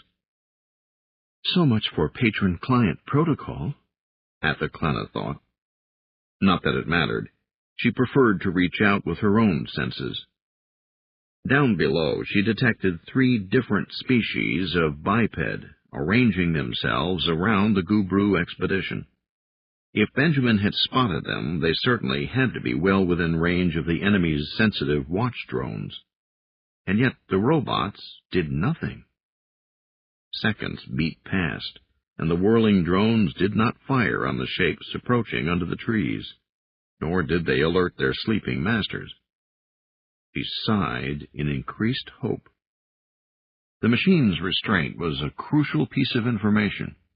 The fact that they spun on silently told her volumes about what was happening, not only here on Garth, but elsewhere, beyond the flecked star field that glittered overhead. It told her something about the state of the 5 galaxies as a whole. There is still law, Athaclena thought. The Gubru are constrained. Like many other fanatic clans, the Gubru Alliance was not pristine in its adherence to the codes of planetary ecological management. Knowing the avians' dour paranoia, she had figured that they would program their defense robots one way if the rules were still valid, and quite another if they had fallen. If chaos had completely taken over the 5 galaxies, the Gubru would have programmed their machines to sterilize hundreds of acres rather than allow any risk to their feathery frames. But if the codes held, then the enemy did not yet dare break them, for those same rules might protect them if the tide of war turned against their faction. Rule 912. Where possible, non-combatants must be spared. That held for non-combatant species even more than individuals, especially on a catastrophe world such as Garth. Native forms were protected by billion-year-old tradition. You are trapped by your own assumptions, you vile things, she murmured in Galactic 7. Obviously, the Gubru had programmed their machines to watch for the trappings of sapiency, factory-produced weapons, clothing, machinery, never imagining that an enemy might assail their camp naked, indistinguishable from the animals of the forest. She smiled, thinking of Robert. This part had been his idea. Gray Antilucan translucence was spreading across the sky, gradually driving out the fainter stars. To Athaclena's left, their medic, the elderly Chimmy Elaine Sue, looked at her all-metal watch. She tapped its lens significantly. Athaclena nodded, giving permission for matters to proceed. Dr. Sue cupped her mouth and uttered a high trilling sound, the call of a fialu bird. Athaclena did not hear the snapping twang of bowstrings as 30 crossbows fired. She tensed, though. If the Gubru had invested in really sophisticated drones... Gotcha! Benjamin exulted. 6 little tops, all broken to bits. The robots are all down. Athaclena breathed again. Robert was down there. Now perhaps she could believe that he and the others had a chance. She touched Benjamin's shoulder, and the chim reluctantly handed over the binoculars. Someone must have noticed when the monitor screens went blank. There was a faint hum, and the upper hatch of one of the hover tanks opened. A helmeted figure peered about the quiet meadow, its beak working in alarm as it saw the wreckage of a nearby watch robot. A sudden movement rustled the branches nearby. The soldier whirled about with its laser drawn as something or someone leaped forth from one of the neighboring trees. Blue lightning blazed at the dark figure. It missed. The confused Gubru gunner couldn't track a dim shape that neither flew nor fell, but swung across the narrow clearing at the end of a long vine. Bright bolts went wide 2 more times, and then the soldier's chance was gone. There was a crack as the shadowy figure wrapped its legs around the slender avian and snapped its spine. Athaclena's triple pulse beat fast as she saw Robert's silhouette stand on the turret of the tank, over the crumpled body of the Talon soldier. He raised an arm to signal, and suddenly the clearing was filled with running forms. Chims hurried among the tanks and floaters, carrying earthenware bottles. Behind them shambled larger figures, bearing bulky packs. Athaclena heard Benjamin mutter to himself in suppressed resentment. It had been her choice to include guerrillas in this operation, and the decision was not popular. 35, 36. Elaine Sue counted off the seconds. As the dawn light spread, they could see Chims clambering over the alien vehicles. This was gamble number 3. Would surprise delay the inevitable reaction long enough? Their luck ran out after 38 seconds. Sirens shrieked, first from the lead tank, and then from the one in the rear. "Look out!" someone cried below.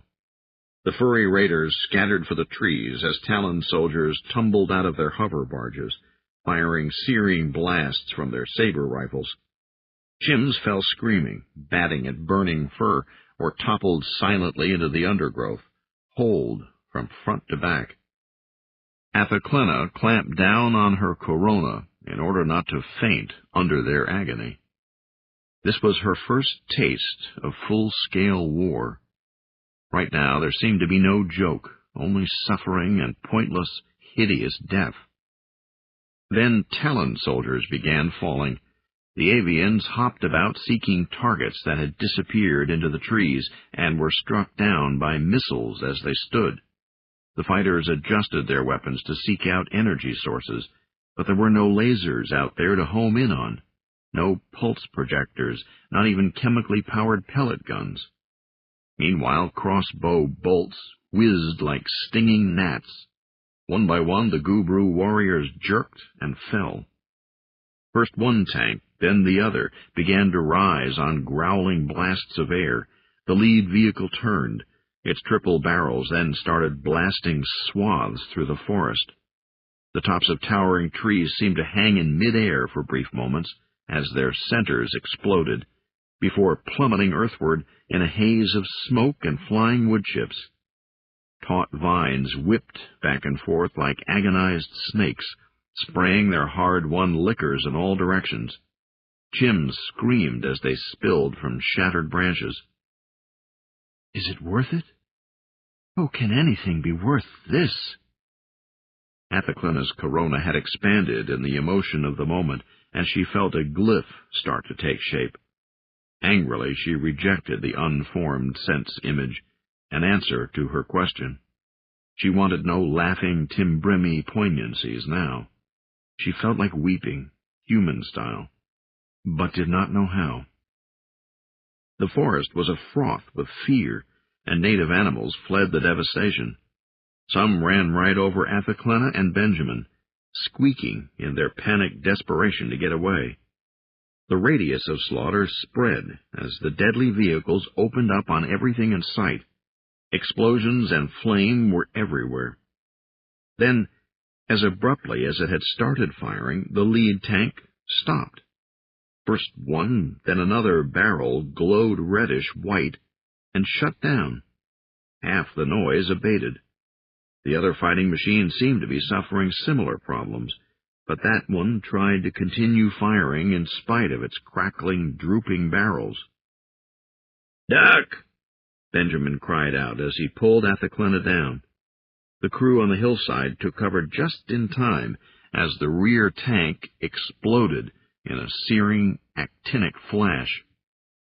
Pieces of metal and shape-plast armor whistled by overhead. Athaclina blinked away the sharp after-image. In a momentary confusion brought on by sensory overload, she wondered why Benjamin was so obsessed with earthly waterfowl. "The other one's jammed," somebody shouted. Sure enough, by the time Athaclina was able to look again, it was easy to see smoke rising from the lead tank's apron. The turret emitted grinding noises, and it seemed unable to move.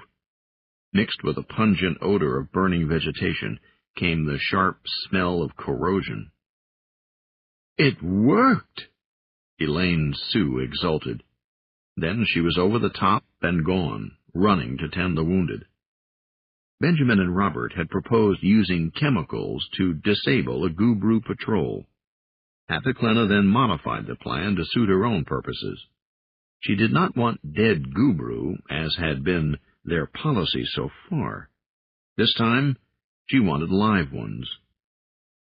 There they were now, bottled up inside their vehicles, unable to move or act. Their communications antennae were melted, and anyway, by now the attacks in the Sind had surely begun. The Gubru High Command had worries enough closer to home. Help would be some time coming.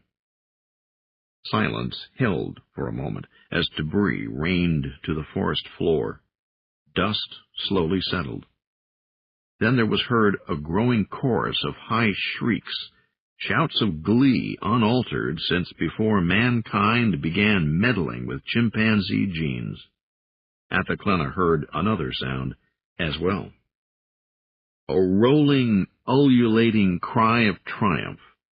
Robert's Tarzan call. "Good," she thought. "It is good to know he lived through all that killing. Now, if only he follows the plan and stays out of sight from now on." Chims were emerging from the toppled trees, some hurrying to help Dr. Sue with the injured. Others took up positions around the disabled machines.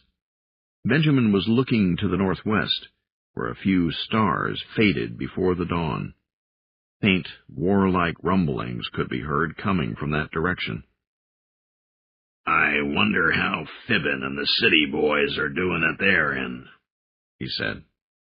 For the first time, Athaclina set her corona free. Released at last, it crafted Kahunagara, the essence of indeterminacy postponed. "It is beyond our grasp," she told him. "Here, in this place, is where we act." With a raised hand, she signaled her hillside units forward. Chapter 46. Fibbin. Smoke rose from the valley of the Sind. Scattered fires had broken out in wheat fields and among the orchards, injecting soot into a morning fast growing pale and dim. 100 meters high in the air, perched on the rough wooden frame of a handmade kite, Fibbin used field glasses to scan the scattered conflagrations. The fighting had not gone at all well here in the Sind. The operation had been intended as a quick hit-and-run uprising, a way to hurt the invader, but it had turned into a rout. And now the cloud deck was dropping, as if overladen with dark smoke and the sinking of their hopes. Soon he wouldn't be able to see beyond a kilometer or so. "Fibbin!" Below and to the left, not far from the kite's blocky shadow, Galet Jones waved up at him. "Fibbin, do you see anything of C Group? Did they get the Gubru guard post?" He shook his head exaggeratedly. "No sign of them," he called. "But there's dust from enemy armor." "Where? How much? We'll give you more slack so you can get a better—" "No way," he shouted. "I'm coming down now." "But we need data." He shook his head emphatically. "There are patrols all over the place. We've got to get out of here." Fibbin motioned to the Chims controlling his tether rope. Galet bit her lip and nodded. They started reeling him in. As the attack collapsed and their communications unraveled, Galet had only become more frantic for information. Frankly, he couldn't blame her.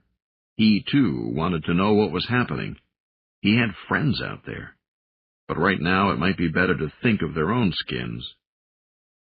"And it all started so well," he thought, as his craft slowly descended. The uprising had begun when Chim workers employed at Gubru construction sites set off explosives carefully emplaced over the last week. At 5 of the 8 target sites, satisfying fiery plumes had risen to meet the dawn sky. But then the advantages of technology began to be seen. It had been mind-numbing, witnessing how quickly the automated defense systems of the enemy responded, scything through advancing teams of irregular fighters before their assaults could barely begin. To his knowledge, not a single of the more important objectives had been taken, let alone held. All told, things did not look good at all. Fibbin was forced to luff the kite, spilling air as the crude glider dropped. The ground rushed up, and he gathered his legs for the impact. It came with a jarring thud. He heard one of the wooden spars break as the wing took up most of the shock. "Well, better a spar than a bone." Fibbin grunted as he undid his harness and wrestled free of the heavy homespun fabric.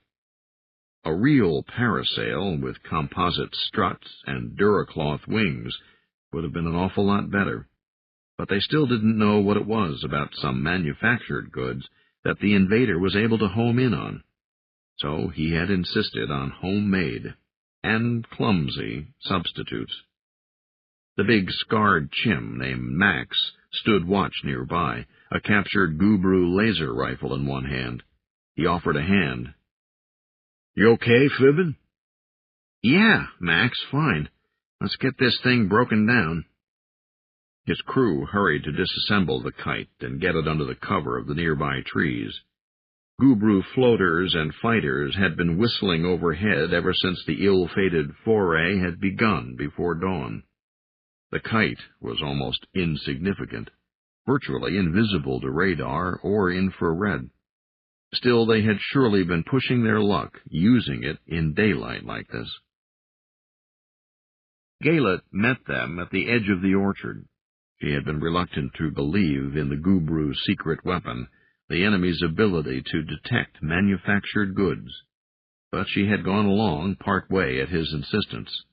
The Chimney wore a half-length brown robe over shorts and a homespun tunic.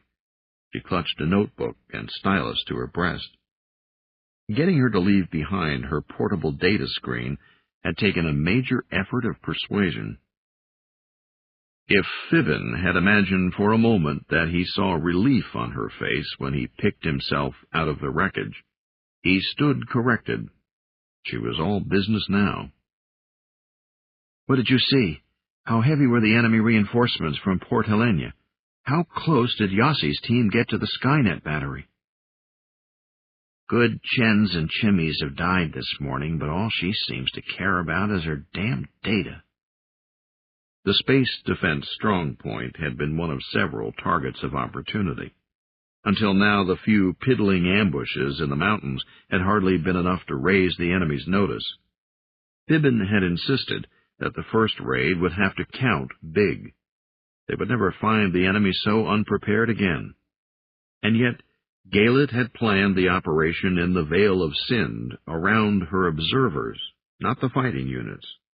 To her, information was more important than any harm they might do to the enemy. And to Fibbin's surprise, the general had agreed. He shook his head. "There's a lot of smoke over in that direction, so I guess maybe Yossi accomplished something." Fibbin dusted himself off. There was a tear in his homespun overalls.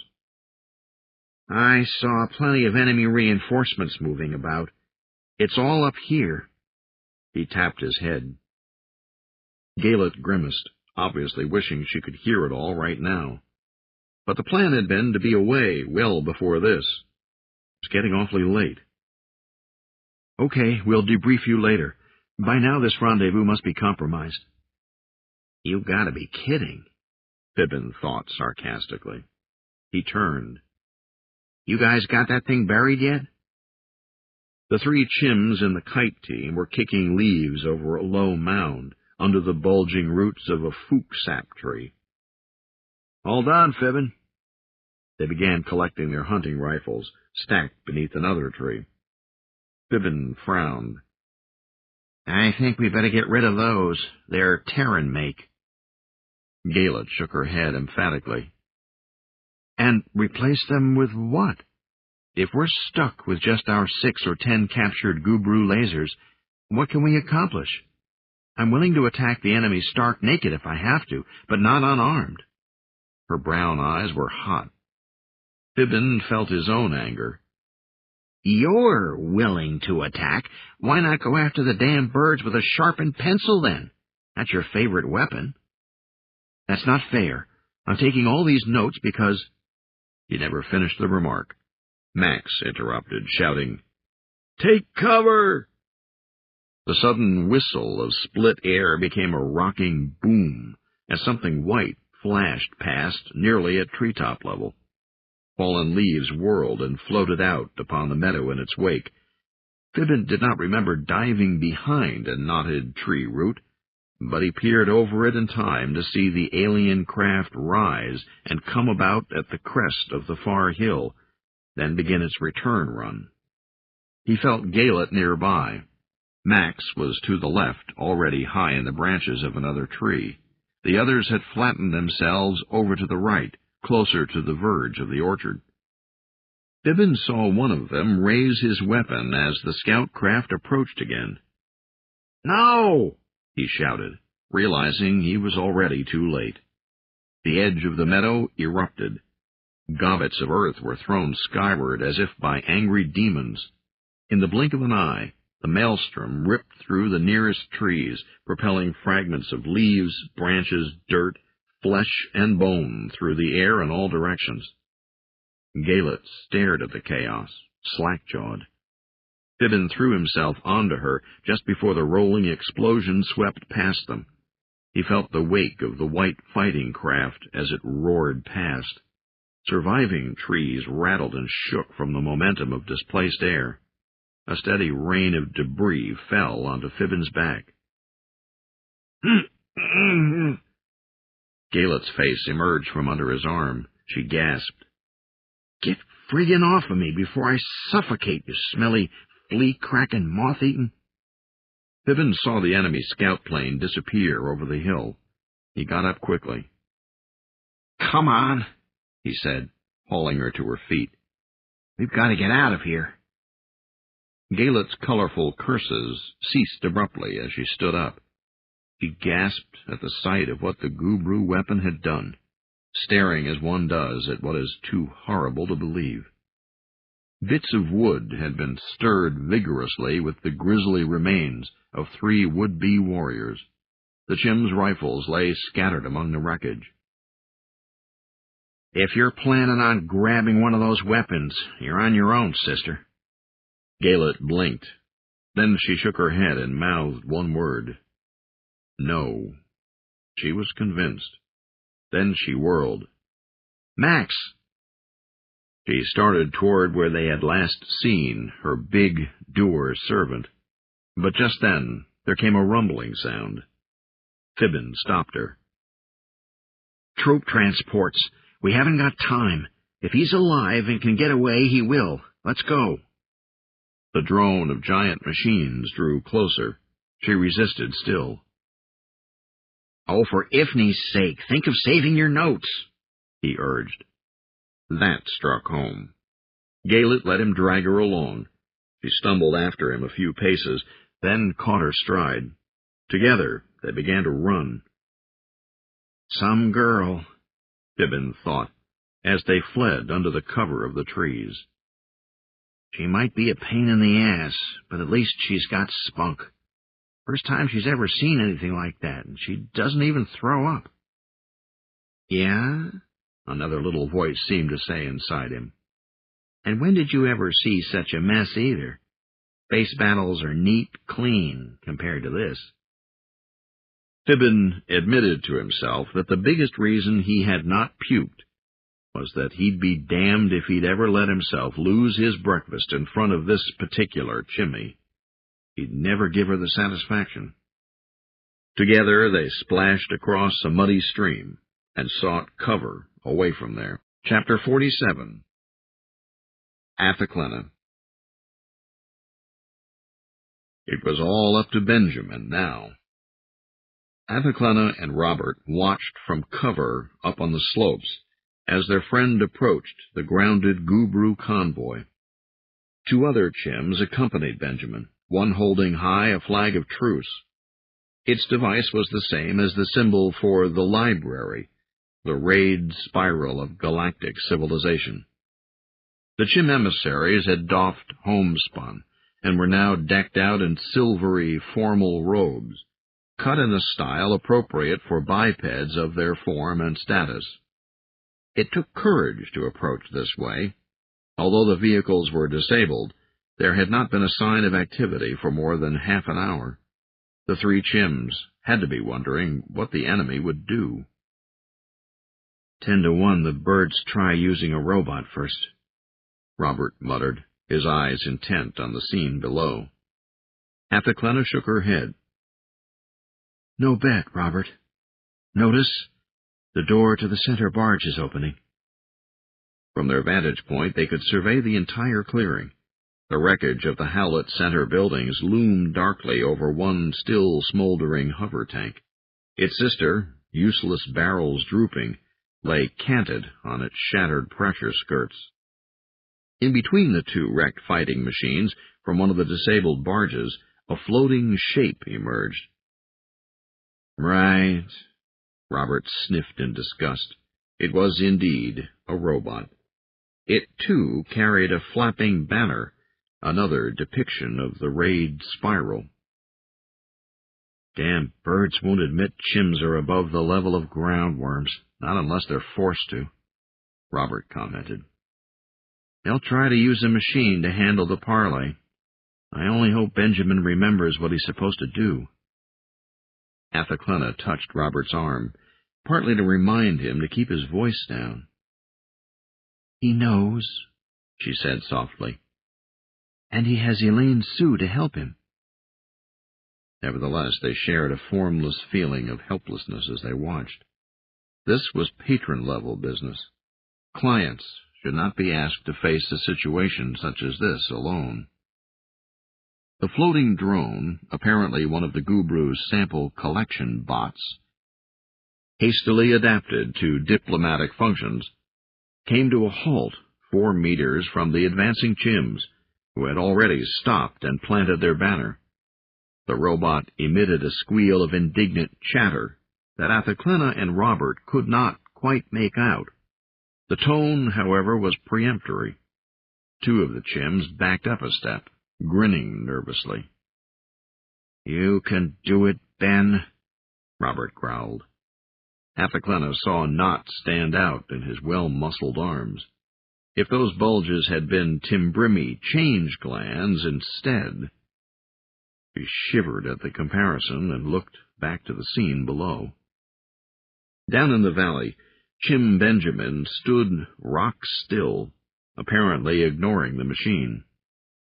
He waited. At last, its tirade ran down. There was a moment of silence. Then Benjamin made a simple arm motion. exactly as Athaclana had taught him, contemptuously dismissing the non-living from involvement in sapient affairs. The robot squawked again, this time louder, and with a trace of desperation. The Chims simply stood and waited, not even deigning to answer the machine. "What hauteur," Robert sighed. "Good going, Ben. Show 'em you got class." Minutes passed. The tableau held. "This convoy of Gubru came into the mountains without psi shields," Athaclana announced suddenly. He touched her right temple as her corona waved. "That or the shields were wrecked in the attack. Either way, I can tell they are growing nervous." The invaders still possessed some sensors.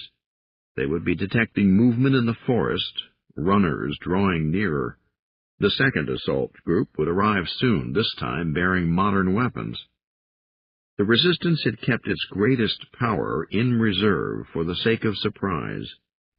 Antimatter tended to give off resonances that were detectable from a long way away. Now, though, it was time to show all of their cards. By now the enemy would know they were not safe, even within their armored craft. Abruptly and without ceremony, the robot rose and fled to the center barge. Then, after a brief pause, the lock cycled open again, and a new pair of emissaries emerged.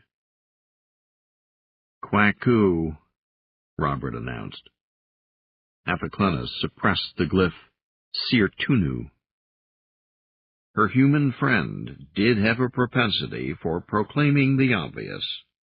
The fluffy white quadrupeds, loyal clients of the Gubru, approached the parley point, gobbling to each other excitedly. They loomed large as they arrived in front of the Chims. A vodor hung from one thick, feathery throat, but the translator machine remained silent.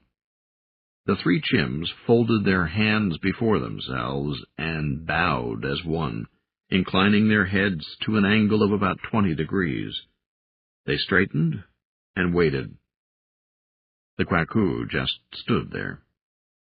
It was apparent who was ignoring whom this time. Through the binoculars, Athaclana saw Benjamin speak. She cursed the need to watch all this without any way to listen in. The Chim's words were effective, however. The Kwaku chirped and blatted in flustered outrage. Through the vodor came words too faint to pick out, but the results were nearly instantaneous. Benjamin did not wait for them to finish.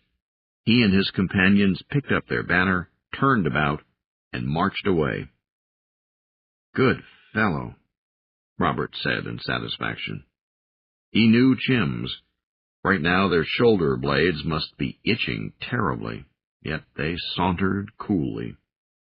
The lead Kwaku stopped speaking. It stared, nonplussed. Then it began hopping and giving out sharp cries. Its partner, too, seemed quite agitated. Now those on the hill could hear the amplified voice of the vodor, commanding, "Come back!" over and over again. The Chims continued walking toward the line of trees until, at last, Athaclana and Robert heard the word. "Come back! Please!" Human and Timbrimi looked at each other and shared a smile. That was half of what this fight had been about. Benjamin and his party halted abruptly. They turned around and sauntered back. With the spiral standard in place once more, they stood silently, waiting. At last, quivering from what must have been terrible humiliation, the feathered emissaries bowed. It was a shallow bow, hardly a bending of 2 out of 4 knees, but it served. Indentured clients of the Gubru had recognized as their equals the indentured clients of human beings. "They might have chosen death over this," Athaclana whispered in awe. though she had planned for this very thing. The Kwaku are nearly 60,000 Earth years old. Neo-chimpanzees have been sapient for only 3 centuries, and are the clients of wolflings. She knew Robert would not be offended by her choice of words. The Kwaku are far enough along in Uplift that they have the right to choose death over this. They and the Gubru must be stupefied and have not thought out the implications. They probably can barely believe it is happening. Robert grinned. Yes, wait till they hear the rest of it. They'll wish they'd chosen the easy way out. The Chims answered the bow at the same angle. Then, with that distasteful formality out of the way, one of the giant avioids spoke quickly, its Vodor mumbling an Anglic translation. The Kwaku are probably demanding to speak with the leaders of the ambush, Robert commented, and Athaklena agreed. Benjamin betrayed his nervousness by using his hands as he replied, but that was no real problem.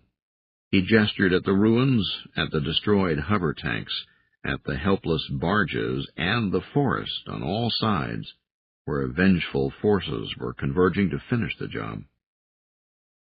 He's telling them he is the leader. That was the script, of course. Athaklena had written it, amazed all the while how easily she had adapted from the subtle Timbrimi art of dissemblement to the more blatant human technique of outright lying. Benjamin's hand gestures helped her follow the conversation. Through empathy and her own imagination, she felt she could almost fill in the rest.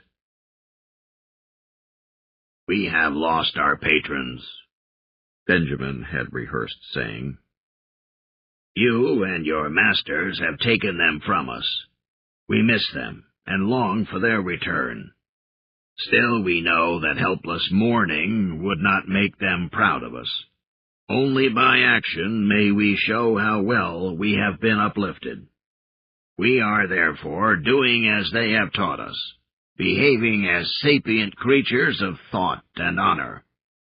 In honor's name, then, and by the codes of war, I now demand that you and your masters offer their parole, or face the consequences of our legal and righteous wrath." He is doing it, Athaklena whispered, half in wonder. Robert coughed as he tried not to laugh aloud. The Kwaku seemed to grow more and more distressed as Benjamin spoke. When he finished, the feathery quadrupeds hopped and squawked. They puffed and preened and objected loudly. Benjamin, though, would not be bluffed. He referred to his wrist chronometer, then spoke 3 words. The Kwaku suddenly stopped protesting. Orders must have arrived, for all at once they bowed again, swiveled, and sped back to the center barge at a gallop. The sun had risen above the line of hills to the east. Splashes of morning light blazed through the lanes of shattered trees. It grew warm out on the parley ground, but the Chims stood and waited. At intervals, Benjamin glanced to his watch and called out the time remaining. At the edge of the forest, Athaklena saw their special weapons team begin setting up their only antimatter projector. Certainly the Gubru were aware of it, too. She heard Robert softly counting out the minutes. Finally, in fact nearly at the very last moment, the hatches of all 3 hovercraft opened. From each emerged a procession. The entire complement of Gubru, dressed in the glistening robes of senior patrons, led the way. They crooned a high-pitched song, accompanied by the basso of their faithful Kwaku. The pageantry was steeped in ancient tradition. It had its roots in epochs long before life had crawled ashore on the earth. It wasn't hard to imagine how nervous Benjamin and the others must feel, as those to be paroled assembled before them. Robert's own mouth felt dry. "Remember to bow again," he urged in a whisper. Athelclena smiled, having the advantage of her corona. "Have no fear, Robert. He will remember." And, indeed, Benjamin folded his hands before him in the deeply respectful fashion of a junior client greeting a senior patron. The Chims bowed low. Only a flash of white betrayed the fact that Benjamin was grinning from ear to ear. "Robert," she said, nodding in satisfaction, "your people have done very well by theirs in only 400 years. "Don't give us the credit," he answered. "It was all there in the raw from the start." The paroled avians departed toward the valley of the Sind on foot. No doubt they would be picked up before long. Even if they were not, Athelclena had ordered that word go out. They were to reach home base unmolested. Any Chim who touched one feather would be outlawed, his plasm dumped into sewers, his gene line extinguished. The matter was that serious. The procession disappeared down the mountain road. Then the hard work began. Crews of Chims hurried to strip the abandoned vehicles in the precious time remaining before retribution arrived. Guerrillas chuffed impatiently, grooming and signing to one another as they awaited loads to carry off into the hills. By then, Athelclena had already moved her command post to a spine-covered ridge 2 miles farther into the mountains. She watched through binoculars as the last salvage was loaded and hauled away, leaving nearly empty hulks under the shadows of the ruined buildings. Robert had left much earlier, at Athelclena's insistence. He was departing again on another mission tomorrow, and needed to get his rest. Her corona waved, and she kenned Benjamin before his softly slapping feet could be heard padding up the trail. When he spoke, his voice was somber. "General, we've had word by semaphore that the attacks in the Sind failed. A few ET construction sites were blown up, but the rest of the assault was nearly a total disaster." Athelclena closed her eyes. She had expected as much. They had too many security problems down below, for one thing. Vibben had suspected the town-side resistance was compromised by traitors, and yet Athelclena had not disallowed the attacks. They had served a valuable purpose by distracting the Gubru defense forces, keeping their quick-reaction fighters busy far from here. She only hoped that not too many Chims had lost their lives, drawing the invaders' ire. "The day balances out," she told her aide. Their victories would have to be symbolic, she knew. To try to expel the enemy with forces such as theirs would be futile. With her growing knack at metaphors, she likened it to a caterpillar attempting to move a tree. "No, what we win, we will achieve through subtlety." Benjamin cleared his throat. Athelclena looked down at him. "You still do not believe we should have let them leave alive?" she told him. He nodded. "No, sir, I do not. I think I understand some of what you told me about symbolism and all that, and I'm proud you seem to think we handled the parole ceremony all right. But I still believe we should have burned them all." "Out of revenge?" Benjamin shrugged. They both knew that was how the majority of the Chims felt. They couldn't care less about symbols. The races of Earth tended to look upon all the bowing and fine-class distinctions of the galactics as the mincing foolishness of a mired, decadent civilization. "You know that's not what I think," Benjamin said. "I'd go along with your logic about us scoring a real coup here today just by getting them to talk to us, if it weren't for one thing." "What thing is that?" "The birds had a chance to snoop around the center. They saw traces of Uplift. And I can't rule out the possibility they caught a glimpse of the guerrillas themselves, through the trees. Benjamin shook his head. I just don't think we should have allowed them to walk out of here after that, he said. Athaclena put a hand on her aide's shoulder. She did not speak because there did not seem to be anything to say. How could she explain it to Benjamin? Sealf Kuan took form over her head, whirling with satisfaction at the progress of things her father had planned. No, she could not explain to Benjamin that she had insisted on bringing the guerrillas along, on making them part of the raid, as a step in a long, involved, and very practical joke. Chapter 48. Fibbin and Galet. "Keep your head down," Fibbin growled. "Will you stop snapping at me?" Galet answered hotly. She lifted her eyes just to the tops of the surrounding grass stems. "I just want to see if—" The words cut off as Fibbin swept her supporting arms out from under her. She landed with a grunt of expelled air and rolled over, spitting dirt. "You pit-scratching, flea-bitten—" Her eyes remained eloquent even with Fibbin's hand clamped firmly over her mouth. "I told you," he whispered. "With their sensors, if you can see them, it means they've got to see you. Our only chance is to crawl like worms until we can find a way to blend back into the civilian chim population." From not far away came the hum of agricultural machinery. The sound had drawn them here. If they could only get close enough to mingle with the farmers, they might yet escape the invaders' dragnet. For all Fibbin knew, he and Galet might be the only survivors of the ill-fated uprising in the valley.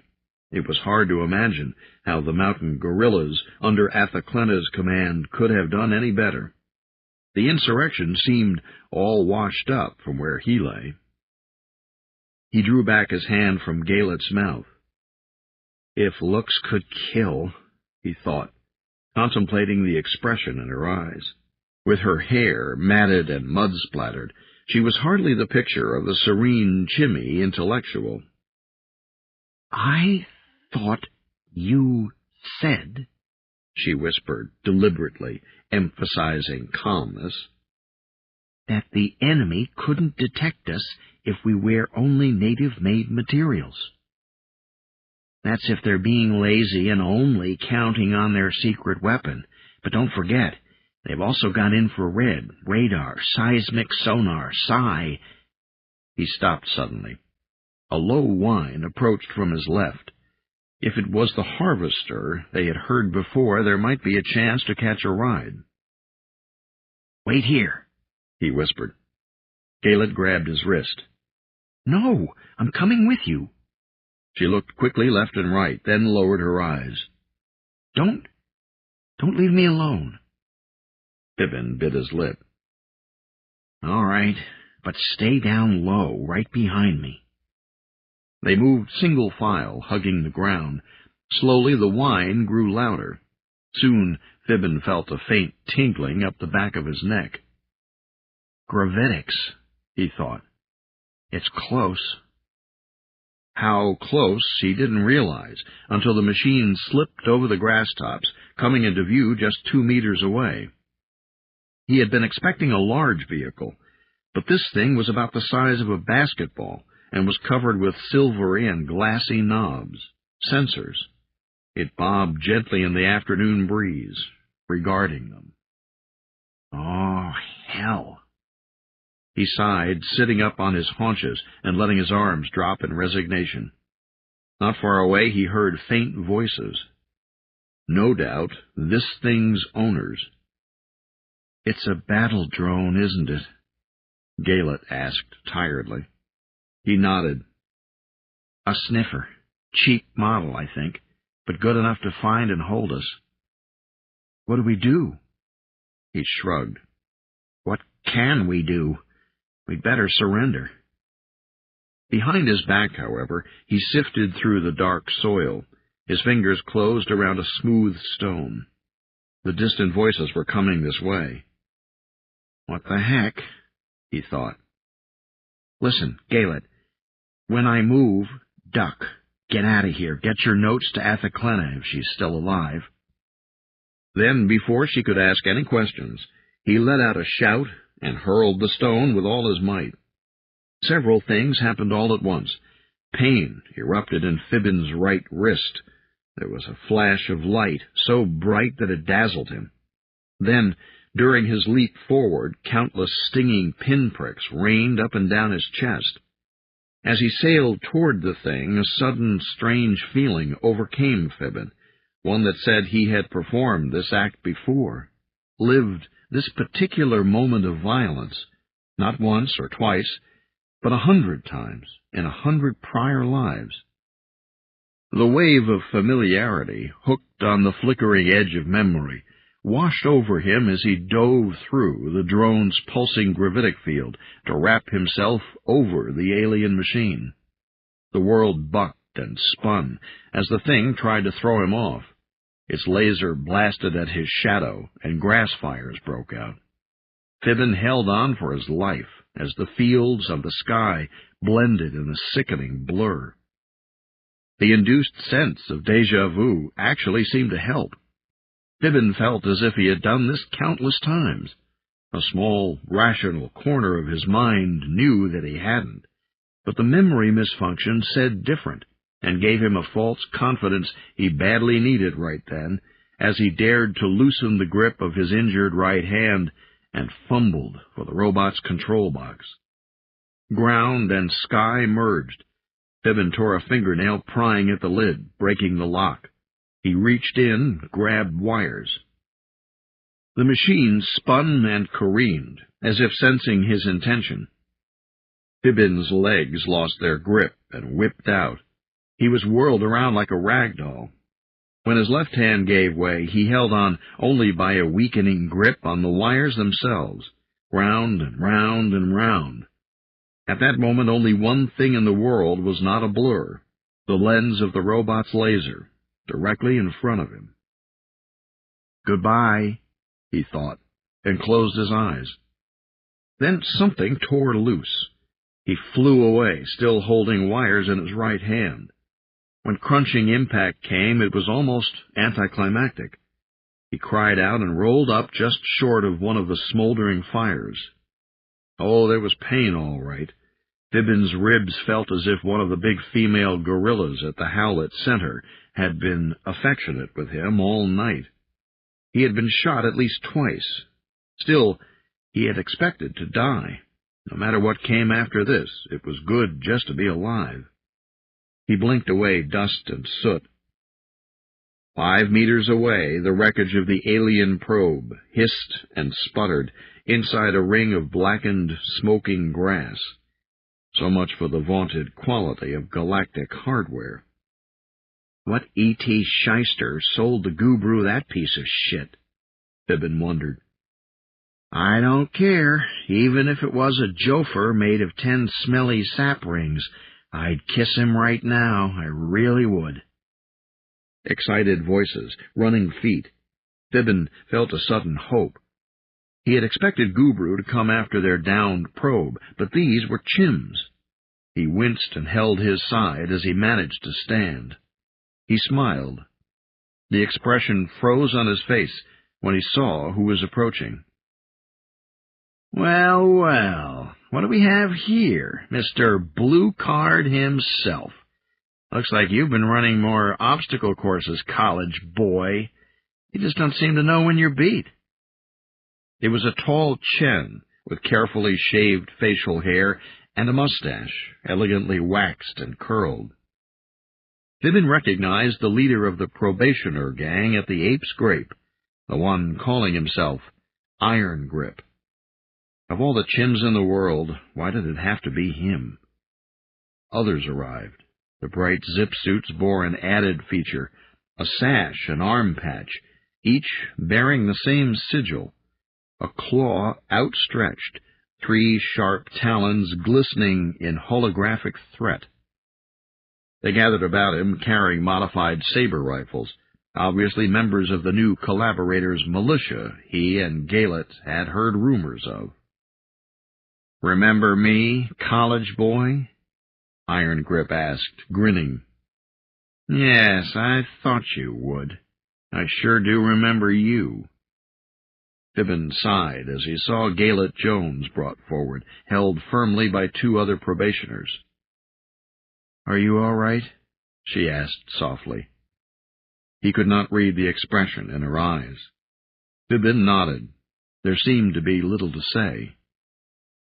"Come on, my young genetic beauties."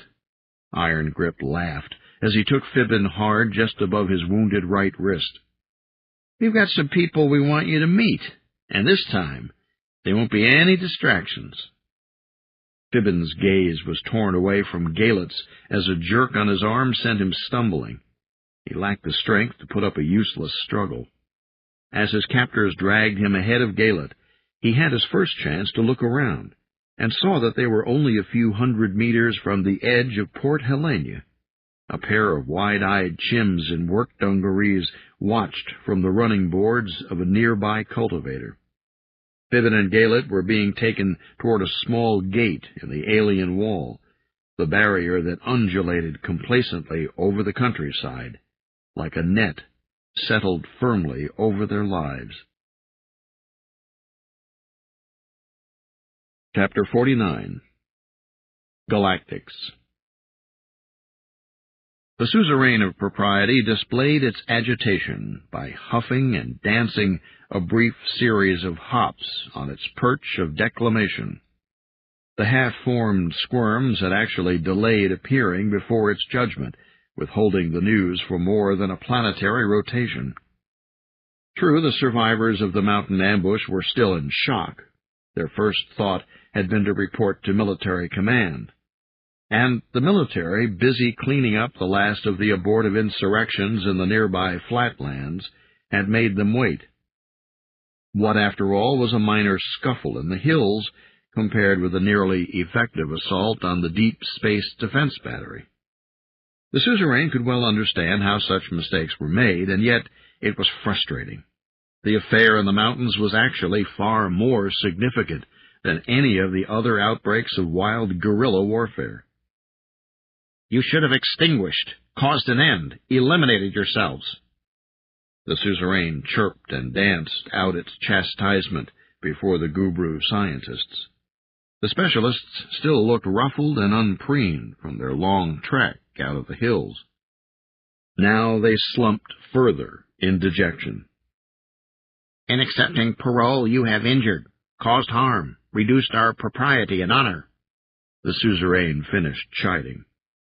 If they had been military, the high priest might have demanded reparations from these and their families, but most of their escorts had been killed, and scientists were often less concerned or knowledgeable in matters of propriety than soldiers.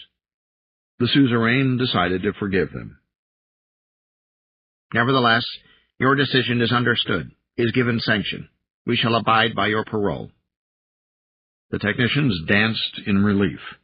They would not suffer humiliation or worse upon returning to their homes. Their solemn word would not be repudiated. The parole would be costly, however. These scientists had to depart from the Garth system at once and not be replaced for at least a year. Furthermore, an equal number of human beings had to be released from detention. The suzerain suddenly had an idea. This brought on a rare flutter of that strange emotion, amusement. It would order 16 humans freed, all right, but the mountain chimpanzees would not be reunited with their dangerous masters. The released humans would be sent to Earth. That would certainly satisfy the propriety of the parole.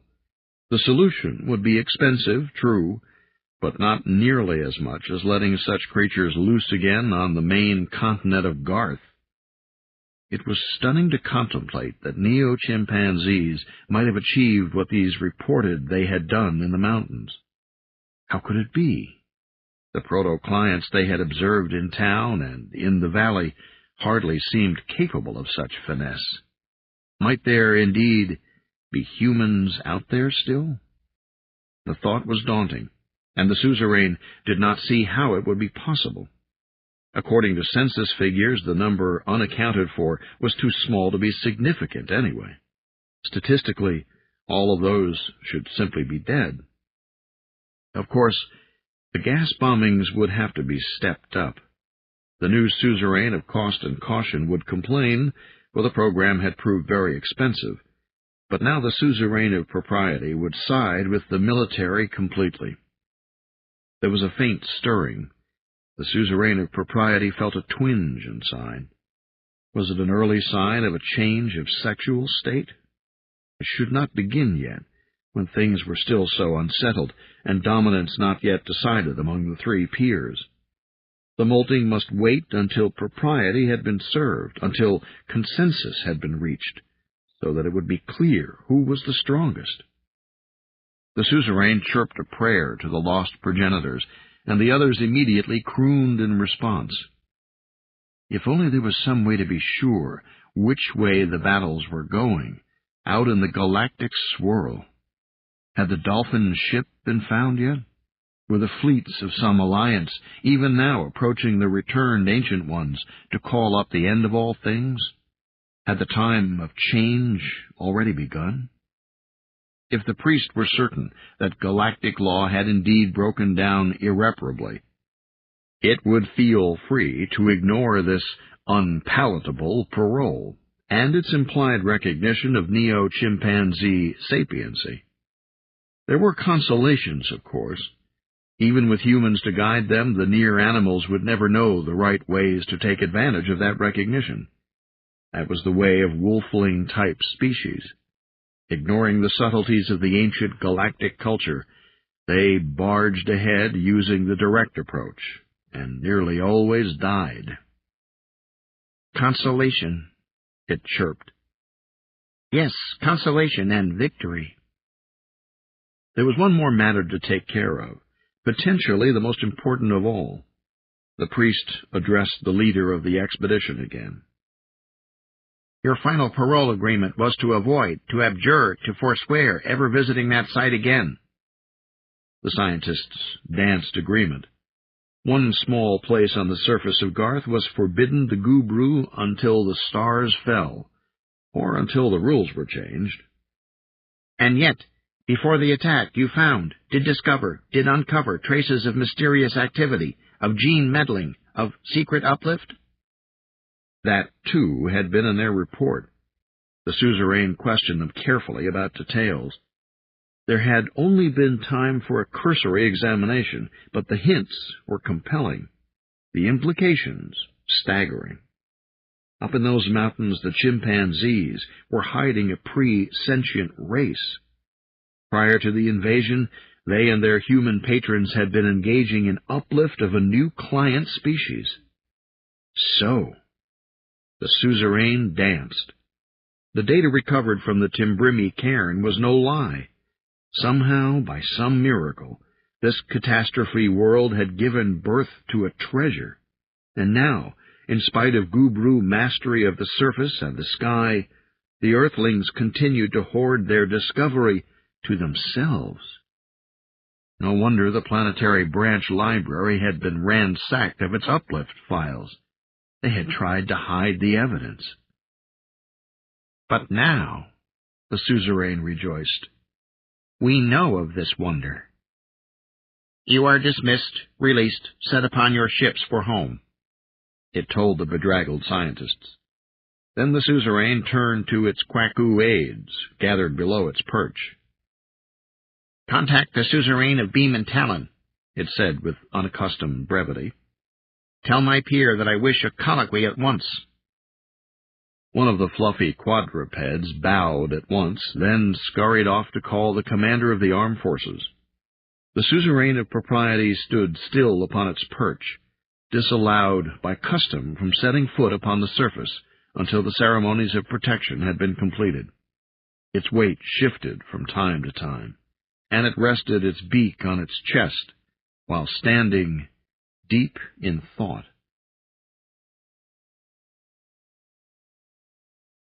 Part 4. traitors.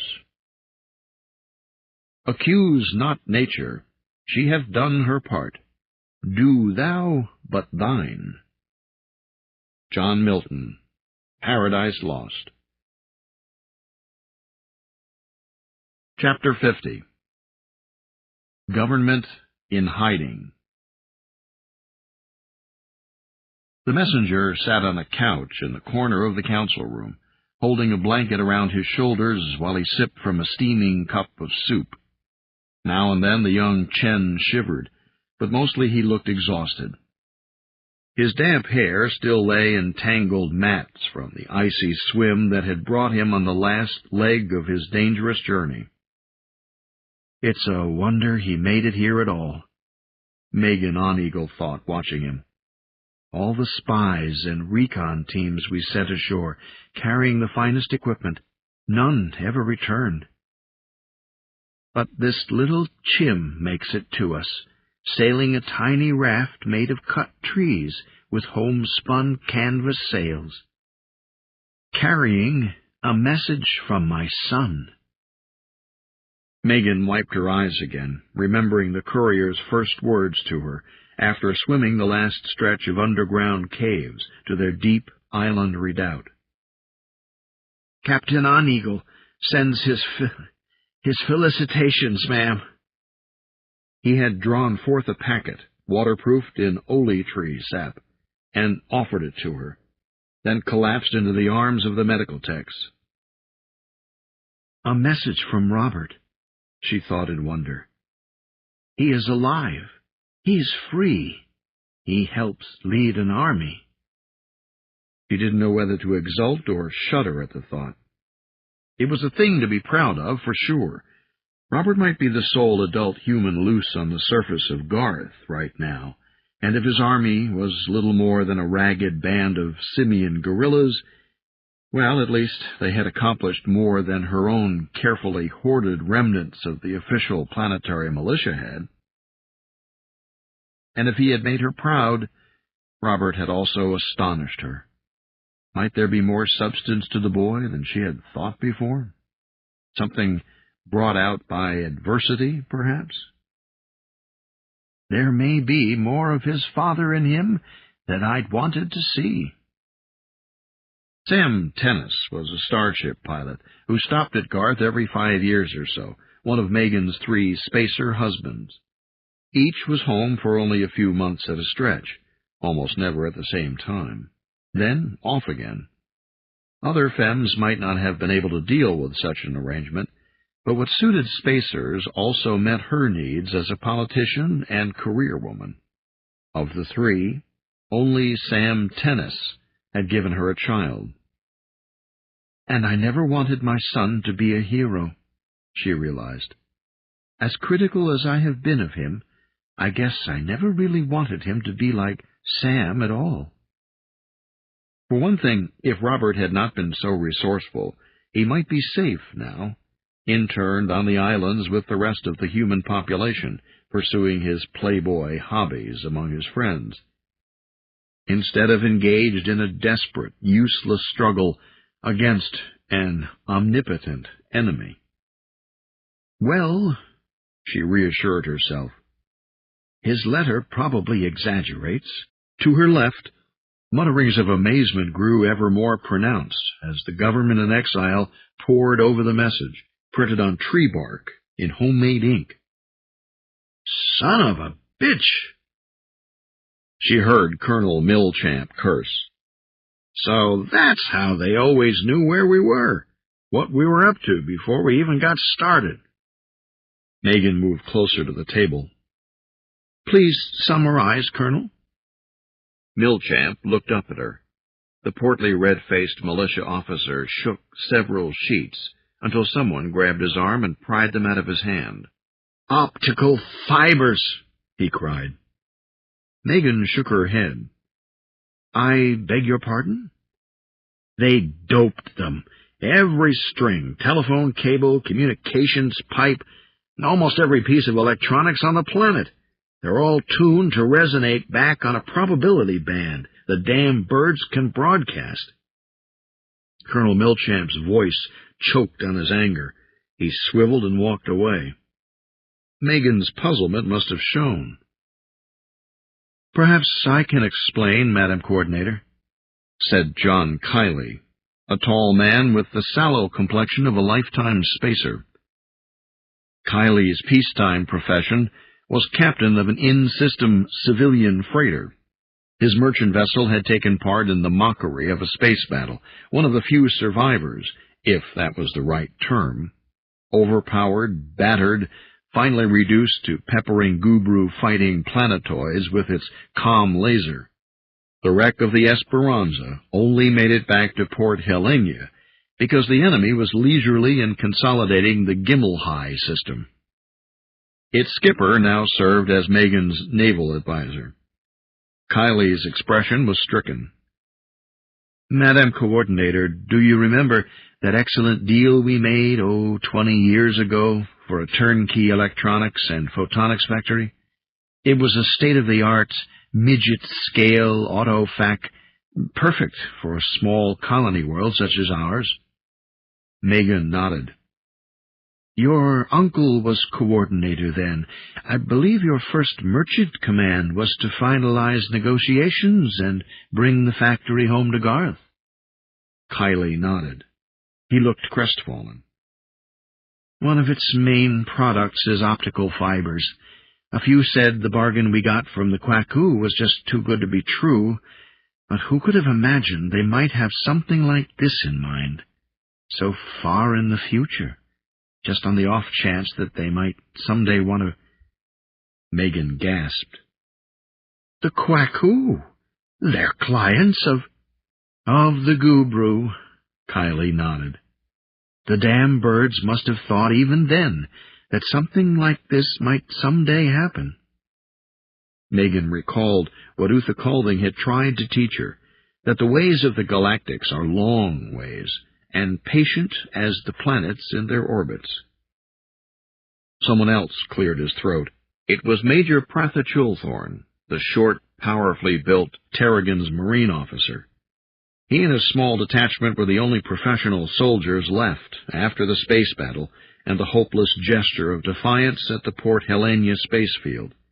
Milchamp and Kiley held reserve commissions. "This is most grave, Madam Coordinator," Prathachulthorn said.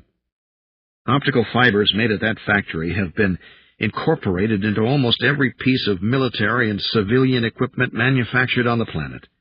They are integrated into nearly every building. Can we have confidence in your son's findings?" Megan nearly shrugged, but her politician's instincts stopped her in time. "How the hell would I know?" she thought. "The boy is a stranger to me." She glanced at the small Chen, who had nearly died bringing Robert's message to her. She had never imagined Robert could inspire such dedication. Megan wondered if she was jealous. A woman Marine spoke next. "The report is co-signed by the Timbrimi Athaklena," Lieutenant Lydia McHugh pointed out. The young officer pursed her lips. "That's a second source of verification," she suggested. "With all respect, Lydia," Major Prathachulthorn replied, "that Tim is barely more than a child." "She's Ambassador Uther Calding's daughter," Kiley snapped. "And Chim technicians helped perform the experiments as well." Prathachulthorn shook his head. "And we have no truly qualified witnesses." Several counselors gasped. The sole neo-chimpanzee member, Dr. Susan Bernishka, blushed and looked down at the table. But Prathachulthorn didn't even seem to realize he'd said anything insulting. The Major wasn't known to be strong on tact. "Also, he's a Marine," Megan reminded herself. The Corps was the elite Terrigan's fighting service, with the smallest number of Dolphin and Chim members. For that matter, the Marines recruited mostly males, a last bastion of old-time sexism. Commander Kiley sifted through the rough-cut pages of Robert Oneagle's report. Still, you must agree, Major, the scenario is plausible. It would explain our setbacks and total failure to establish contact, either with the islands or the mainland. Major Prathachulthorn nodded after a moment. Plausible, yes. Nevertheless, we should perform our own investigations before we commit ourselves to acting as if it is true. What's the matter, Major? Kiley asked. You don't like the idea of putting down your phase burner rifle and picking up bows and arrows? Prathachulthorn's reply was surprisingly mild. Not at all, sir, so long as the enemy is similarly equipped. The problem lies in the fact that he is not. Silence reigned for long moments. No one seemed to have anything to say. The pause ended when Colonel Milchamp returned to the table. He slammed the flat of his hand down. Either way, what's the point in waiting? Megan frowned. What do you mean, Colonel? Milchamp growled. I mean, what good do our forces do down here? He demanded. We're all going slowly stir-crazy. Meanwhile, at this very moment, Earth herself may be fighting for her life. There's no such thing as this very moment across interstellar space, Commander Kiley commented. Simultaneity is a myth. The concept is embedded in Anglic and other Earth tongues, but... Oh, revert the metaphysics, Milchamp snapped. What matters is that we can hurt Earth's enemies. He picked up the tree bark leaves. Thanks to the guerrillas, we know where the Gubru have placed many of their major planet-based yards. No matter what damned library-spawned tricks the birds have got up their feathers, they can't prevent us from launching our flicker swivers at them. But we have 3 hidden away. There weren't any used in the space battle, and the Gubru can't know we have any of them. If those missiles are supposed to be good against the Tandu, damn their 7-chambered hearts, they'll surely suffice for Gubru ground targets.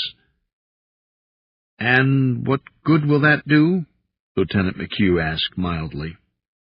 We can bend a few Gubru beaks. Ambassador Uthakalding told us that symbols are important in galactic warfare. Right now, they can pretend that we hardly put up a fight at all, but a symbolic strike, one that hurt them, would tell the whole 5 galaxies that we won't be pushed around. Megan On-Eagle pinched the bridge of her nose. She spoke with eyes closed. I have always found it odd that my Amerindian ancestors' concept of counting coup should have a place in a hyper-technological galaxy. She looked up. It may indeed come to that, if we can find no other way to be effective. But you'll recall that Uthakalding also advised patience. She shook her head. Please sit down, Colonel Milchamp, everybody.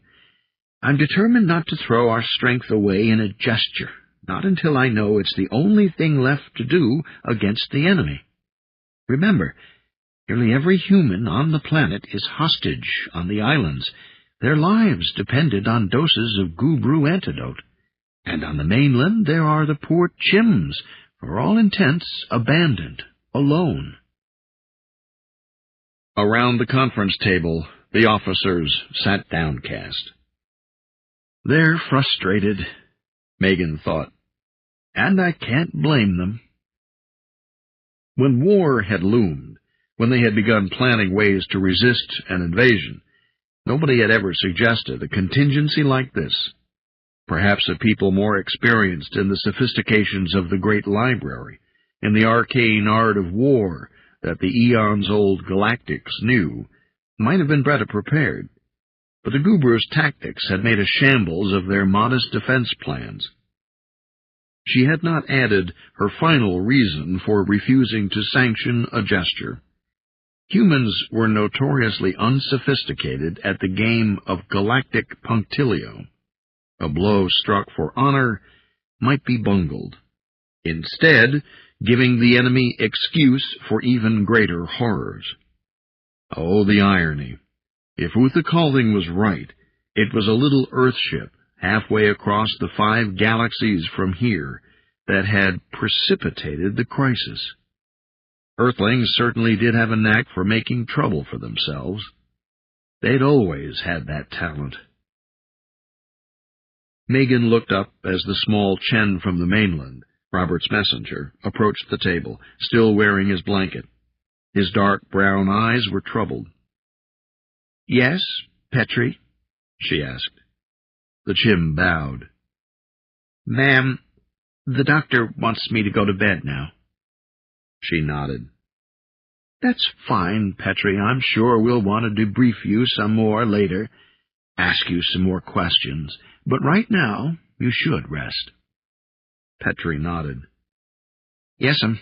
Thank you, ma'am. But there was something else, something I'd better tell you while I remember." "Yes? What is it?" The Chen looked uncomfortable. He glanced at the watching humans and back at Megan. "It's personal, ma'am. Something Captain Oneagle asked me to memorize and tell you." Megan smiled. "Oh, very well. Will you all excuse me for a moment, please?" She walked with Petrie over to the far end of the room. There she sat down to bring her eyes level with the little Chim. "Tell me what Robert said." Petrie nodded. His eyes went unfocused. "Captain Oneagle said to tell you that the Timbrimi Athaclena is actually doing most of the organizing for the army." Megan nodded. She had suspected as much. Robert might have found new resources, new depths, but he was not, and never would be, a born leader. Petrie went on. "Captain Oneagle told me to tell you that it was important that the Timbrimi Athaclena have honorary patron status to our Chims, legally." Again Megan nodded. "Smart. We can vote it and send word back." But the little Chim shook his head. "Ma'am, we couldn't wait for that, so I'm supposed to tell you that Captain Oneagle and the Timbrimi Athaclena have sealed a consort bond. I think that's what it's called." His voice trailed off, for Megan had stood up.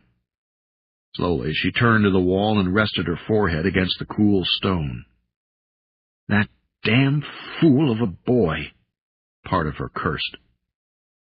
"It was the only thing they could do," another part answered. "So, now I'm a mother-in-law," the most ironic voice added.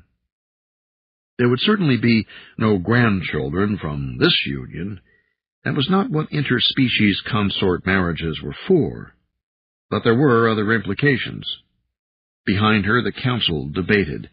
Again and again they turned over the options, coming up dry as they had for months now. "Oh, if only Uther Calding had made it here," Megan thought. "We need his experience, his wry wisdom and humor. We could talk like we used to, and maybe he could explain to me these things that make a mother feel so lost." She confessed to herself that she missed the Timbrimi ambassador. She missed him more than any of her 3 husbands, and more even, God help her, than she missed her own strange son.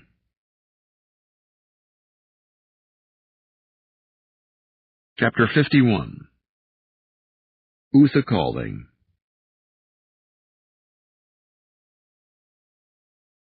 It was fascinating to watch Colt play with a Ney squirrel, one of the native animals of these southern plains. He coaxed the small creature closer by holding out ripe nuts in his great feminine hands. He had been at it for over an hour, while they waited out the hot noonday sun under the cover of a thick cluster of thorny bramble. Uther Calding wondered at the sight. The universe never seemed about to cease surprising him.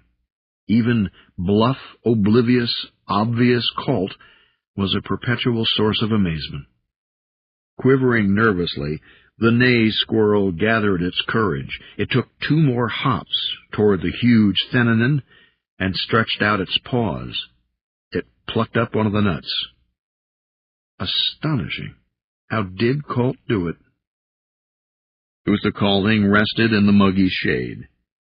He did not recognize the vegetation here in the uplands overlooking the estuary where his pinnace had come down, but he felt he was growing familiar with the scents, the rhythms, the gently throbbing pain of daily life that surged and flowed through and all around the deceptively quiet glade. His corona brought him touches from tiny predators, now waiting out the hot part of the day, but soon to resume stalking even smaller prey. There were no large animals, of course, but Uthakalding kenned a swarm of ground-hugging insectoids grubbing through the detritus nearby, seeking tidbits for their queen.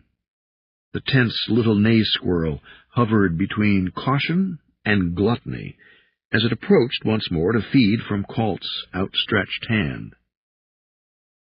He should not be able to do that. Uthakalding wondered why the squirrel trusted the Thenanin, so huge, so intimidating and powerful. Life here on Garth was nervous, paranoid in the wake of the Bururali catastrophe, whose deathly pall still hung over these steppes far east and south of the mountains of Mulun. Colt could not be soothing the creature as a Timbrimi might, by glyph-singing to it in gentle tones of empathy. A Thenanin had all the size sense of a stone. But Colt spoke to the creature in his own highly inflected dialect of Galactic. Uthakalding listened. "Know you, sight, sound, image, and essence of destiny, yours, little one? Carry you, genes, essence, destiny, the fate of star treaders, your descendants?" The Ney squirrel quivered, cheeks full. The native animal seemed mesmerized as Colt's crest puffed up and deflated, as his breathing slits sighed with every moist exhalation. The Thenanin could not commune with the creature, not as Uthakalding might, and yet the squirrel somehow appeared to sense Colt's love. How ironic, Uthakalding thought.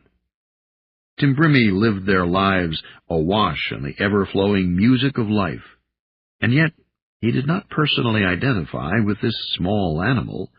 It was one of hundreds of millions, after all. Why should he care about this particular individual? Yet Colt loved the creature. Without empathy sense, without any direct being-to-being link, he cherished it entirely in abstract. He loved what the little thing represented, its potential. Many humans still claim that one can have empathy without sigh, Uthakalding pondered. To put one's self into another's shoes, went the ancient metaphor. He had always thought it to be one of their quaint pre-contact ideas, but now he wasn't so certain.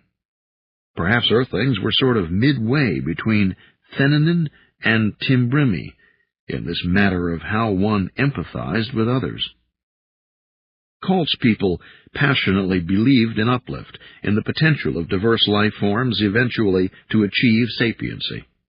The long-lost progenitors of galactic culture had commanded this billions of years ago, and the Thenanin clan took the injunction very seriously.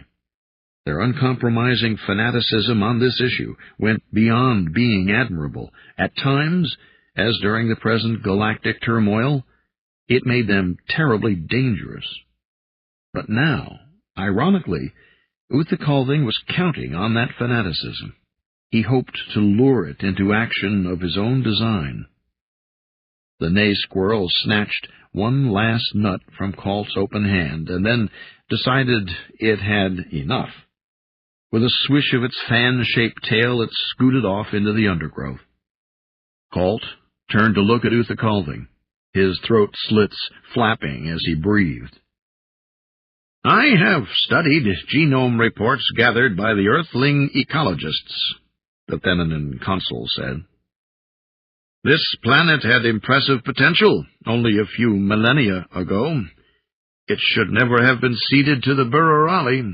The loss of Garth's higher life forms was a terrible tragedy. The Nahali were punished for what their clients did, weren't they? Uther Calding asked, though he already knew the answer. Aye, they were reverted to client status and put under foster care to a responsible elder patron clan. My own, in fact. It is a most sad case. Why is that? Because the Nahali are actually quite a mature and elegant people. They simply did not understand the nuances required in uplifting pure carnivores, and so failed horribly with their Bururali clients. But the error was not theirs alone. The Galactic Uplift Institute must take part in the blame. Uther Calding suppressed a human-style smile. Instead, his corona spiraled out a faint glyph, invisible to Cald. Would good news here on Garth help the Nahali? He asked. Certainly. Cald expressed the equivalent of a shrug with his flapping crest. We Thenanin were not in any way associated with the Nahali when the catastrophe occurred, of course, but that changed when they were demoted and given under our guidance. Now, by adoption, my clan shares responsibility for this wounded place. It is why a consul was sent here, to make certain the Earthlings do not do even more harm to this sorry world. And have they? Cald's eyes closed and opened again. Have they what? Have the Earthlings done a bad job here? Cald's crest flapped again. No, our peoples may be at war, theirs and mine, but I have found no new grievances here to tally against them. Their ecological management program was exemplary. However, I do plan to file a report concerning the activities of the Guru. Uther Calding believed he could interpret bitterness in Cald's voice inflections. They had already seen signs of the collapse of the environmental recovery effort. 2 days ago they had passed a reclamation station, now abandoned, its sampling traps and test cages rusting. The gene storage bins had gone rancid after refrigeration failed. An agonized note had been left behind, telling of the choice of a neo-chimpanzee ecology aide who had decided to abandon his post in order to help a sick human colleague. It would be a long journey to the coast for an antidote to the coercion gas. Uther Calding wondered if they ever made it. Clearly the facility had been thoroughly dosed. The nearest outpost of civilization was very far from here, even by hover car. Obviously, the Guru were content to leave the station unmanned. If this pattern holds, it must be documented, Cald said. I am glad you allowed me to persuade you to lead us back toward inhabited regions, so we can collect more data on these crimes. This time, Uther Calding did smile at Cald's choice of words. Perhaps we will find something of interest, he agreed. They resumed their journey when the sun, Gimilhai, had slipped down somewhat from its burning zenith. The plains southeast of the Mulun Range stretched like the undulating wave-tops of a gently rolling sea, frozen in place by the solidity of earth. Unlike the Vale of Sind and the open lands on the other side of the mountains, here there were no signs of plant and animal life forms introduced by Earth's ecologists, only native Garth creatures. And empty niches. Uther Calding felt the sparseness of species types as a gaping emptiness in the aura of this land. The metaphor that came to mind was that of a musical instrument missing half its strings. Yes, apt, poetically appropriate. He hoped Athaklena was taking his advice and studying this earthling way of viewing the world. Deep, on the level of Nahakiri, he had dreamt of his daughter last night. Dream picked at her with her corona reaching, kenning the threatening, frightening beauty of a visitation by Tutsunukan. Trembling, Uthakalding had awakened against his will, as if instinct had driven him to flee that glyph. Through anything other than Tutsunukan, he might have learned more of Athaklena, of how she fared, and what she did. But Tutsunukan only shimmered, the essence of dreadful expectation. From that glimmer he knew only that she still lived, nothing more. That will have to do for now. Colt carried most of their supplies. The big Thenanin walked at an even pace, not too difficult to follow.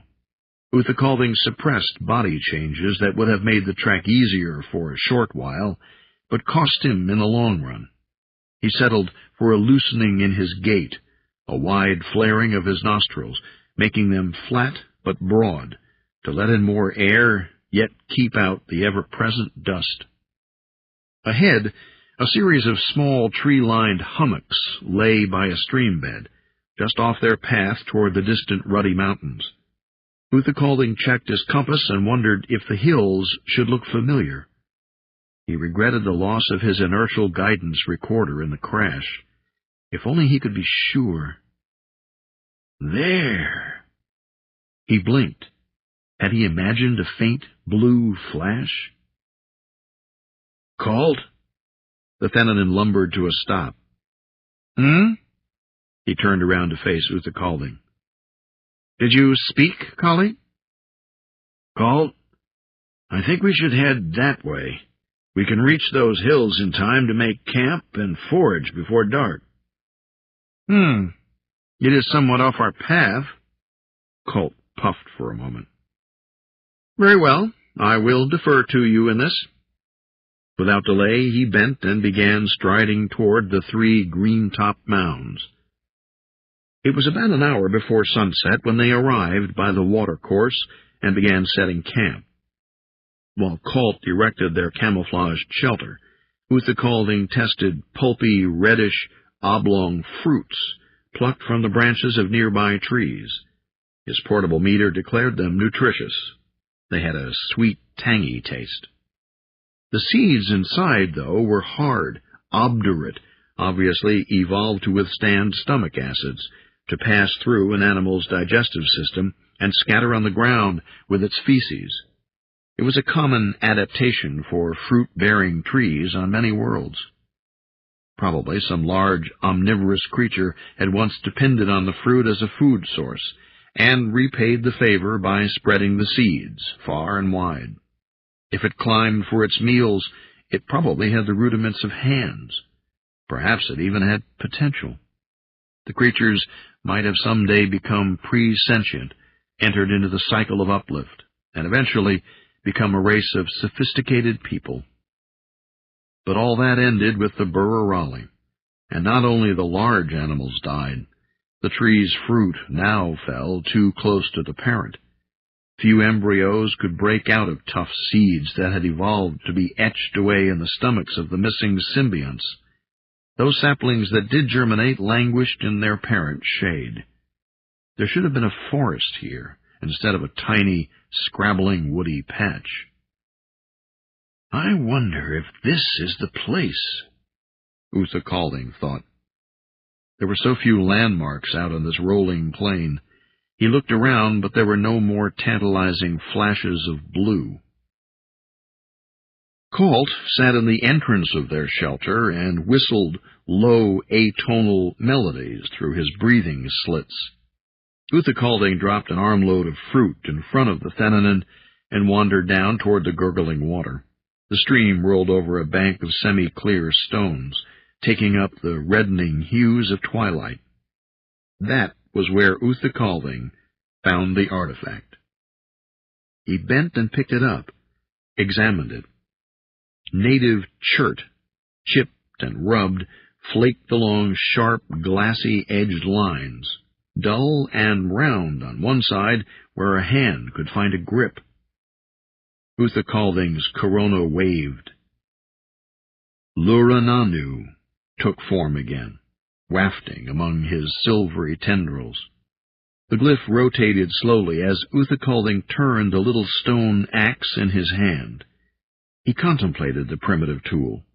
The Luraranu regarded Colt, still whistling to himself higher up the hillside. The glyph tensed and launched itself toward the hulking Thenodin. Stone tools, among the hallmarks of presentience, Uthakalding thought. He had asked Athaklana to watch out for signs, for there were rumors, tales that told of sightings in the wild back country of Garth. Uthakalding! He swiveled, shifting to hide the artifact behind his back as he faced the big Thenodin. Yes, Colt? Colt appeared uncertain. Mito kanmi betwillifith. Colt shook his head. His eyes closed and opened again. I wonder if you have tested these fruits for my needs as well as yours? Uthakalding sighed. What does it take? Do Thenodin have any curiosity at all? He let the crude artifact slip out of his hand to drop into the river mud where he had found it. Aye, my colleague, they are nutritious, so long as you remember to take your supplements. He walked back to join his companion for a fireless supper by the growing sparkle of the galaxy's light. Chapter 52. Athaklana. Gorillas dropped over both sharp rims of the narrow canyon, lowering themselves on stripped forest vines. They slipped carefully past smoking crevices where recent explosions had torn the escarpment. Landslides were still a danger. Nevertheless, they hurried. On their way down, they passed through shimmering rainbows. The gorilla's fur glistened under coatings of tiny water droplets. A terrible growling accompanied their descent, echoing from the cliff faces and covering their labored breathing. It had hidden the noise of battle, smothering the bellow of death that had raged here only minutes before. Briefly, the dinsome waterfall had had competition, but not for long. Where its fermescent torrent had formerly fallen to crash upon glistening, smooth stones, it now splattered and spumed against torn metal and polymers. Boulders dislodged from the cliffsides had pounded the new debris at the foot of the falls. Now the water worked it flatter still. Athaklana watched from atop the overlooking bluffs. We do not want them to know how we manage this, she said to Benjamin. The filament we bunched up under the falls was pre-treated to decay. It'll all wash away within a few hours, sir. When the enemy gets a relief party in here, they won't know what ruse we used to trap this bunch.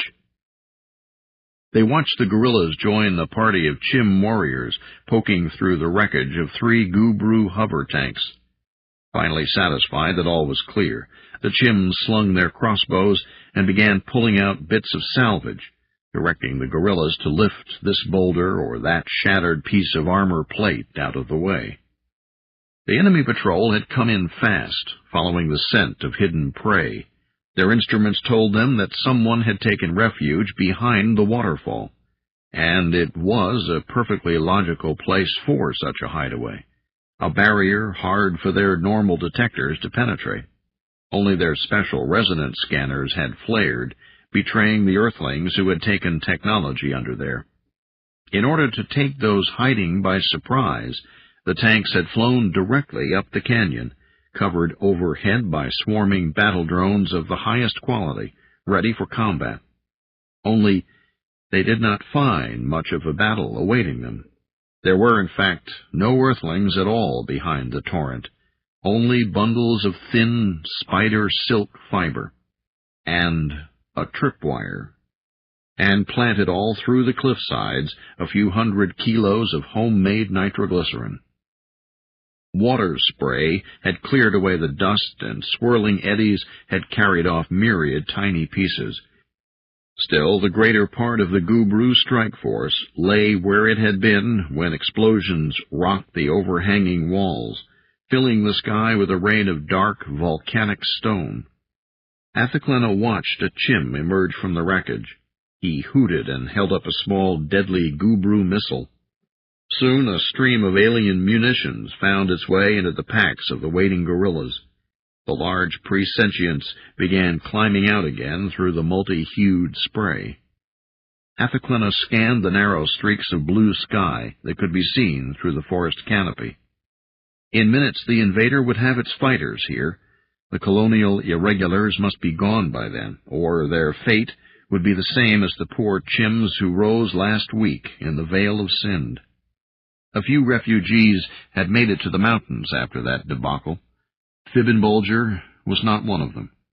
No messenger had come with Galet Jones's promised notes. For lack of information, Athaklena's staff could only guess how long it would take for the Gubru to respond to this latest ambush.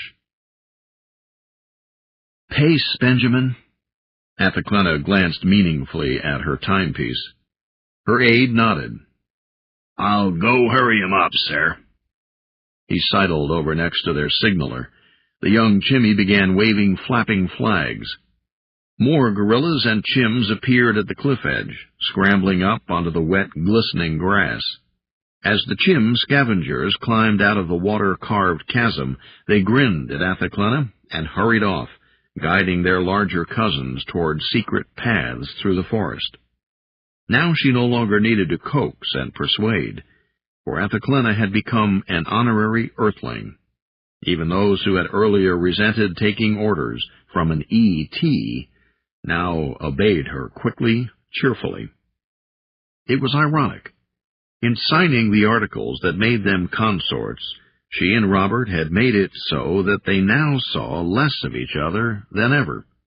She no longer needed his authority as the sole free adult human, so he had set forth to raise havoc of his own elsewhere. "I wish I had studied such things better," she pondered. She was unsure just what was legally implied by signing such a document before witnesses. Interspecies marriages tended to be more for official convenience than anything else. Partners in a business enterprise might marry, even though they came from totally different genetic lines. A reptiloid bygla might enter into consort with a chitinous Fruthian. One did not expect issue from such joinings, but it was generally expected that the partners appreciate each other's company. She felt funny about the whole thing. In a special sense, she now had a husband, and he was not here. So it was for Mathakluana all those long, lonely years, Athaklena thought, fingering the locket that hung from a chain around her throat. Uthakalding's message thread had joined her mother's in there.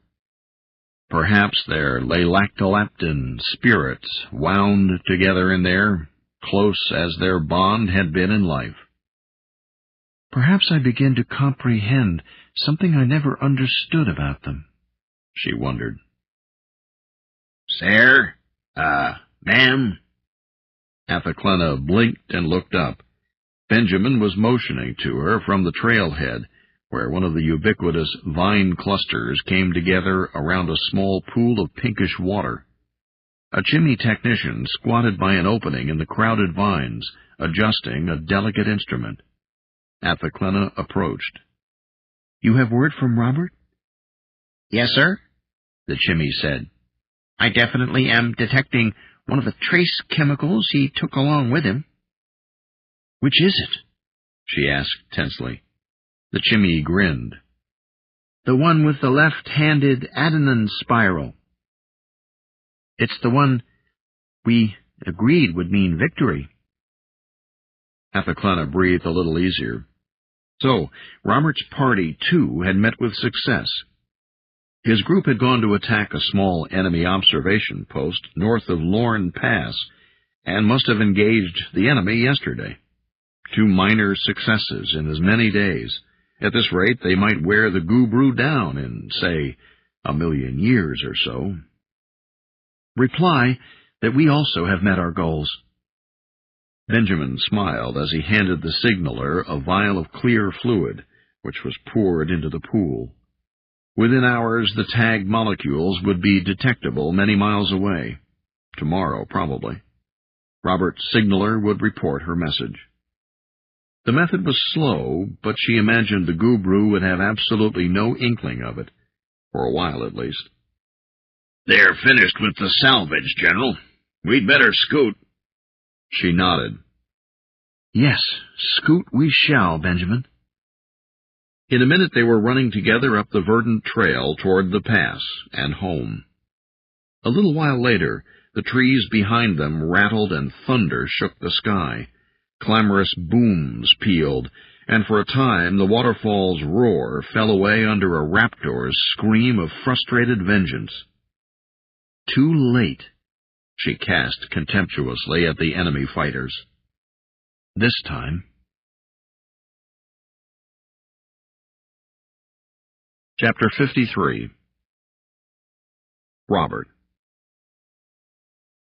The enemy had started using better drones. This time, the added expense saved them from annihilation. The battered Gubru patrol retreated through dense jungle, blasting a ruined path on all sides for 200 meters. Trees blew apart, and sinuous vines whipped like tortured worms. The hover tanks kept this up until they arrived in an area open enough for heavy lifters to land. There the remaining vehicles circled, facing outward, and kept up nearly continuous fire in all directions. Robert watched as one party of Chims ventured too close with their hand catapults and chemical grenades. They were caught in the exploding trees, cut down in a hail of wooden splinters, torn to shreds in the indiscriminate scything. Robert used hand signals to send the withdraw and disperse order, rippling from squad to squad. No more could be done to this convoy, not with the full force of the Gubru military no doubt already on its way here. His bodyguards cradled their captured saber rifles and darted into the shadows ahead of him and to the flanks. Robert hated the way the Chims kept this web of protection around him, forbidding him to approach a skirmish site until all was safe. There was no helping it, though. They were right, damn it. Clients were expected to protect their patrons as individuals, and the patron race in turn protected the client race as a species. Athaklena seemed better able to handle this sort of thing. She was from a culture that had come into existence from the start, assuming that this was the way things were. Also, he admitted, she doesn't worry about machismo. One of his problems was that he seldom got to see or touch the enemy, and he so wanted to touch the Gubru. The withdrawal was executed successfully before the sky filled with alien battlecraft. His company of Earthling irregulars split up into small groups to make their separate ways to dispersed encampments until they received the call to arms again over the forest vine network. Only Robert's squad headed back toward the heights wherein their cave headquarters lay. That required taking a wide detour, for they were far east in the Moulin Range, and the enemy had set up outposts on several mountain peaks, easily supplied by air and defended with space-based weaponry. One of these stood along their most direct path home, so the Chim scouts led Robert's group down a jungle crevice just north of Lorne Pass. The rope-like transfer vines lay everywhere. They were wonders, certainly, but they made for slow going down here below the heights. Robert had had plenty of time to think. Mostly he wondered what the Gubru were doing coming up here into the mountains at all. Oh, he was glad they came, for it gave the resistance a chance to strike at them. Otherwise the irregulars might as well spit at the enemy with their vast, overpowering weaponry. But why were the Gubru bothering at all with the tiny guerrilla movement up in the Moulin, when they had a firm grip on the rest of the planet? Was there some symbolic reason? Something encrusted in galactic tradition that required they reduce every isolated pocket of resistance? But even that would not explain the large civilian presence at those mountaintop outposts. The Gubru were pouring scientists into the Mulan. They were looking for something. Robert recognized this area. He signaled for a halt. "Let's stop and look in on the guerrillas," he said. His lieutenant, a bespectacled, middle-aged chimney named Elsie, frowned and looked at him dubiously. "The enemy's gas spots sometimes dose an area without cause, sir, just randomly. We Chims will only be able to rest easy after you're safe underground again." Robert was definitely not looking forward to the caverns, especially since Athaklena wouldn't be back from her next mission for several days. He checked his compass and map. "Come on, the refuge is only a few miles off our path. Anyway, if I know you Chims from the Howlett Center, you must be keeping your precious gorillas in a place that's even safer than the caves." He had her there, and Elsie clearly knew it. She put her fingers to her mouth and trilled a quick whistle, sending the scouts hurrying off in a new direction to the southwest, darting through the upper parts of the trees. In spite of the broken terrain, Robert made his way mostly along the ground. He couldn't dash pell-mell along narrow branches, not for mile after mile like the Chims. Humans just weren't specialized for that sort of thing. They climbed another side canyon that was hardly more than a split in the side of a mammoth bulwark of stone. Down the narrow defile floated soft wisps of fog, made opalescent by multiple refractions of daylight. There were rainbows, and once, when the sun came out behind and above him, Robert looked down at a bank of drifting moisture and saw his own shadow surrounded by a triply colored halo, like those given saints in ancient iconography. It was the glory, an unusually appropriate technical term for a perfect 180-degree reverse rainbow, much rarer than its more mundane cousins that would arch over any misty landscape, lifting the hearts of the blameless and the sinful alike. "If only I weren't so damn rational," he thought. "If I didn't know exactly what it was, I might have taken it as a sign." He sighed. The apparition faded even before he turned to move on. There were times when Robert actually envied his ancestors, who had lived in dark ignorance before the 21st century, and seemed to have spent most of their time making up weird, ornate explanations of the world to fill the yawning gap of their ignorance. Back then, one could believe in anything at all. Simple, deliciously elegant explanations of human behavior. It apparently never mattered whether they were true or not, as long as they were incanted right. Party lines and wonderful conspiracy theories abounded. You could even believe in your own sainthood if you wanted. Nobody was there to show you, with clear experimental proof, that there was no easy answer, no magic bullet, no philosopher's stone, only simple, boring sanity. How narrow the Golden Age looked in retrospect. No more than a century had intervened between the end of the darkness and contact with galactic society. For not quite 100 years, war was unknown to Earth. And now look at us, Robert thought. I wonder, does the universe conspire against us? We finally grow up, make peace with ourselves, and emerge to find the stars already owned by crazies and monsters. No, he corrected himself. Not all monsters. In fact, the majority of galactic clans were quite decent folk, but moderate majorities were seldom allowed to live in peace by fanatics, either in Earth's past or in the 5 galaxies today. Perhaps golden ages simply aren't meant to last.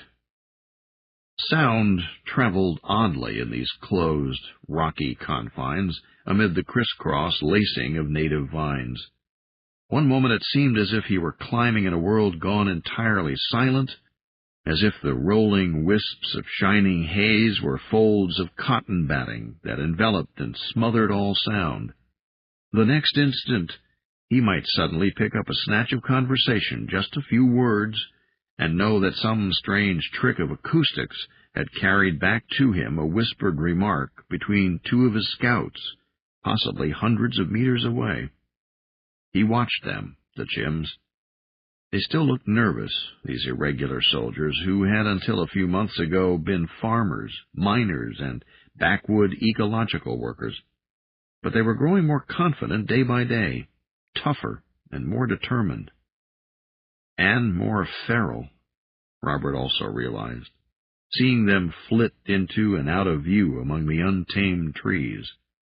There was something fierce and wild in the way they moved, in the way their eyes darted as they leaped from branch to branch. One seldom seemed to need words to know what the other was doing. A grunt, a quick gesture, a grimace, these were often more than enough. Other than their bows and quivers and hand-spun weapons pouches, the Chims mostly traveled naked. The softening trappings of civilization, the shoes and factory-made fabrics, were all gone, and with them had departed some illusions. Robert glanced down at himself, bare-shanked, clad in breechcloth, moccasins, and cloth knapsack, bitten, scratched, and hardening every day. His nails were dirty, his hair had been getting in the way, so he'd cut it off in front and tied it in back. His beard had long ago stopped itching. Some of the ETs think that humans need more uplifting, that we are ourselves little more than animals. Robert leaped for a vine and swung over a dark patch of evil-looking thorns, coming to land in an agile crouch upon a fallen log. It's a fairly common belief among the galactics, and who am I to say they're wrong? There was a scurry of movement up ahead. Rapid hand signals crossed the gaps between the trees. His nearby guards, those directly responsible for his safety, motioned for him to detour along the westward upwind side of the canyon. After climbing a few score meters higher, he learned why. Even in the dampness, he caught the musty, oversweet smell of old coercion dust, of corroding metal, and of death. Soon he reached a point where he could look across the little vale to a narrow scar, already healing under layers of new growth, which ended in a crumpled mass of once sleek machinery, now seared and ruined. There were soft Chim whispers and hand signals among the scouts. They nervously approached and began picking through the debris, while others fingered their weapons and watched the sky. Robert thought he saw jutting white bones amid the wreckage, already picked clean by the ever-hungry jungle. If he had tried to approach any closer, of course, the Chims would have physically restrained him, so he waited until Elsie returned with a report. "They were overloaded," she said, fingering the small black flight recorder. Emotion obviously made it hard for her to bring forth words. "They were trying to carry too many humans to Port Helena, the day just after the hostage gas was first used. Some were already sick, and it was their only transport. The flitter didn't clear the peak up there." She gestured at the fog-shrouded heights to the south. "Must have hit the rocks a dozen times to fall this far." Shall we leave a couple of Chims, sir? A burial detail?" Robert scuffed the ground. "No, mark it, map it. I'll ask Athaklena if we should photograph it later, for evidence. Meanwhile, let Garth take what she needs from them. He turned away. The Chims weren't the only ones finding words hard right now. With a nod, he set the party going again. As he clambered higher, Robert's thoughts burned. There had to be a way to hurt the enemy worse than they had so far. Days ago, on a dark, moonless night, he had watched while 12 selected chims sailed down onto a Gubru encampment, riding the winds on homemade, virtually invisible paper gliders. They had swooped in, dropped their nitro and gas bombs, and slipped away by starlight before the enemy even knew anything was happening. There had been noise and smoke, uproar and squawking confusion, and no way at all to tell how effective the raid was. Nevertheless, he remembered how he had hated watching from the sidelines. He was a trained pilot, more qualified than any of these mountain chims for a mission like that. But Athaklena had given firm instructions to which the Neo-chimps all adhered. Robert's ass was sacred. It's my own damn fault, he thought, as he scrambled through a dense thicket. By making Athaklena his formal consort, he had given her that added status she had needed to run this small insurrection, and some degree of authority over him as well. No longer could he do as he damn well pleased. So, she was his wife now, in a fashion. Some marriage, he thought. While Athaklena kept adjusting her appearance to look more human, that only served to remind him of what she couldn't do, frustrating Robert. No doubt that was one reason why interspecies consortions were rare. I wonder what Megan thinks of the news. I wonder if our messenger ever got through. Psst! He looked quickly to his right. Elsie stood balanced on a tree branch. She pointed, upslope, to where an opening in the fog exposed a view of high clouds skimming like glass-bottomed boats on invisible pressure layers in the deep blue sky. Underneath the clouds could be seen the tree-fringed slope of a mountain. Narrow curls of smoke spiraled upward from shrouded places on its flanks. Mount Fosse, Elsie said concisely. And Robert knew at once why the chims felt this might be a safe place. Safe enough, even for their precious gorillas. Only a few semi-active volcanoes lay along the rim of the Sea of Silmar. Still, all through the Moulin, there were places where the ground occasionally trembled, and at rare intervals lava poured forth. The range was still growing. Mount Fosse hissed. Vapor condensed in shaggy serpentine shapes above geothermal vents, where pools of hot water steamed and intermittently burst forth in frothing geysers. The ubiquitous transfer vines came together here from all directions, twisting into great cables as they snaked up the flanks of the semi-dormant volcano. Here they held market in shady, smoky pools, where trace elements that had percolated through narrow trails of hot stone finally entered the forest economy. I should have guessed, Robert laughed.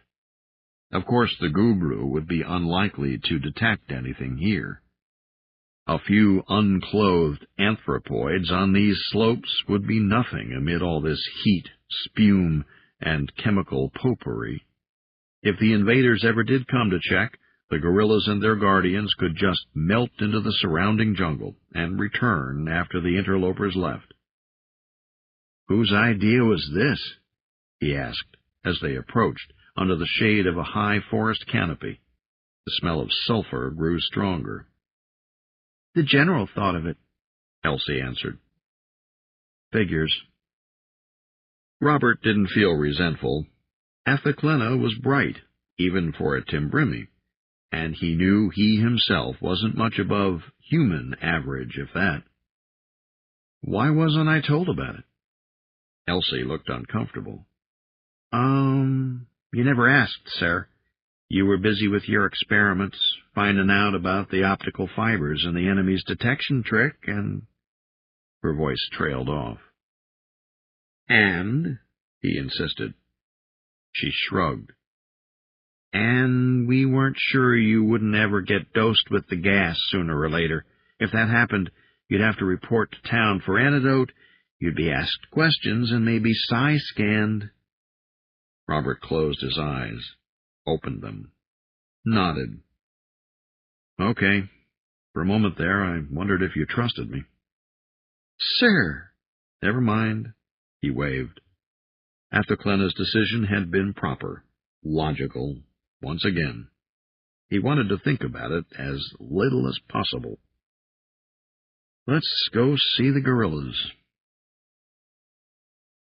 They sat about in small family groups and were easily distinguished at a distance, much larger, darker, and hairier than their neo-chimpanzee cousins. Their big peaked faces, as black as obsidian, bore expressions of peaceful concentration as they ate their meals or groomed each other or worked at the main task that had been assigned them, weaving cloth for the war.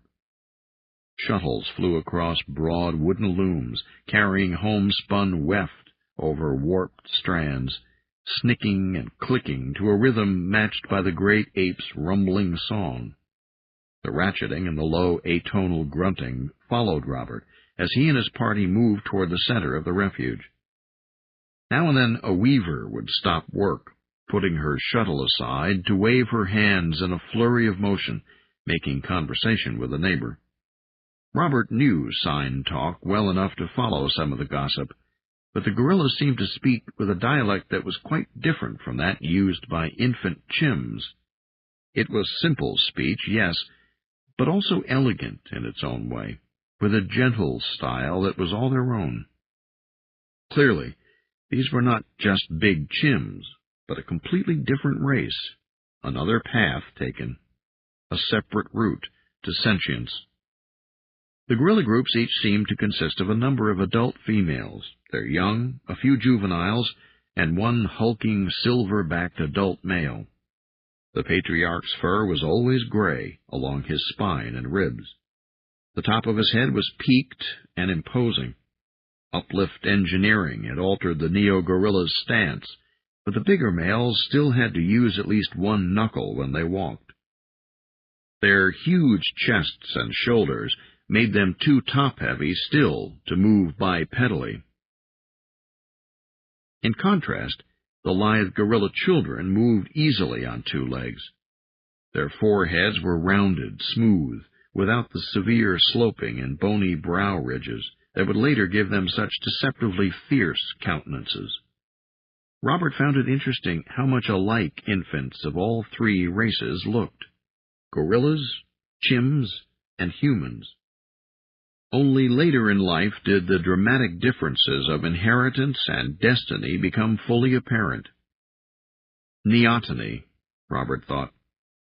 It was a classic pre-contact theory that had proven more valid than not. One proposing that part of the secret of sapiency was to remain as childlike as possible for as long as possible. For instance, human beings retained the faces, the adaptability, and when it was not snuffed out, the insatiable curiosity of young anthropoids, even well into adulthood. Was this trait an accident? One which enabled pre-sentient Homo habilis to make the supposedly impossible leap, uplifting himself to starfaring intelligence by his own bootstraps? Or was it a gift from those mysterious beings some thought must have once meddled in human genes, the long-hypothesized missing patrons of humanity? All that was conjecture, but one thing was clear. Other earthly mammals largely lost all interest in learning and play after puberty. But humans, dolphins, and now, more and more with each generation, neo-chimpanzees, retained that fascination with the world with which they entered it. Someday, grown gorillas might also share this trait. Already these members of an altered tribe were brighter and remained curious longer than their fallow earthly kin. Someday their descendants, too, might live out their lifespans forever young. If the galactics ever allow it, that is. Infant gorillas wandered about freely, poking their noses into everything. They were never slapped or chastised, only pushed gently aside when they got in the way, usually with a pat and a chuffed vocalization of affection. As he passed one group, Robert even caught a glimpse of a gray-flanked male mounting one of his females up in the bushes. 3 youngsters crawled over the male's broad back, prying at his massive arms. He ignored them, simply closing his eyes and hunkering down, doing his duty by his species. More infants scurried through the breaking foliage to tumble in front of Robert. From their mouths hung strips of some plastic material that they chewed into frayed tatters. 2 of the children stared up at him in something like awe, but the last one, less shy than the others, waved its hands in eager, if sloppy, signs. Robert smiled and picked the little fellow up. Higher on the hillside, above the chain of fog-shrouded hot springs, Robert saw other brown shapes moving through the trees. "Younger males," Elsie explained, "and bulls too old to hold a patriarchy. Back before the invasion, the planners at the Howlett Center were trying to decide whether to intervene in their family system. It's their way, yes, but it's so hard on the poor males. A couple years' pleasure and glory, but at the cost of loneliness most of the rest of their lives." She shook her head. "We hadn't made up our minds before the Gubru came. Now, maybe we'll never get the chance." Robert refrained from commenting. He hated the restrictive treaties, but he still had trouble with what Elsie's colleagues had been doing at the Howlett Center. It had been arrogance to take the decision into their own hands. He could see no happy outcome to it. As they approached the hot springs, he saw chimps moving about seriously on various errands. Here one peered into the mouth of a huge gorilla, easily 6 times her mass, probing with a dental tool. There, another patiently taught sign language to a class of 10 gorilla children. "How many chimps are here to take care of them?"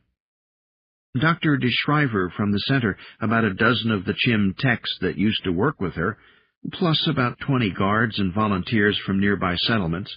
It depends on when we sometimes take gorillas off to help in the war." "How do they feed them all?" Robert asked as they descended to the banks of one of the springs. Some of the chimps from his party had arrived ahead of them and were already lounging by the humid bank, sipping at soup cups. A small nearby cave held a makeshift storage chamber where resident workers in aprons were ladling out more steaming mugs. "It's a problem," Elsie nodded. "The gorillas have finicky digestions, and it's hard to get them the right balance of foods. Even in the restored ranges in Africa, a big silverback needs up to 60 pounds of vegetation, fruit, and insects a day. Natural gorillas have to move around a lot to get that kind of forage, and we can't allow that." Robert lowered himself to the damp stones and released the gorilla infant, who scampered down to the poolside, still chewing his ragged strip of plastic. "It sounds like quite a quandary," he said to Elsie. "Yeah. Fortunately, Dr. Schultz solved the problem just last year. I'm glad he had that satisfaction before he died." Robert removed his moccasins. The water looked hot. He dipped a toe and pulled it back quickly. "Ouch! How did he do it?" Beg your pardon?" "What was Schultz's solution?" "Microbiology, sir." She looked up suddenly, her eyes bright. "Ah, here they come with soup for us, too." Robert accepted a cup from a chimney whose apron must have come from cloth woven on the gorilla's looms. She walked with a limp. Robert wondered if she had been wounded in some of the fighting. "Thank you," he said, appreciating the aroma. He hadn't realized how hungry he was. "Elsie, what do you mean, microbiology?" She sipped delicately. "Intestinal bacteria, symbionts. We all have them. Tiny critters that live in our guts and in our mouths. They're harmless partners, mostly. Help us digest our food in exchange for a free ride." "Ah." Of course, Robert knew about biosymbionts. Any school kid did. Dr. Schultz managed to come up with a suite of bugs that helps the gorillas eat and enjoy a whole lot of native Garth vegetation. She was interrupted by a high-pitched little cry, unlike anything an ape might produce. "Robert!" shrieked a piping voice. He looked up. Robert grinned. "April, little April, woo! How are you, sunshine?" The little girl was dressed like Sheena, the jungle girl. She rode on the left shoulder of an adolescent male gorilla, whose black eyes were patiently gentle. April tipped forward and waved her hands in a quick series of signs. The gorilla let go of her legs, and she climbed up to stand on his shoulder, holding his head for balance. Her guardian chuffed uncomplainingly. "Catch me, Robert!" Robert hurried to his feet. Before he could say anything to stop her, she sprang off, a sun-browned windmill that streamed blonde hair. He caught her in a tangle of legs. For a moment, until he had a sure grip, his heart beat faster than it had in battle or in climbing mountains. He had known the little girl was being kept with the gorillas for safety. To his chagrin, he realized how busy he had been since recovering from his injuries, too busy to think of this child, the only other human free in the mountains. "Hi, Pumpkin," he said to her. "How are you doing these days? Are you taking good care of the gorillas?" She nodded seriously. "I've gotta take good care of the gorillas, Robert. We gotta be in charge, 'cause there's just us." Robert gave her a close hug. At that moment, he suddenly felt terribly lonely. He had not realized how badly he missed human company. "Yep, it's just you and me up here," he said softly. "You and me and Timbimmy Athaclena," she reminded him. He met her eyes. "Nevertheless, you're doing what Dr. de Shriver asks, aren't you?" She nodded. "Dr. de Shriver's nice. She says maybe I might get to go see Mommy and Daddy sometime soon." Robert winced. He would have to talk to Dr. de Shriver about deceiving the youngster. The chim in charge probably could not bear to tell the human child the truth, that she would be in their care for a long time to come. To send her to Port Helena now would be to give away the secret of the gorillas, something even Athaclena was now determined to prevent. "Take me down there, Robert," April demanded with a sweet smile. She pointed to a flat rock where the infant gorilla now capered before some of Robert's group. The chims laughed indulgently at the little male's antics. The satisfied, slightly smug tone in their voices was one Robert found understandable. A very young client race would naturally feel this way toward one even younger. The chims were very proprietary and parental toward the gorillas. Robert, in turn, felt a little like a father with an unpleasant task ahead of him, one who must somehow break it to his children that the puppy would not remain theirs for long. He carried April across to the other bank and set her down. The water temperature was much more bearable here. No, it was wonderful. He kicked off his moccasins and wriggled his toes in the tingling warmth. April and the baby gorilla flanked Robert, resting their elbows on his knees. Elsie sat by his side. It was a brief, peaceful scene. If a neo-dolphin were magically to appear in the water, spy-hopping into view with a wide grin, the tableau would have made a good family portrait. "Hey, what's that you've got in your mouth?" He moved his hand toward the little gorilla, who quickly shied back out of reach. It regarded him with wide, curious eyes. "What's he chewing on?" Robert asked Elsie. "It looks like a strip of plastic, but what's it doing here? There isn't supposed to be anything here that was manufactured on Garth." "It's not Garth-made," someone said. They looked up. It was the Chimmy who had served them their soup. She smiled and wiped her hands on her apron before bending over to pick up the gorilla infant. It gave up the material without fuss. All the little ones chew these strips. They tested safe, and we're absolutely positive nothing about it screams Terran to Gubru detectors. Elsie and Robert exchanged a puzzled look. How can you be so sure? What is the stuff? She teased the little ape, waving the strip before its face until it chirped and grabbed it, popping the well-masticated piece back into its mouth. Some of their parents brought shredded bits of it back from our first successful ambush, back at the Howlett Center. They said it smelled good. Now the brats chew it all the time. She grinned down at Elsie and Robert. It's that super plastic fiber from the Gubru fighting vehicles. You know, that material that stops bullets flat? Robert and Elsie stared. Hey, Kongi, how about that? The Chimmy cooed at the little gorilla. You clever little thing, you. Say, if you like chewing armor plating, how about taking on something really tasty next? How about a city? Maybe something simple like New York? The baby lowered the frayed, wet end long enough to yawn, a wide gaping of sharp, glistening teeth. The Chimmy smiled. Yum! You know, I think little Kongi likes the idea. Chapter 54. Fibbin.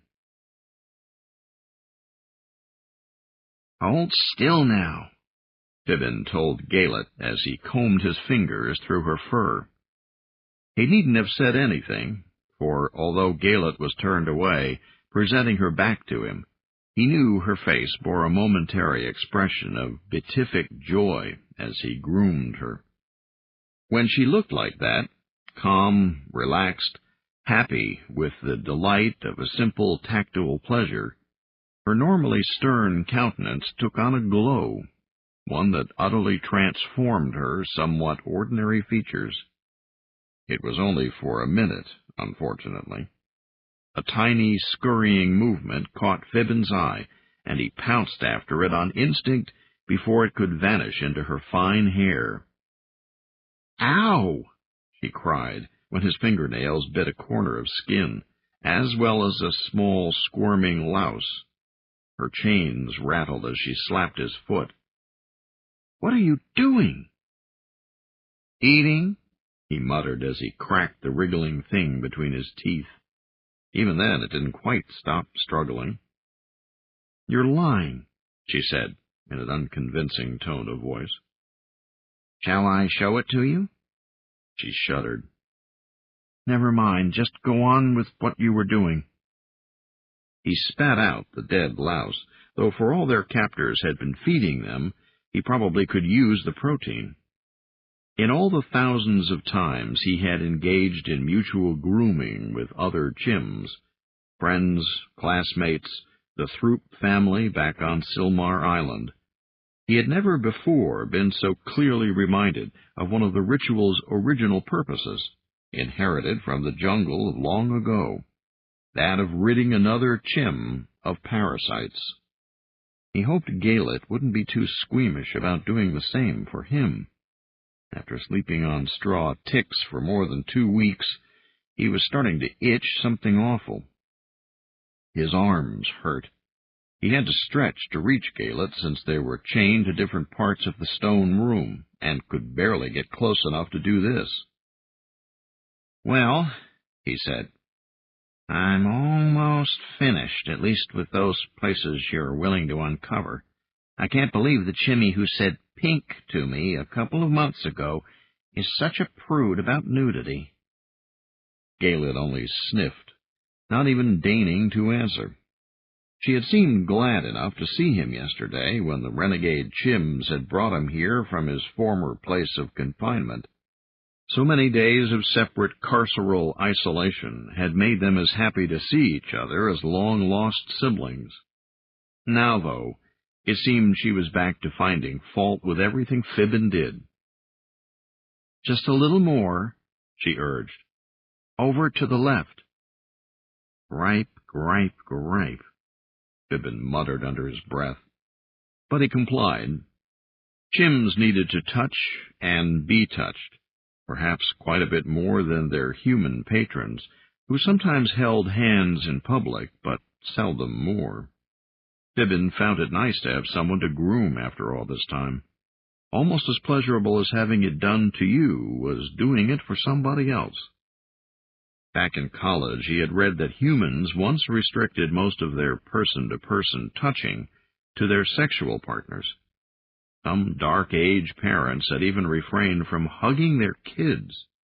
Those primitives hardly ever engaged in anything that could be likened to mutual grooming. Completely non-sexual scratching, combing, massaging one another, just for the pleasure of contact, with no sex involved at all. A brief library search had verified this slanderous rumor to his amazement. No historical anecdote had ever brought home to Fibbin so well just how much agnosy and craziness poor human melles and femmes had endured. It made forgiveness a little easier when he also saw pictures of old-time zoos and circuses and trophies of the hunt. Fibbin was pulled out of his thoughts by the sound of keys rattling. The old-style wooden door slid open. Someone knocked, and then walked in. It was the Chimmy who had brought them their evening meals. Since being moved here, Fibbin had not learned her name, but her heart-shaped face was striking, and somehow familiar. Her bright zip-suit was of the style worn by the band of probationers that worked for the Gubru. The costume was bound by elastic bands at ankles and wrists, and a holo-projection armband picted outstretched birds' talons a few centimeters into space. "Someone's coming to see both of you," the female probie said lowly, softly. "I thought you'd want to know. Have time to get ready." Galet nodded coolly. "Thank you." He hardly glanced at the Chimmy, but Fibbin, in spite of his situation, watched their jailer's sway as she turned and walked away. "Damn traitors," Galet muttered. She strained against her slender chain, rattling it. "Oh, there are times when I wish I were a Chen. I... Fibbin looked up at the ceiling and sighed. Galet strained to turn and look at him. "What? You've maybe got a comment?" Fibbin shrugged. "Sure. If you were a Chen, you just might be able to bust out of that skinny little chain. But then they wouldn't have used something like that if you were a male Chim, would they?" He lifted his own arms as far as they would go, barely enough to bring them into her view. Heavy links rattled. The chafing hurt his bandaged right wrist, so he let his hands drop to the concrete floor. "I guess there were other reasons she wishes she was male," came a voice from the doorway. Fibbin looked up and saw the probationer called Iron Grip, the leader of the renegades. The Chim smiled theatrically as he rolled one end of his waxed mustache, an affectation Fibbin was getting quite sick of. "Sorry, I couldn't help but overhear that last part, folks." Galet's upper lip curled in contempt. "So you were listening, so what? All that means is you're an eavesdropper as well as a traitor." The powerfully built Chim grinned. "Shall I go for voyeur also? Why don't I have you two chained together, Ought to make for lots of amusement. You like each other so much." Galet snorted. She pointedly moved away from Fibbin, shuffling over to the far wall. Fibbin refused to give the fellow the pleasure of a response. He returned Iron Grip's gaze evenly. "Actually," the probationer went on in a musing tone, It's pretty understandable a chimney like you wishing she was a Chen, especially with that white breeding card of yours. Why, a white card's damn near wasted on a girl. What I find hard to figure, Iron Grip said to Fibbin, is why you two have been doing what you were doing, running around playing soldier for the man. Hard to figure. You with a blue card, her with a white. Geez, you two could do it any time. She's pink, with no pills, no asking her guardian, no by your leave from the Uplift board. All the kids you ever want, whenever you want 'em. Gaelic offered the chim a chilled stare. You are disgusting. Iron Grip colored. It was especially pronounced with his pale, shaved cheeks. Why? Because I'm fascinated by what's been deprived me? With what I can't have? Fibbin growled. More like with what you can't do. The blush deepened. Iron Grip knew his feelings were betraying him. He bent over to bring his face almost even with Fibbin's. Keep it up, college boy. Who knows what you'll be able to do once we've decided your fate? He grinned. Fibbin wrinkled his nose. You know, the color of a Chen's card isn't everything. For instance, even you'd probably get more girls if you just used a mouthwash once in a while. He grunted and doubled over as a fist drove into his abdomen. You pay for your pleasures, Fibbin reminded himself, as his stomach convulsed and he fought for breath. Still, from the look on the trader's face, he must have struck pay dirt. Iron Grip's reaction spoke volumes. Fibbin looked up to see concern written in Gaelic Jones's eyes. The expression instantly turned to anger. Will you two stop it? You're acting like children, like presentient... Iron Grip whirled and pointed at her. What do you know about it, Are you some sort of expert? Are you a member of the goddamn Uplift board? Are you even a mother yet? I'm a student of galactic sociology, Gaelic said rather stiffly. Iron Grip laughed bitterly. A title given to reward a clever monkey. You must have really done some beautiful tricks on the jungle gym to get a real-as-life scale model sheepskin doctorate. He crouched near her. Haven't you figured it out yet, little miss? Let me spell it for you. We're all goddamn presentients. Go ahead, deny it. Tell me I'm wrong. It was Gaelic's turn to change color.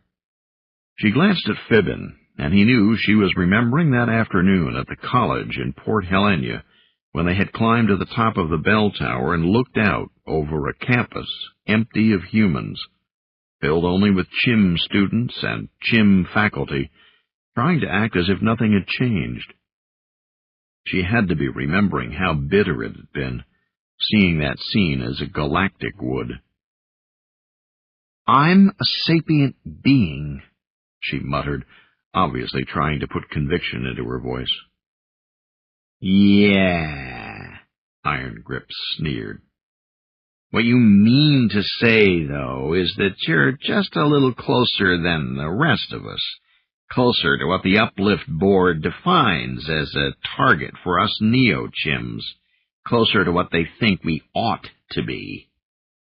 Tell me, though, what if you took a space trip to Earth and the captain took a wrong turn onto D-level hyperspace and you arrived a couple of 100 years from now? What do you think would happen to your precious white card then? Gaelic looked away. Sic transit gloria mundi. Iron Grip snapped his fingers. You'd be a relic then. Obsolete, a phase, long bypassed in the relentless progress of Uplift. He laughed, reaching out and taking her chin in his hand to make her meet his eyes. You'd be probationer, honey. Fibbin surged forward, but was caught short by his chains. The jolting stop sent pain shooting up from his right wrist, but in his anger, Fibbin hardly noticed. He was too filled with wrath to be able to speak. Dimly, as he snarled at the other Chen, he knew that the same held for Galet. It was all the more infuriating because it was just one more proof that the bastard was right. Iron Grip met Fibbin's gaze for a long moment before letting go of Galet. 100 years ago, he went on, I would have been something special. They would have forgiven, ignored my own little quirks and drawbacks. They'd have given me a white card for my cunning and my strength. Time is what decides it, my good little Chen and Chimmy. It's all what generation you're born in. He stood up straight. Or is it? Iron Grip smiled. Maybe it also depends on who your patrons are, If the standards change, if the target image of the ideal future Pons Sapiens changes, well... He spread his hands, letting the implication sink in. Galet was the first to find her voice. You actually expect the Gubru? Iron Grip shrugged. Times are a-changin', my darlings. I may yet have more grandkids than either of you.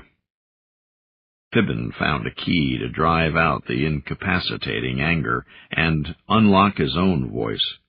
He laughed. He guffawed. Yeah? He asked, grinning. Well, first you'll have to fix your other problem, boyo. How are you going to pass on your genes if you can't even get it up to... This time it was Iron Grip's unshod foot that lashed out.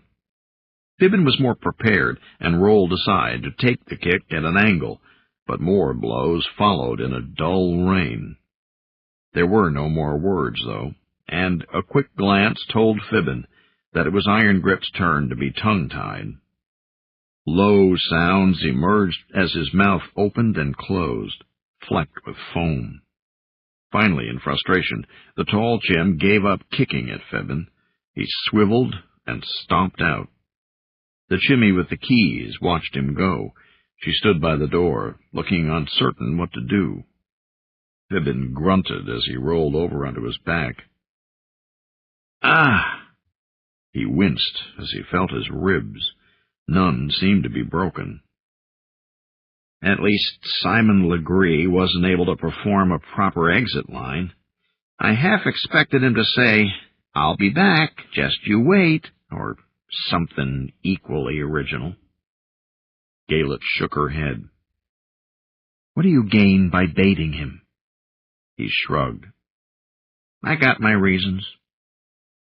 Gingerly, he backed against the wall. The Chimmy in the billowing zip suit was watching him. But when their eyes met, she quickly blinked and turned to leave, closing the door behind her. Fibbin lifted his head and inhaled deeply through his nose several times. Now what are you doing? Galet asked. He shook his head. Nothing, just passing the time. When he looked again, Galet had turned her back to him again. She seemed to be crying. Small surprise, Fibbin thought. It probably wasn't as much fun for her being a prisoner as it had been leading a rebellion. For all the two of them knew, the resistance was washed up, finished, kaput, and there wasn't any reason to believe things had gone any better in the mountains. Athaclena and Robert and Benjamin might be dead or captured by now. Port Helena was still ruled by birds and quislings. Don't worry, he said, trying to cheer her up. You know what they say about the truest test of sapiency? You mean you haven't heard of it? Why, it's just coming through when the chimps are down. Gayla wiped her eyes and turned her head to look at him. Oh, shut up, she said. Okay, so it's an old joke, Fibbin admitted to himself. But it was worth a try. Still, she motioned for him to turn around. Come on, it's your turn. Maybe. She smiled weakly, as if uncertain whether or not to try a joke of her own. Maybe I can find something to snack on, too. Fibbin grinned. He shuffled about and stretched his chains until his back was as close to her as possible, not minding how it strained his various hurts. He felt her hands working to unknot his tangled, furry thatch, and rolled his eyes upward. Ah, he sighed.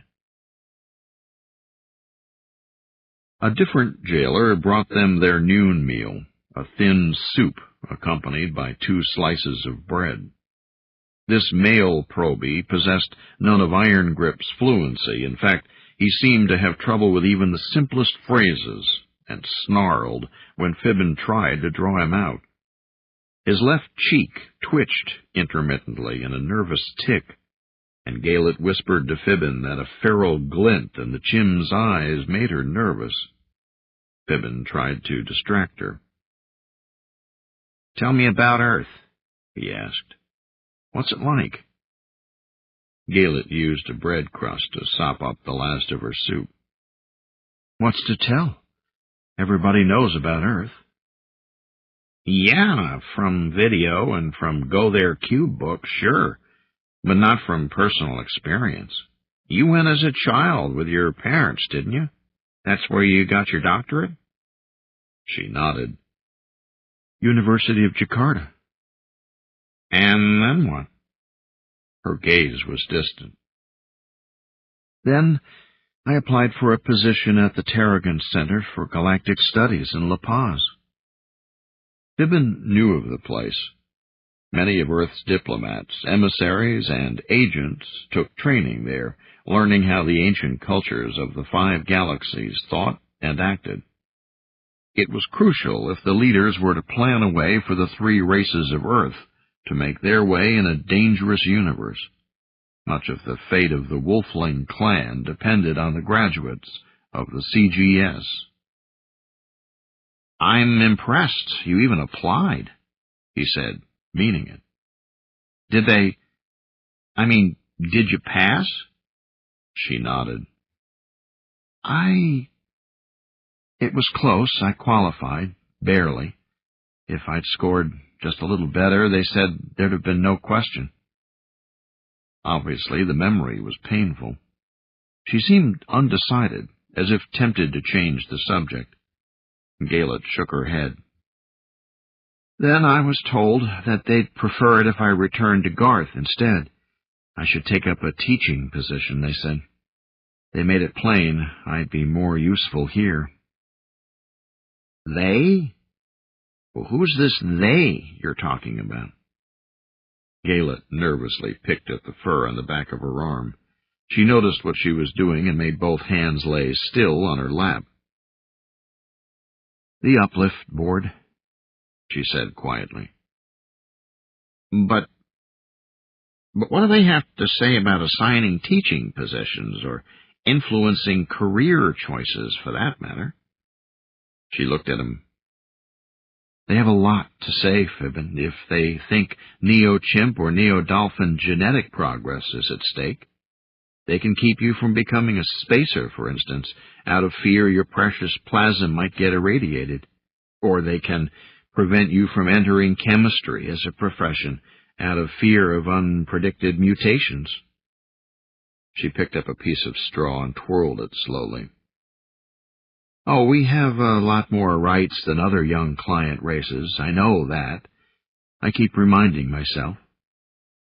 But they decided your genes were needed on Garth, Fibbin guessed in low voice. She nodded. There's a point system. If I'd really scored well on the CGS exam, it would have been okay. A few chims do get in. But I was at the margin. Instead, they presented me with that damned white card, like it was some sort of consolation prize, or maybe a wafer for some sacrament, and they sent me back to my native planet. Back to poor old Garth. Seems my raison d'etre is the babies I'll have. Everything else is incidental. She laughed, somewhat bitterly. Hell, I've been breaking the law for months now, risking my life and womb in this rebellion. Even if we'd have won, fat chance, I could get a big fat medal from the TAASF, maybe even ticker tape parades, and it wouldn't matter. When all the hoopla died down, I'd still be thrown into prison by the Uplift Board. Oh, good all, Fibbin sighed, sagging back against the cool stones. But you haven't yet. Haven't procreated yet? Good observation. One of the few advantages of being a female with a white card is that I can choose anyone blue or higher for the father, and pick my own timing, so long as I have 3 or more offspring before I'm 30. I don't even have to raise them myself. Again came the sharp, bitter laugh. Hell, half of the chim marriage groups on Garth would shave themselves bald for the right to adopt one of my kids. She makes her situation sound so awful, Fibbin thought. And yet there must be fewer than 20 other chims on the planet regarded as highly by the board. To a member of the client race, it's the highest honor. Still, maybe he understood after all. She would have come home to Garth knowing one fact, that no matter how brilliant her career, how great her accomplishments, it would only make her ovaries all the more valuable, only make more frequent the painful, invasive visits to the plasm bank, and only bring on more pressure to carry as many as possible to term in her own womb. Invitations to join group marriages or pair bonds would be automatic, easy. Too easy. There would be no way to know if a group wanted her for herself. Lone male suitors would seek her for the status fathering her child would bring. And then there would be the jealousy. He could empathize with that. Chims weren't often very subtle at hiding their feelings, especially envy. Quite a few would be downright mean about it. Iron Grip was right, Galet said. It's got to be different for a Chen. A white card would be fun for a male chim, I can see that. But for a chimmy, one with ambition to be something for herself? She looked away. Fibbin tried to think of something to say, but for a moment all he could do was sit there feeling thick-headed, stupid. Perhaps someday one of his great to the nth grandchildren would be smart enough to know the right words, to know how to comfort someone too far gone into bitterness even to want comforting any more. That more fully uplifted Neo-Chim, a few score more generations down the chain of uplift, might be bright enough. But Fibbin knew he wasn't. He was only an ape. He coughed. I remember a time back on Silmar Island. It must have been before you returned to Garth. Let's see, was it 10 years ago? Ifney. I think I was just a freshman. He sighed. Anyway, the whole island got all excited that year when Igor Patterson came to lecture and perform at the university. Galet's head lifted a little. Igor Patterson, the drummer? Fibbin nodded. So you've heard of him? She smirked sarcastically. Who hasn't? He's... Galet spread her hands and let them drop, palms up. He's wonderful. That summed it up all right, for Igor Patterson was the best. The thunder dance was only one aspect of the neo-chimpanzee's love affair with rhythm. Percussion was a favorite musical form, from the quaint farmlands of Hermes to the sophisticated towers of Earth. Even in the early days, back when chimps had been forced to carry keyboard displays on their chests in order to speak at all, even then the new race had loved the beat. And yet, all of the great drummers on Earth and in the colonies were humans. Everyone. Until Igor Patterson. He was the first. The first chim with the fine finger coordination, the delicacy of timing, the sheer chutzpah to make it alongside the best. Listening to Patterson play Clash Ceramic Lightning wasn't only to experience pleasure. For a chim, it was to burst with pride. To many, his mere existence meant that chims weren't just approaching what the Uplift Board wanted them to be, but what they wanted to be as well. The Carter Foundation sent him on a tour of the colonies, Pippin went on. Partly it was a goodwill trip for all the outlying chim communities, and of course it was also to spread the good luck around a bit. Gaylett snorted at the obviousness of it. Of course, Patterson had a white card. The chim members of the Uplift Board would have insisted, even if he weren't also as wonderfully charming, intelligent, and handsome a specimen of neo-chimpanzee as anyone could ask to meet. And Fibbin thought he knew what else Gaylett was thinking. For a male, having a white card wouldn't be much of a problem at all. Just one long party. "I'll bet," she said, and Fibbin imagined he detected a clear tone of envy. "Yeah, well, you should have been there when he showed up to give his concert. I was one of the lucky ones. My seat was way up and back, out of the way, and it happened that I had a real bad cold that night. That was damn fortunate." "What?" Gaylett's eyebrows came together. "What does that have to do with—" "Oh." She frowned at him, and her jaw tightened. "Oh, I see." "I'll bet you do. The air conditioning was set on high, but I'm told the aroma was still overpowering. I had to sit shivering under the blowers. Damn near caught my death." "Will you get to the point?" Gaylett's lips were a thin line. "Well, as no doubt you've guessed, nearly every green or blue card chimney on the island who happened to be in estrus seemed to have a ticket to the concert. None of them used Olfa spray.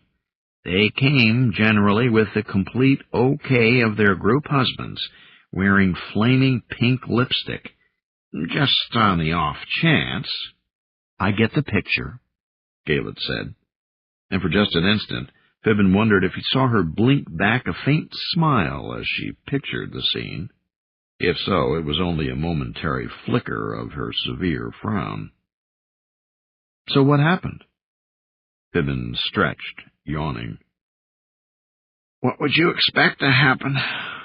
A riot, of course." Her jaw dropped. "Really? At the university?" "Sure as I'm sitting here." "But, the first few minutes went all right. Man, old Igor could play as good as his rep, I'll tell you. The crowd kept getting more and more excited. Even the backup band was feeling it. Then things kind of got out of hand." "But remember old Professor Olfing from the Tarragon's Traditions Department? You know, the elderly chim who sports a monocle? Used to spend his spare time lobbying to get a chim monogamy bill before the legislature?" "Yes, I knew him." She nodded, her eyes wide open. Fibbin made a gesture with two hands. "No. In public? Professor Olfing? With the dean of the College of Frigging Nutrition, no less." Galet let out a sharp sound. She turned aside, hand to her breast. She seemed to suffer a sudden bout of hiccups. Of course, Ulfing's pair-bond wife forgave him later.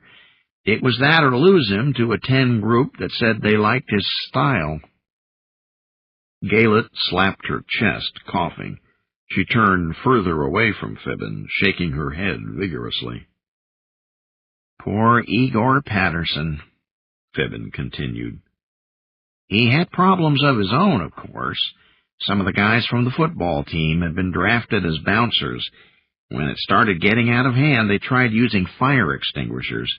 That made things slippery, but it didn't slow him down much. Galet coughed louder. Fibbin!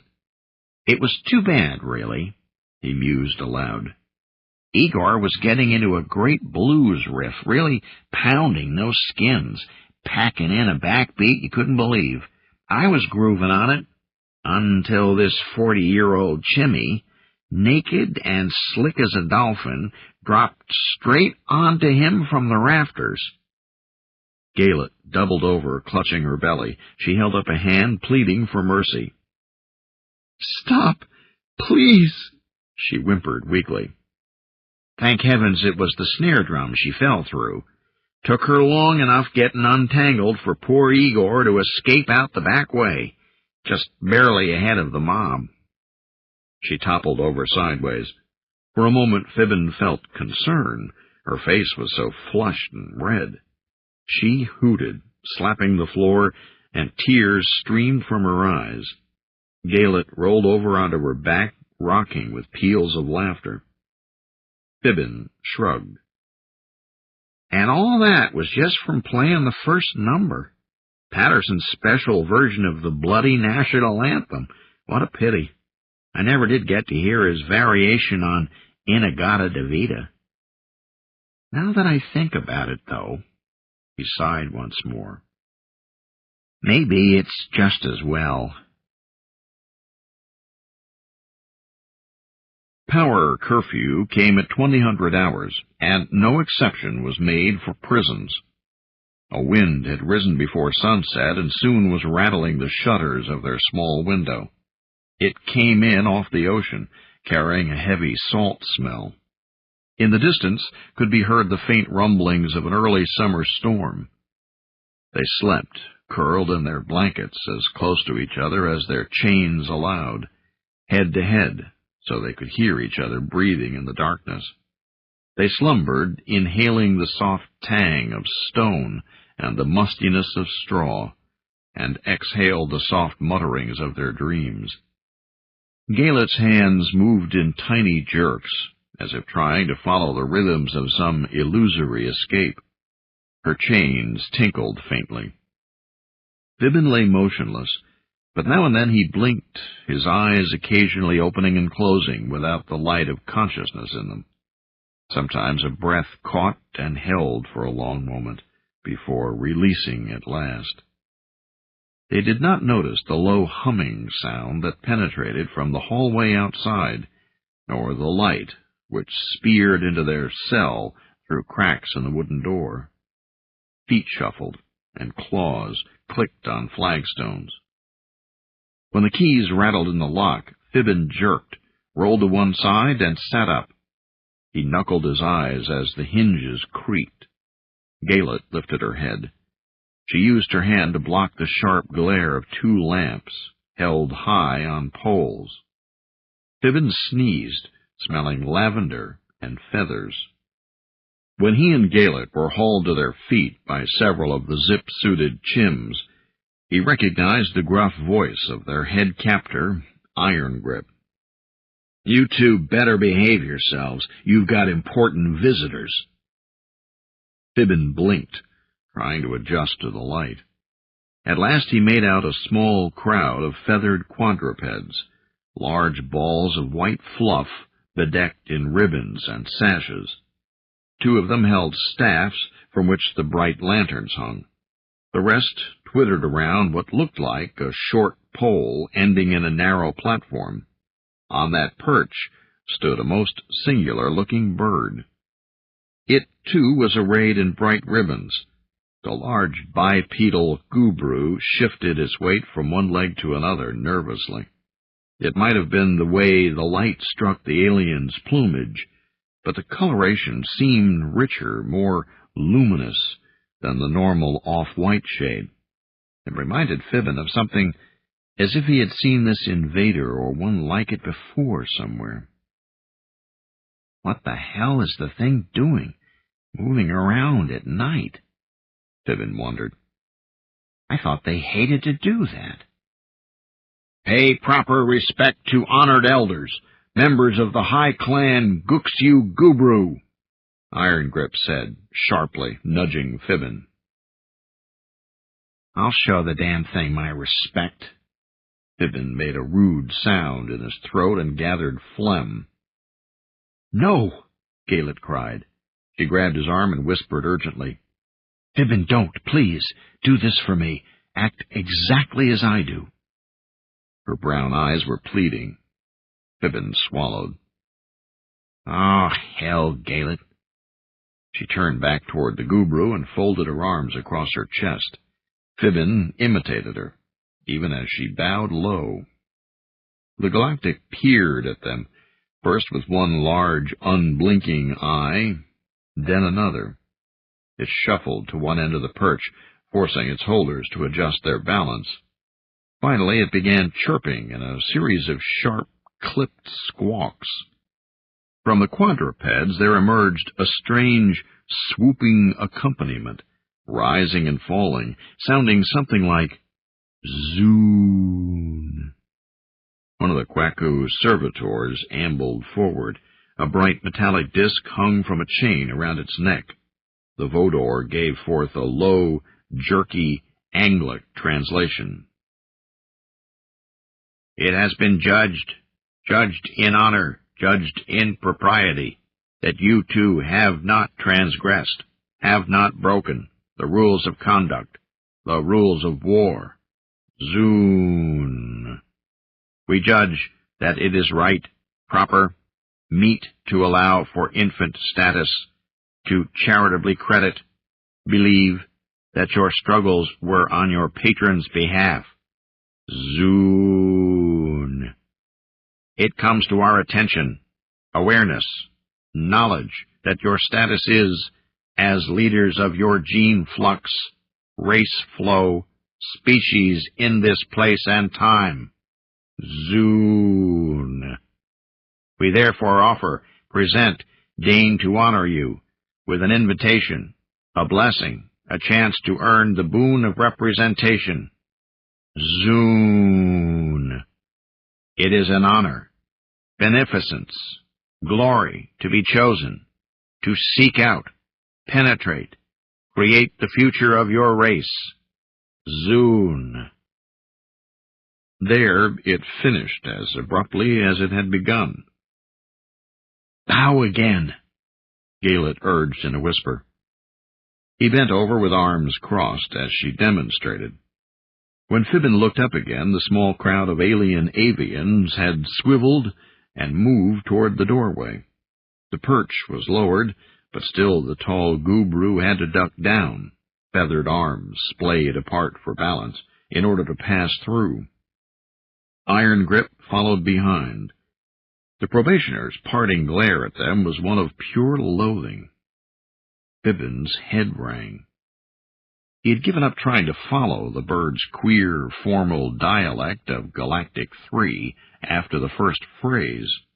Even the Anglic translation had been well-nigh impossible to understand. The sharp lighting faded as the procession moved away down the hallway in a babble of clucking gabble. In the remaining dimness, Fibbin and Galet turned and looked at each other. Now, who the hell was that? He asked. Galet frowned.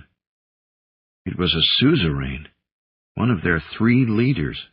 If I'm not wrong, and I could easily be, it was the suzerain of propriety.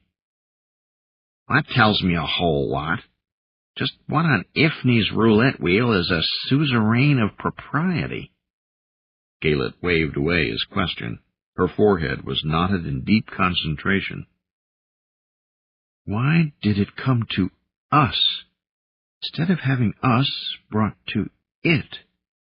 She wondered aloud, though obviously she wasn't soliciting his opinion. And why meet us at night? Did you notice it didn't even stay to hear if we accepted its offer? It probably felt compelled by propriety to make it in person, but its aides can get our answer later. Answer? To what? What offer? Galet, I couldn't even follow. But she made a nervous waving motion with both hands. Not now. I've got to think, Fibbin. Give me a few minutes. She walked back to the wall and sat down on the straw, facing the blank stone.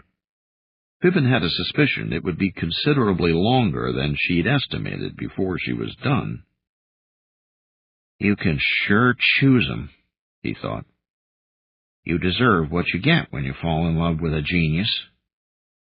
He blinked, shook his head. Say, what? But movement in the hall distracted him from pursuing his own unexpected thought. A solitary chim entered, carrying an armload of straw and folded bolts of dark brown cloth. The load hid the short neo-chimp's face. Only when she lowered it to the ground did Fibbin see that it was the chimmy who had stared at him earlier, the one who seemed so strangely familiar.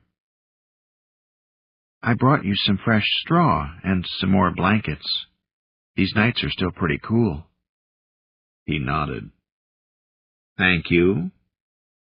She did not meet his eyes. She turned and walked back toward the door, moving with a lithe grace that was obvious even under the billowing zip-suit. Wait, he said suddenly. She stopped, still facing the door. Fibbin walked toward her as far as the heavy chains would allow. What's your name? He asked softly, not wanting to disturb Galet in her corner. Her shoulders were hunched. She still faced away from him. Her voice was very low. Some people call me Sylvie. Even and swirling quickly through the doorway, she moved like a dancer. There was a rattle of keys, and hurried footsteps could be heard receding down the hall outside. Fibbin stared at the blank door. Well, I'll be a monkey's grandson. He turned around and walked back to the wall where Galet sat, muttering to herself, and leaned over to drape a blanket upon her shoulders. Then he returned to his own corner to collapse into a heap of sweet-smelling straw.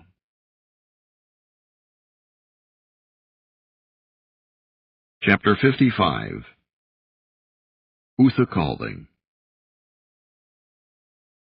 Scummy algae formed in the shadows where a few small, stilt-legged native birds picked desultorily for insects. Bushy plants lay in clumps, outlining the surrounding steps. Footprints led from the banks of the small lake up into the nearby scrub-covered hillside. Just glancing at the muddy tracks, Utha Calding could tell that the walker had stepped with a pigeon-toed gait. It seemed to use a three-legged stance.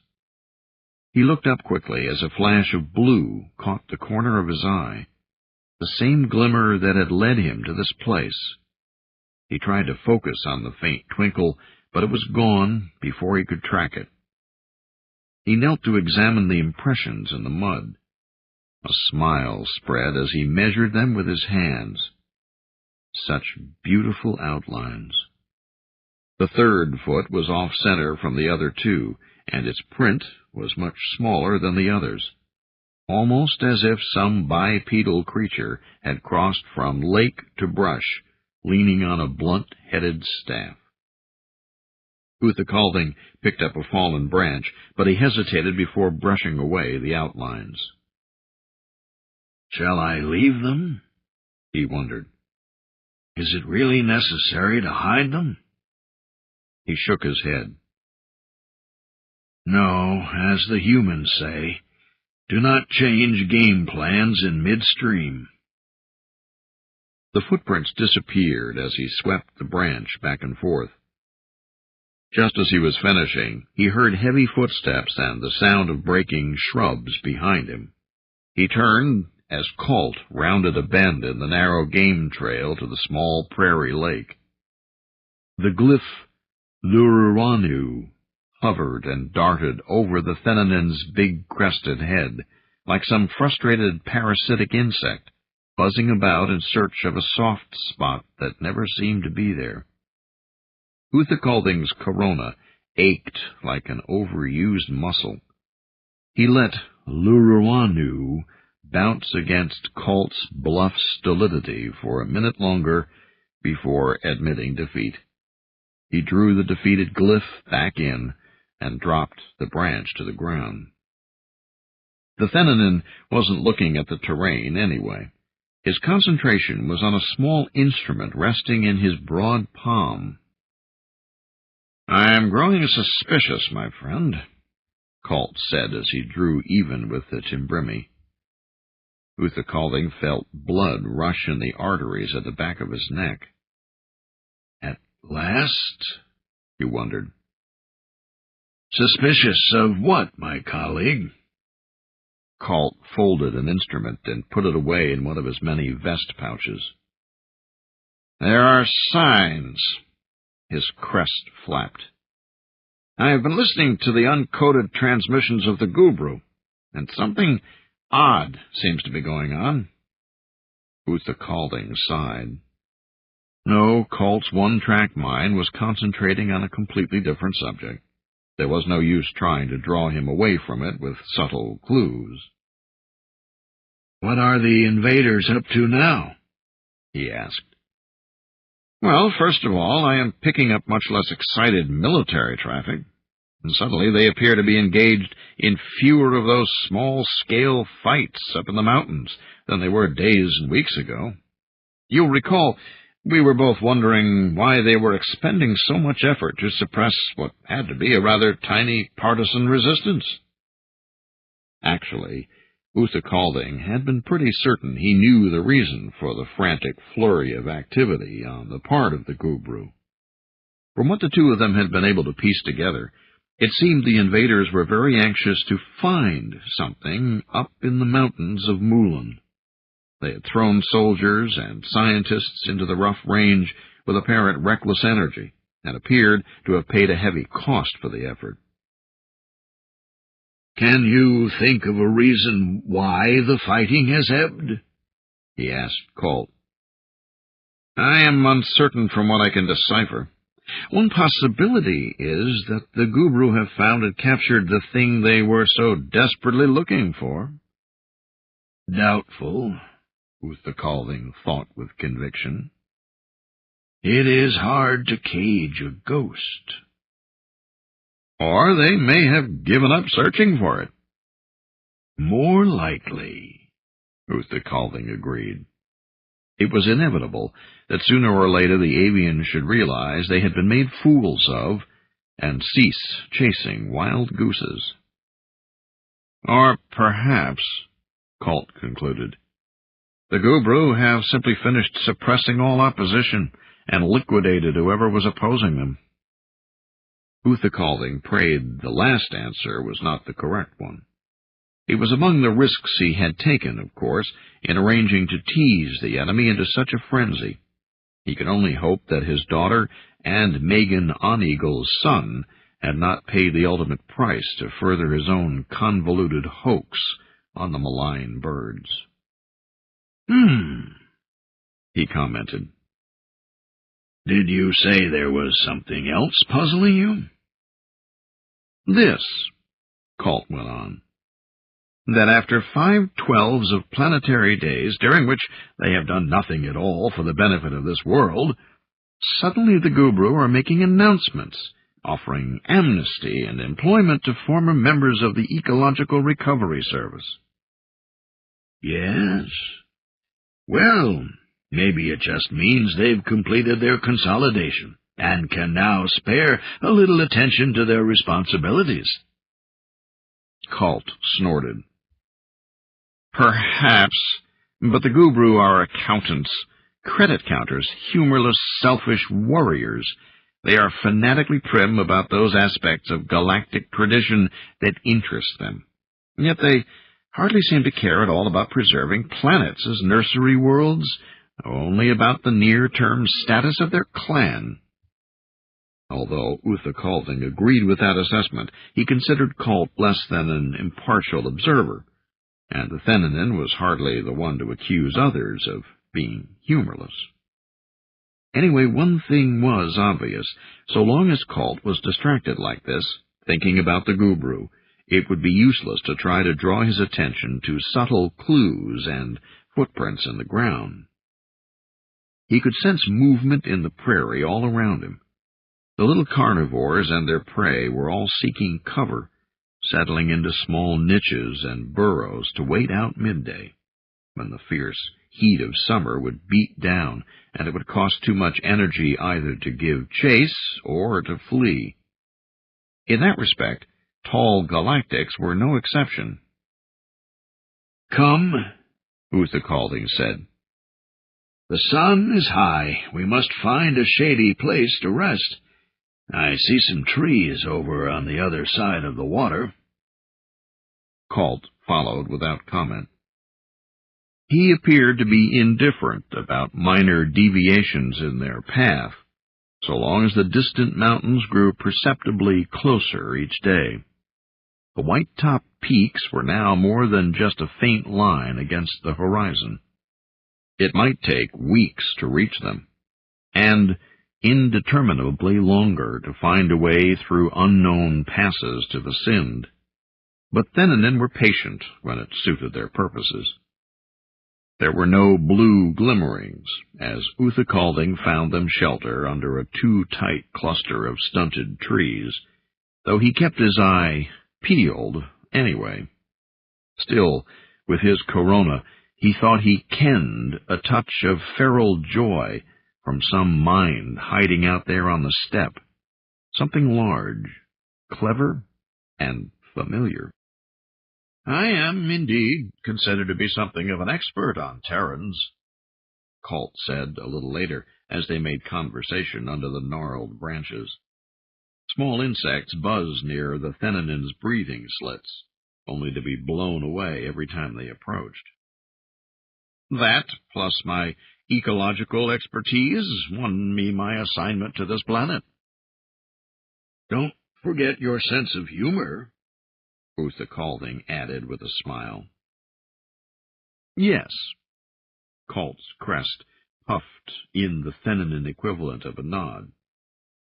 "At home I was thought quite the devil, just the sort to deal with wolflings and Timbrini pixies." He finished with a rapid, low set of raspy breaths. It was obviously a conscious affectation, for Thenanin did not have a laughter reflex as such. "No matter," Uther Calding thought. "As Thenanin humor goes, it was pretty good." "Have you had much first-hand experience with Earthlings?" "Oh, yes," Colt said. "I have been to Earth. I have had the delight of walking her rainforests and seeing the strange, diverse life forms there. I have met neo-dolphins and whales. While my people believe humans themselves should never have been declared fully uplifted, they would profit much from a few more millennia of polishing under proper guidance. I can admit that their world is beautiful, and their clients promising." One reason the Thenanin were in this current war was in hopes of picking up all 3 Earthling species for their clan by forced adoption. For the Terrans' own good, of course. Though to be fair, it was also clear that there were disagreements over this among the Thenanin themselves. Colt's party, for instance, preferred a 10,000-year campaign of persuasion to try to win the Earthlings over to adoption voluntarily, with love. Obviously, Colt's party did not dominate the present government.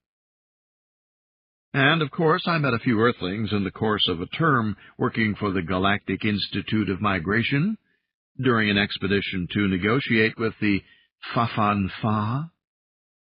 Uther Calding's corona erupted in a whirl of silvery tendrils, an open show of surprise. He knew his stunned expression was readable, even to Colt, and did not care. You have been to meet the hydrogen breathers? He did not even know the trick of pronouncing the hyper-alien name, not part of any sanctioned galactic tongue. Colt had surprised him once again. The Fa-Fan-Fa? Again, Colt's breathing slits pulsed in mimicry of laughter. This time it sounded much more realistic. The negotiations were held in the Pool Kren subquadrant, not far from what the Earthlings call the Orion sector. That's very close to Terran's Canaan colonies. Yes, that is one reason why they were invited to take part. Even though these infrequent meetings between the civilizations of oxygen breathers and hydrogen breathers are among the most critical and delicate in any era, it was thought appropriate to bring a few Terrans along to show them some of the subtleties of high-level diplomacy. It must have been his state of confused surprise, but at that moment Uther Calding thought he actually caught a kenning from Colt, a trace of something deep and troubling to the Thenanin. He is not telling me all of it, Uther Calding realized. There were other reasons Earthlings were involved. For billions of years, uneasy peace had been maintained between two parallel, completely separate cultures. It was almost as if the 5 galaxies were actually 10, for there were at least as many stable worlds with hydrogen atmospheres as planets like Garth and Earth and Brin. The two strands of life, each supporting vast numbers of species and life forms, had almost nothing in common. The Fa-Fan-Fa wanted nothing of rock, and their worlds were too vast and cold and heavy for the Galactics ever to covet. Also, they seemed even to operate on different levels or rates of time. The hydrogen breathers preferred the slow routes through D-level hyperspace, and even normal space between the stars, the realm where relativity ruled, leaving the quicker lanes among the stars to the fast-living heirs of the fabled progenitors. Sometimes there were conflicts. Entire systems and clans died. There were no rules to such wars. Sometimes there was trade, metals for gases or machinery in exchange for strange things not found even in the records of the Great Library. There were periods when whole spiral arms would be abandoned by one civilization or the other. The Galactic Institute of Migration organized these huge movements for the oxygen breathers every 100 million years or so. The official reason was to allow great tracts of stars to go fallow for an era, to give their planets time to develop new pre-sentient life. Still, the other purpose was widely known: to put space between hydrogen and oxygen life, where it seemed impossible to ignore each other any longer. And now, Colt was telling him that there had been a recent negotiation right in the Pool Kren sector, and humans had been there. Why have I never heard of this before? He wondered. He wanted to follow this thread, but had no opportunity. Colt was obviously unwilling to pursue it and returned to the earlier topic of conversation. I still believe there is something anomalous about the Gubru transmissions, Uther Calding. From their broadcasts, it is clear that they are combing both Port Helena and the islands, seeking out the Earthlings' ecology and uplift experts. Uther Calding decided that his curiosity could wait. A hard decision for a Timbrimi. Well, as I suggested earlier, Perhaps the Gubru have decided to do their duty by Garth at last. Colt gurgled in a tone Uthakalding knew denoted doubt. Even if that were so, they would require ecologists. But why uplift specialists? I intuit that something curious is still going on. Colt concluded. The Gubru have been extremely agitated for several megaseconds. Even without their small receiver or any news over the airwaves at all, Uthakalding would still have known that much. It was implicit in the intermittent blue light he had been following since weeks ago. The flickering glow meant that the Timbrimi diplomatic cache had to have been breached. The bait he had left inside the cairn, along with numerous other hints and clues, could only lead a sapient being to one conclusion. It was apparent his jest on the Gubru had proved very expensive for them. Still, all good things come to an end. By now, even the Gubru must have figured out that it was all just a Timbrimi trick. The avians weren't exactly stupid. They had to discover sooner or later that there really weren't any such things as Garthlings. The sages say that it can be a mistake to push a joke too far. Am I making that error trying to pull the same jest on Colt? But in this case, the procedure was so totally different. Fooling Colt was turning into a much slower, more difficult, more personal task. Anyway, what else have I to do to pass the time? Do tell me more about your suspicions, Uthakalding said aloud to his companion. I am very, very interested. Chapter 56 Galactics. Against all expectation, the new suzerain of cost and caution was actually scoring points. Its plumage had barely even begun to show the royal hues of candidacy, and it had started out far, far behind its peers in the competition. Nevertheless, when it danced, the other suzerains were forced to watch closely and pay heed to its well-parsed arguments. This effort was misguided, costly, unwise, it chirped and whirled in delicate rhythm. We have spent treasure, time, and honor, seeking, chasing, hunting a chimera. The new chief bureaucrat did have a few advantages. It had been trained by its predecessor, the impressive, deceased suzerain of cost and caution. Also, to this conclave, it had brought an equally impressive, indicting array of facts. Data cubes lay scattered across the floor. The presentation by the head civil servant had, in fact, been quite devastating. There is no way, no possibility, no chance that this world could have hidden upon it a presentient survivor of the Burrarelli. It was a hoax, a ruse, a fiendish wolfling and Timbrimi plot to get us to waste, squander, throw away our wealth. To the suzerain of propriety, this was most humiliating. In fact, it was not much short of catastrophic. During the hiatus, while a new bureaucratic candidate was being chosen, the priest and the admiral had reigned supreme, with no one to hold them in check. They had well known that it was not wise to act so without the voice of a third peer to restrain them. But what being always acted wisely when opportunity beckoned seductively? The admiral had gone on personal search-and-destroy missions in pursuit of the mountain partisans, seeking gloss to add to its personal honor. For its part, the priest had ordered expensive new works built, and had rushed the delivery of a new planetary branch library. It had been a lovely interregnum of two-way consensus. The suzerain of beam and talon approved every purchase, and the suzerain of propriety blessed every foray of the Talon soldiers.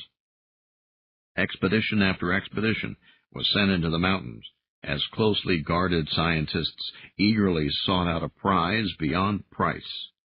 Mistakes were made. The wolflings proved diabolical in their ambushes and animal elusiveness, and yet there would never have been any carping about cost had they actually found what they were looking for. It all would have been worth it, if only... But we were tricked, fooled, made fools of, the priest thought bitterly. The treasure had been a lie, and now the new suzerain of cost and caution was rubbing it in for all it was worth. The bureaucrat danced a brilliant dance of chastisement of excess. Already it had dominated several points of consensus. For instance, that there would be no more useless chases into the mountains, not until a cheaper way was found to eliminate the resistance fighters. The plumage of the suzerain of beam and talon drooped miserably. The priest knew how much this must gall the admiral, but they were both held hypnotized by the righteous correctness of the dance of chastisement. Two could not outvote one, when that one was so clearly in the right. Now the bureaucrat had launched into a new cadence, leading into a new dance. It proposed that the new construction projects be abandoned. They had nothing to do with defending the Gubru hold upon this world. They had been begun on the assumption that these Garthling creatures would be found. Now it was simply pointless to continue building a hyperspace shunt and a ceremonial mound. The dance was powerful, convincing, backed up with charts and statistics and tables of figures.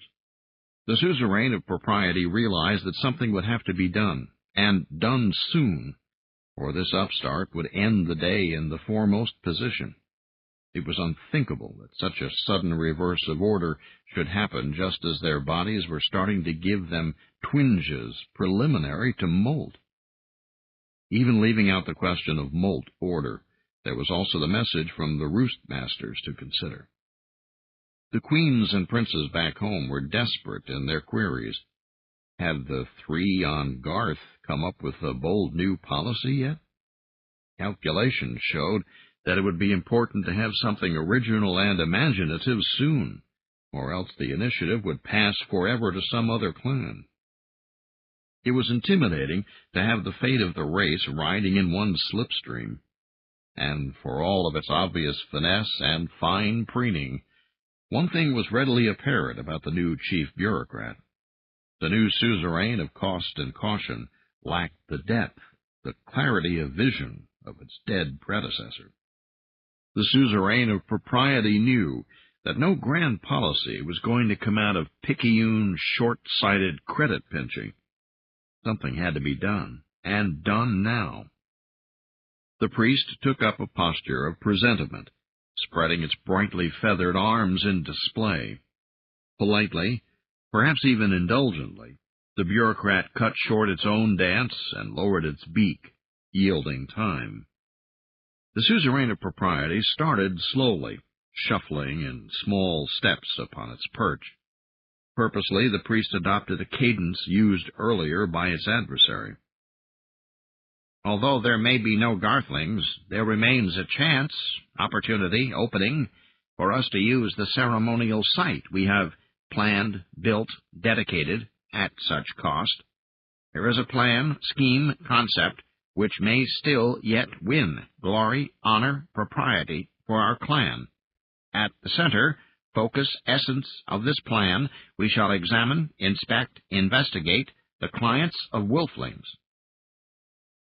Across the chamber, the suzerain of beam and talon looked up. A hopeful light appeared in the dejected admiral's eye, and the priest knew that it could win a temporary victory, or at least a delay. Much would depend in the days ahead upon finding out whether this bold new idea would work. Chapter 57. Athaclina. You see, he called down to her. "It moved during the night." Athelclena had to shade her eyes as she looked up at her human friend, perched on a tree branch more than 30 feet above the forest floor. He pulled on a leafy green cable that stretched down to him at a 45-degree angle from its even higher anchor. "Are you certain that this is the same vine you snipped last night?" she called. "It sure is.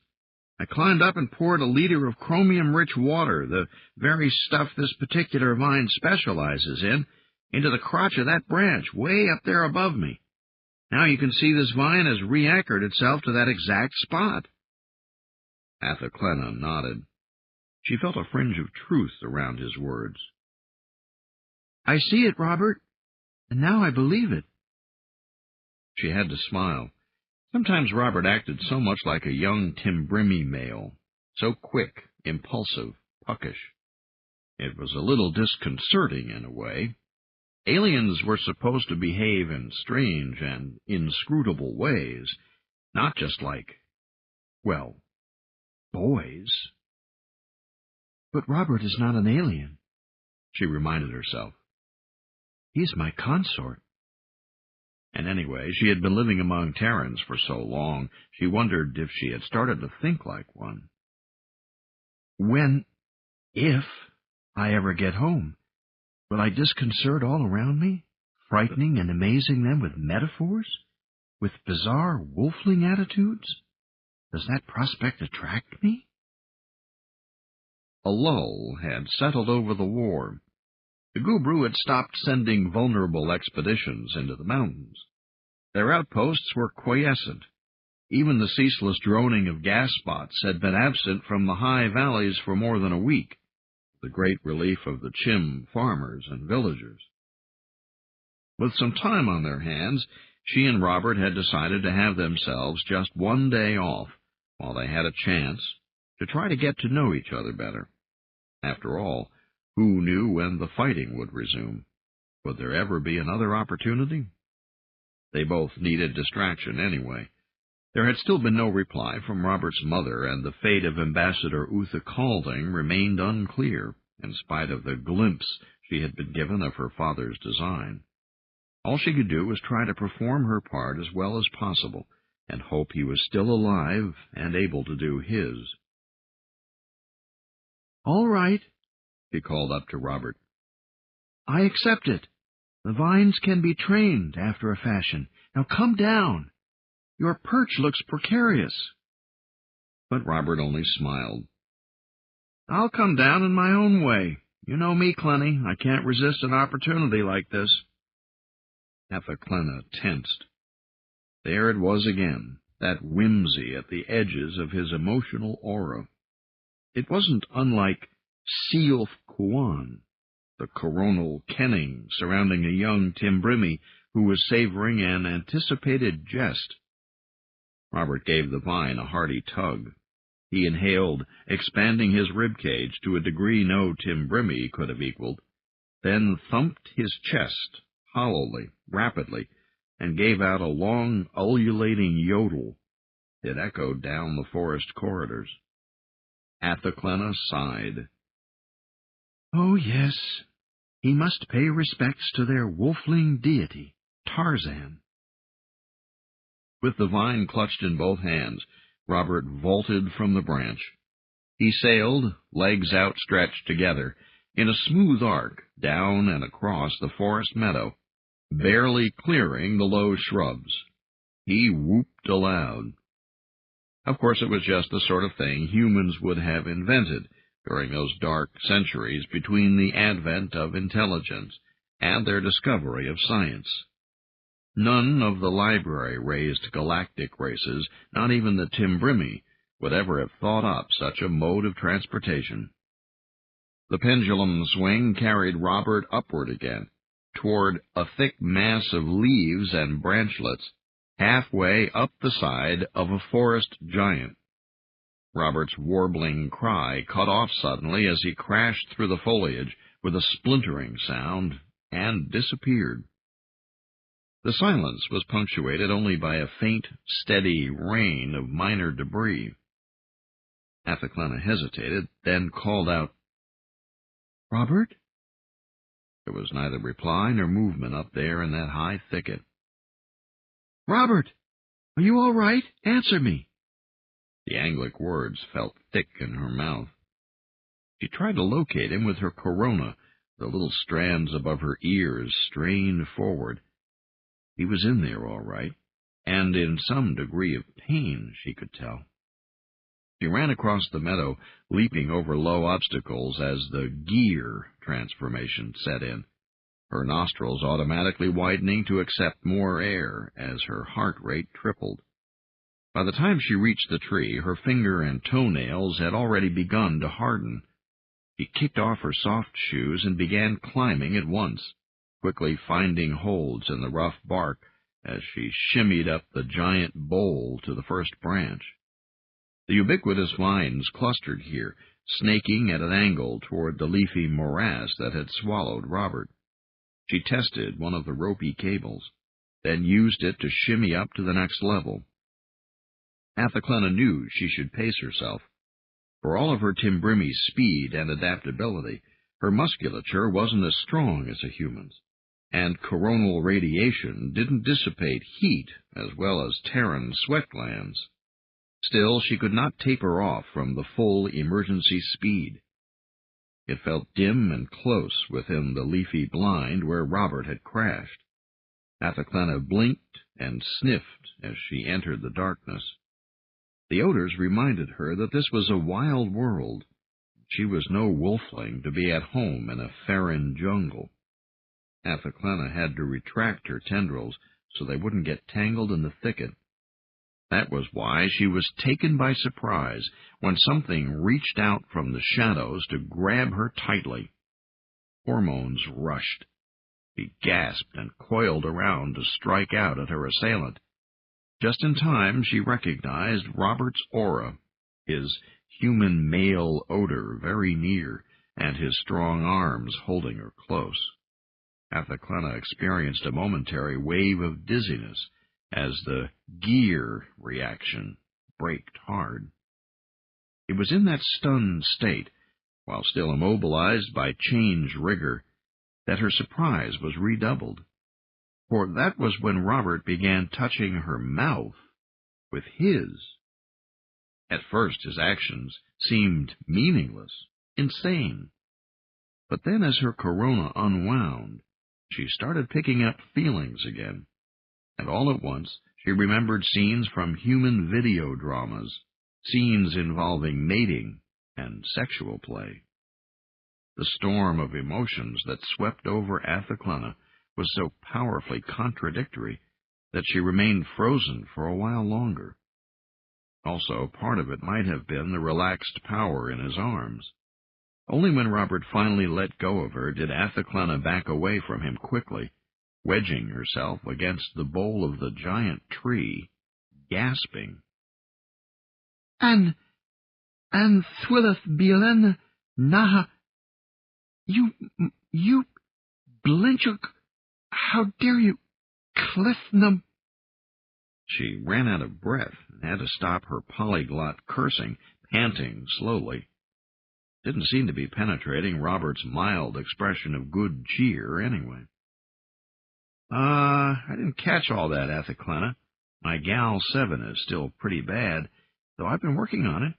Tell me, what's a Blenchuk? Athaclena made a gesture, a twist of the head that was the Timbrimi equivalent to an irritated shrug. Never mind that. Tell me at once, are you badly hurt? And if not, why did you do what you just did? Third, tell me why I should not punish you for tricking and assaulting me like that. Robert's eyes widened. Oh, don't take it all so seriously, Clenny. I appreciate the way you came charging to my rescue. I was still a bit dazed, I guess, and got carried away being happy to see you. Athaclena's nostrils flared. Her tendrils waved, preparing she knew not what caustic glyph. Robert clearly sensed this. He held up a hand. All right, in order. I'm not badly hurt. Only a bit scraped. Actually, it was fun. He erased his smile on seeing her expression. As for question number 2, I greeted you that way because it's a common human courtship ritual that I was strongly motivated to perform with you, even though I admit you might not have understood it. Now Ethaclena frowned. Her tendrils curled in confusion. And finally, Robert sighed, I can't think of a single reason why you shouldn't punish me for my presumption. It's your privilege, as it'd be the right of any human female to break my arm for handling her without permission. I don't doubt you could do it, too. All I can say in my defense is that a broken arm is sometimes an occupational hazard to a young human male. Half the time, a courtship can hardly get started unless a fellow pulls something impulsive. If he's read the signs right, the femme likes it and doesn't give him a black eye. If he's wrong, he pays. Ethaclena watched Robert's expression turn thoughtful. You know, he went on, I'd never quite parsed it out that way before. It's true, though. Maybe humans are crazy cleft-nubs at that. Ethaclena blinked. The tension had begun to leak away, dripping from the tips of her corona as her body returned to normal. The changed nodes under her skin pulsed, reabsorbing the gear flux. Like little mice, she remembered, but she shuddered a little less this time. In fact, she found herself smiling. Robert's strange confession had put matters, almost laughably, on a logical plane. Amazing, she said. As usual, there are parallels in Timbrimi methodology. Our own males must take chances as well. She paused then, frowning. But stylistically, this technique of yours is so crude. The error rate must be tremendous, since you are without coronae to sense what the female is feeling. Beyond your crude empathy sense, you have only hints and coquetry and body cues to go on. I'm surprised you managed to reproduce at all, without killing each other off well beforehand. Robert's face darkened slightly, and she knew he was blushing. Oh, I exaggerated a bit, I suppose. Ethaclena couldn't help but smile once more, not only a subtlety of the mouth, but an actual full widening of the separation between her eyes. That much, Robert, I had already guessed. The human's features reddened even more. He looked down at his hands, and there was silence. Ethaclena felt a stirring within her own deep self, and she kenned the simple sense-glyph Kinnewulin. The parable boy, caught doing what boys inevitably do. Sitting there, his open aura of abashed sincerity seemed to cover over his fix-eyed, big-nosed alienness, and make him more familiar to her than most of her peers had been back in school. At last, Ethaclena slipped down from the dusty corner where she had wedged herself in self-defense. All right, Robert, she sighed. I will let you explain to me why you were strongly motivated to attempt this classical human mating ritual with a member of another species, me. I suppose it is because we have signed an agreement to be consorts? Did you feel honor-bound to consummate it in order to satisfy human tradition? Shrugged, looking away. No, I can't use that as an excuse. I know interspecies marriages are for business. It's just, well, I think it was just because you're pretty and bright and I'm lonely and maybe I'm just a bit in love with you. Her heart beat faster. This time it was not the gear chemicals responsible. Her tendrils lifted of their own accord, but no glyph emerged. Instead, she found they were reaching toward him along subtle, strong lines, like the fields of a dipole. I think I understand, Robert. I want you to know that It was hard to think of what to say. She wasn't sure herself just what she was thinking at that moment. Athelclena shook her head. "Robert," she said softly, "will you do me a favor?" "Anything, Clenny, anything in the world." His eyes were wide open. "Good. Then, taking care not to get carried away, perhaps you might go on to explain and demonstrate what you were doing when you touched me just then. The various physical aspects involved, only this time more slowly, please." The next day they strolled slowly on their way back to the caves.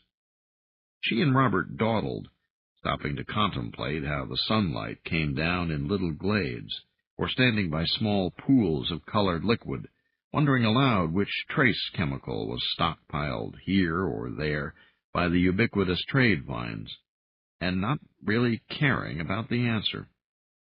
Sometimes they just held hands while they listened to the quiet sounds of Garth Planet's forest life. At intervals, they sat and experimented gently with the sensations brought on by touching. Athelclena was surprised to find that most of the needed nerve pathways were already in place. No deep auto-suggestion was required, just a subtle shifting of a few capillaries and pressure receptors in order to make the experiment feasible. Apparently, the Timbrimi might have once engaged in a courtship ritual such as kissing. At least they had the capability. When she resumed her old form, she just might keep some of these adaptations to her lips, throat, and ears. The breeze felt good on them as she and Robert walked. It was like a rather nice empathy glyph tingling at the tips of her corona, and kissing, that warm pressure, stirred intense, if primitive, feelings in her. Of course, none of it would have been possible if humans and Timbrimi weren't already so very similar. Many charming, stupid theories had circulated among unsophisticated people of both races to explain the coincidence. For instance, proposing that they might once have had a common ancestor. The idea was ridiculous, of course. Still, she knew that her case was not the first. Close association over several centuries had led to quite a few cases of cross-species dalliance, some even openly avowed. Her discoveries must have been made many times before. She just hadn't been aware, having considered such tales rather seamy while growing up. Athelclena realized her friends back on Timbrim must have thought her pretty much of a prude, and here she was, behaving in a way that would have shocked most of them. She still wasn't sure she wanted anyone back home, assuming she ever made it there again, to think her consortium with Robert was anything but businesslike. Uther Calving would probably laugh. "No matter," she told herself firmly. "I must live for today." The experiment helped to pass the time. It did have its pleasant aspects, and Robert was an enthusiastic teacher. Of course, she was going to have to set limits. Willing to adjust the distribution of fatty tissues in her breasts, for instance, and it was fun to play with the sensations made possible by new nerve endings. But where it came to fundamentals, she would have to be adamant. She wasn't about to go changing any really basic mechanisms. Not for any human being. On the return trip, they stopped to inspect a few rebel outposts and talk with small bands of Chim fighters. Morale was high. The veterans of 3 months' hard battles asked when their leaders would find a way to lure more Gubru up into the mountains within reach. Athelclena and Robert laughed and promised to do what they could about the lack of target practice. Still, they found themselves hard-pressed for ideas. After all, how does one invite back a guest whose beak one has repeatedly bloodied? Perhaps it was time to try taking the war to the enemy instead. The problem was lack of good intelligence about matters down in the Sind and Port Helena. A few survivors of the urban uprising had wandered in and reported that their organization was a shambles. Nobody had seen either Galet Jones or Fibbin Bolger since that ill-fated day. Contact with a few individuals in town was restored, but on a patchy piecemeal basis. They had considered sending in new spies. Seemed to be an opportunity offered by the Gubru public announcements, offering lucrative employment to ecological and uplift experts. But by now the avians must certainly have tuned their interrogation apparatus and developed a fair chim lie detector. In any event, Robert and Athaklena decided against taking the risk, for now at least. They were walking homeward up a narrow, seldom visited valley when they encountered a slope with a southern exposure, covered with a low-lying expanse of peculiar vegetation. They stood quietly for a time, looking over the green field of flat, inverted bowls. "I never did cook you a meal of baked plate ivy root," Robert commented at last, dryly. Athaklena sniffed, appreciating his irony. The place where the accident had occurred was far from here, and yet this bumpy hillside brought back vivid memories of that horrible afternoon when their adventures all began. "Are the plants sick? Is there something wrong with them?" He gestured at the field of plates, overlapping closely like the scales of some slumbering dragon. The upper layers did not look glassy smooth and fat like those she recalled. The topmost caps in this colony seemed much less thick and sturdy. Robert bent to examine the nearest. "Summer is on its way out soon. All this heat is already drying the uppermost plates. By mid-autumn, when the east winds come blowing down the Moulin Range, the caps will be as thin and light as wafers. Did I ever tell you they were seed pod carriers? The wind will catch them, and they'll blow away into the sky like a cloud of butterflies." "Oh, yes. I remember you did mention it." Athaklena nodded thoughtfully. "But did you not also say that—" She was interrupted by a sharp call. "General! Captain On Eagle!" A group of Chims hurried into view, puffing along the narrow forest trail. 2 were members of their escort squad, but the third was Benjamin. He looked exhausted. Obviously, he had run all the way from the caves to meet them. Athaklena felt Robert grow tense with sudden worry. But with the advantage of her corona, she already knew that Ben was not bringing dire news. There was no emergency, no enemy attack. And yet, her Chim aide clearly was confused and distraught. "What is it, Benjamin?" she asked. He mopped his brow with a homespun handkerchief. Then he reached into another pocket and drew out a small black cube. "Sirs, our courier, young Petrie, has finally returned." Robert stepped forward. "Did he reach the refuge?" Benjamin nodded. "He got there all right, and he's brought a message from the council. This is it here." He held out the cube. A message from Megan? Robert sounded breathless as he looked down at the recording. "Yes, sir. Petrie says she's well and sends her best." But that's great!" Robert whooped. "We're in contact again. We aren't alone anymore." "Yes, sir, that's true enough. In fact—" Athaklena watched Benjamin struggle to find the right words. "In fact, Petrie brought more than a message. There are 5 people waiting for you back at the caves." Both Robert and Athaklena blinked. 5 humans? Benjamin nodded, but with a look that implied he wasn't exactly sure that term was the most applicable. "Terrigan's Marines, sir." "Oh," Robert said. Athaklena merely maintained her silence. kenning more closely than she was listening. Benjamin nodded. Professionals, sir. 5 humans. I swear it's incredible how it feels after all this time with only the 2 of you until now. It's made the Chims pretty hyper right at the moment. I think it might be best if you both came on back as quick as possible. Robert and Athaclena spoke almost at once. Of course. Yes, let's go at once. Almost imperceptibly, the closeness between Athaclena and Robert altered. They had been holding hands when Benjamin ran up. Now they did not renew that grasp. It seemed inappropriate as they marched along the narrow trail. A new, unknown factor had slipped in between them. They did not have to look at each other to know what the other was thinking. For better or for worse, things had changed. Chapter 58. Robert.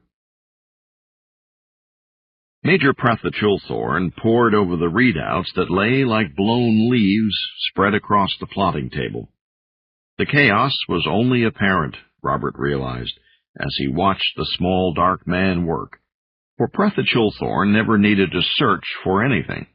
Whatever it was he wanted, somehow he found it with barely a flick of his shadowed eyes and a quick grasp of his calloused hands.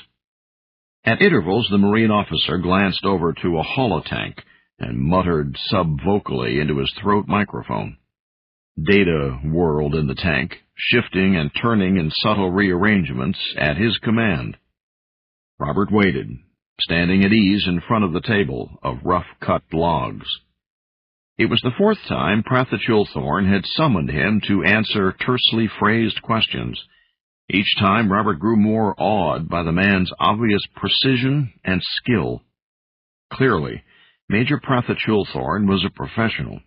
In only a day, he and his small staff had started to bring order to the partisans' makeshift tactical programs, rearranging data, sifting out patterns and insights the amateur insurgents had never even imagined. Prathachulthorn was everything their movement had needed. He was exactly what they had been praying for. No question about it. Robert hated the man's guts. Now he was trying to figure out exactly why. Besides the fact that he's making me stand here in silence until he's good and ready. Robert recognized that for a simple way of reinforcing the message of who was boss. Knowing that helped him take it with good grace. Mostly. The Major looked every inch the complete Tarragon's commando, even though his sole military adornment was an insignia of rank at his left shoulder. Not even in full dress uniform would Robert ever look as much a soldier as Prathachulthorn did right now, draped in ill-fitting cloth woven by guerrillas under a sulphurous volcano. The Earthman spent some time drumming his fingers on the table. The repetitious thumping reminded Robert of the headache he'd been trying to fight off with biofeedback for an hour or more. For some reason, the technique wasn't working this time. He felt closed in, claustrophobic, short of breath, and seemed to be getting worse. At last, Prathachulthorn looked up. To Robert's surprise, the man's first remark could be taken as something distantly akin to a compliment. "Well, Captain On-Eagle," Prathachulthorn said, "I confess to having feared things would be much, much worse than I find them here." "I'm relieved to hear it, sir." Prathachulthorn's eyes narrowed, as if he suspected an ever-so-thin veneer of sarcasm in Robert's voice. "To be precise," he went on, "I feared I would discover that you had lied in your report to the Council in Exile, and that I would have to shoot you." Robert suppressed an impulse to swallow and managed to maintain an impassive expression. "I'm glad that did not turn out to be necessary, sir." "So am I. I'm sure your mother would have been irritated, for one thing. As it is, and bearing in mind that yours was a strictly amateur enterprise, I'm willing to credit you with a good effort here." Major Prathachulthorn shook his head. No, that's unfairly restrained. Let me put it this way. There is much I'd have done otherwise had I been here, but in light of how poorly the official forces have fared, you and your chims have performed very well indeed. Robert felt a hollowness in his chest begin to relax. I'm sure the chims will be glad to hear it, sir. I'd like to point out, though, that I was not sole leader here. The Timbrimi Athaclena carried a good part of that burden. Major Prathachulthorn's expression turned sour. Robert wasn't sure if it was because Athaclena was a galactic, or because Robert, as a militia officer, should have retained all authority himself. Ah, yes, the general. His indulgent smile was patronizing at the very least. He nodded. I will mention her assistance in my report. Ambassador Uther Calding's daughter is clearly a resourceful young alien. I hope she is willing to continue helping us in some capacity. The chims worship her, sir, Robert pointed out. Major Prathachulthorn nodded. As he looked toward the wall, his voice took on a thoughtful tone. The Timbrimi mystique, I know. Sometimes I wonder if the media knows what the hell it's doing, creating such ideas. Allies or no allies, our people have got to understand that EarthClan will always be fundamentally alone. We'll never be able to fully trust anything galactic. Then, as if he might have said too much, Prathachulthorn shook his head and changed the subject. Now, about future operations against the enemy. We've been thinking about that, sir. Their mysterious surge of activity in the mountains seems to have ended, though for how long we don't know. Still, there are some ideas we've been batting around, things we might use against them when and if they come back. Good, Prathachulthorn nodded. But you must understand that in the future we'll have to coordinate all actions in the Moulin with other planetary forces. Irregulars are simply incapable of hurting the enemy where his real assets are. That was demonstrated when the city Chim insurrectionists were wiped out, trying to attack the space batteries near Port Helena. Robert saw Prathachulthorn's point. Yes, sir. Although since then we have captured some munitions which could be useful. A few missiles, yes. They might be handy if we can figure out how to use them. And especially if we have the right information about where to point them. We have altogether too little data, the Major went on. I want to gather more and report back to the Council. After that, our task will be to prepare to support any action they choose to undertake. Robert finally asked the question that he had put off since returning to find Prathachulthorn and his small group of human officers here, turning the cave refuge upside down, poking into everything, taking over. What will be done with our organization, sir? Athaclena and I, we've given a number of chims working officer status, but except for me, nobody here has a real colonial commission. Prathachulthorn pursed his lips. Well, you're the simplest case, Captain. Clearly you deserve a rest. You can escort Ambassador Uther Calding's daughter back to the refuge with our next report, along with my recommendation for a promotion and a medal. I know the coordinator would like that. You can fill them in on how you made your fine discovery about the Gubru residence tracking technique. From his tone of voice, the Major made it quite clear what he would think of Robert if he took up the offer. On the other hand, I'd be pleased to have you join my staff with a brevet marine status of first lieutenant, in addition to your colonial commission. We could use your experience. Thank you, sir. I think I'll remain here, if that's all right with you. Fine. Then we'll assign someone else to escort. I'm sure Athaclena will want to stay as well, Robert hurriedly added. Well, yes. I am certain she could be helpful for a while. Tell you what, Captain. I'll put the matter to the Council in my next letter. But we must be sure of one thing. Her status is no longer military. The Chims are to cease referring to her as a command officer. Is that clear? Yes, sir, quite clear. Robert only wondered how one enforced that sort of order on civilian neo-chimpanzees, who tended to call anybody and anything whatever they pleased. Good. Now, as for those formerly under your command, I do happen to have brought with me a few blank colonial commissions, which we can assign to Chims who have shown notable initiative. I have no doubt you'll recommend names. Robert nodded. I will, sir. He recalled that one other member of their army, besides himself, had already been in the militia.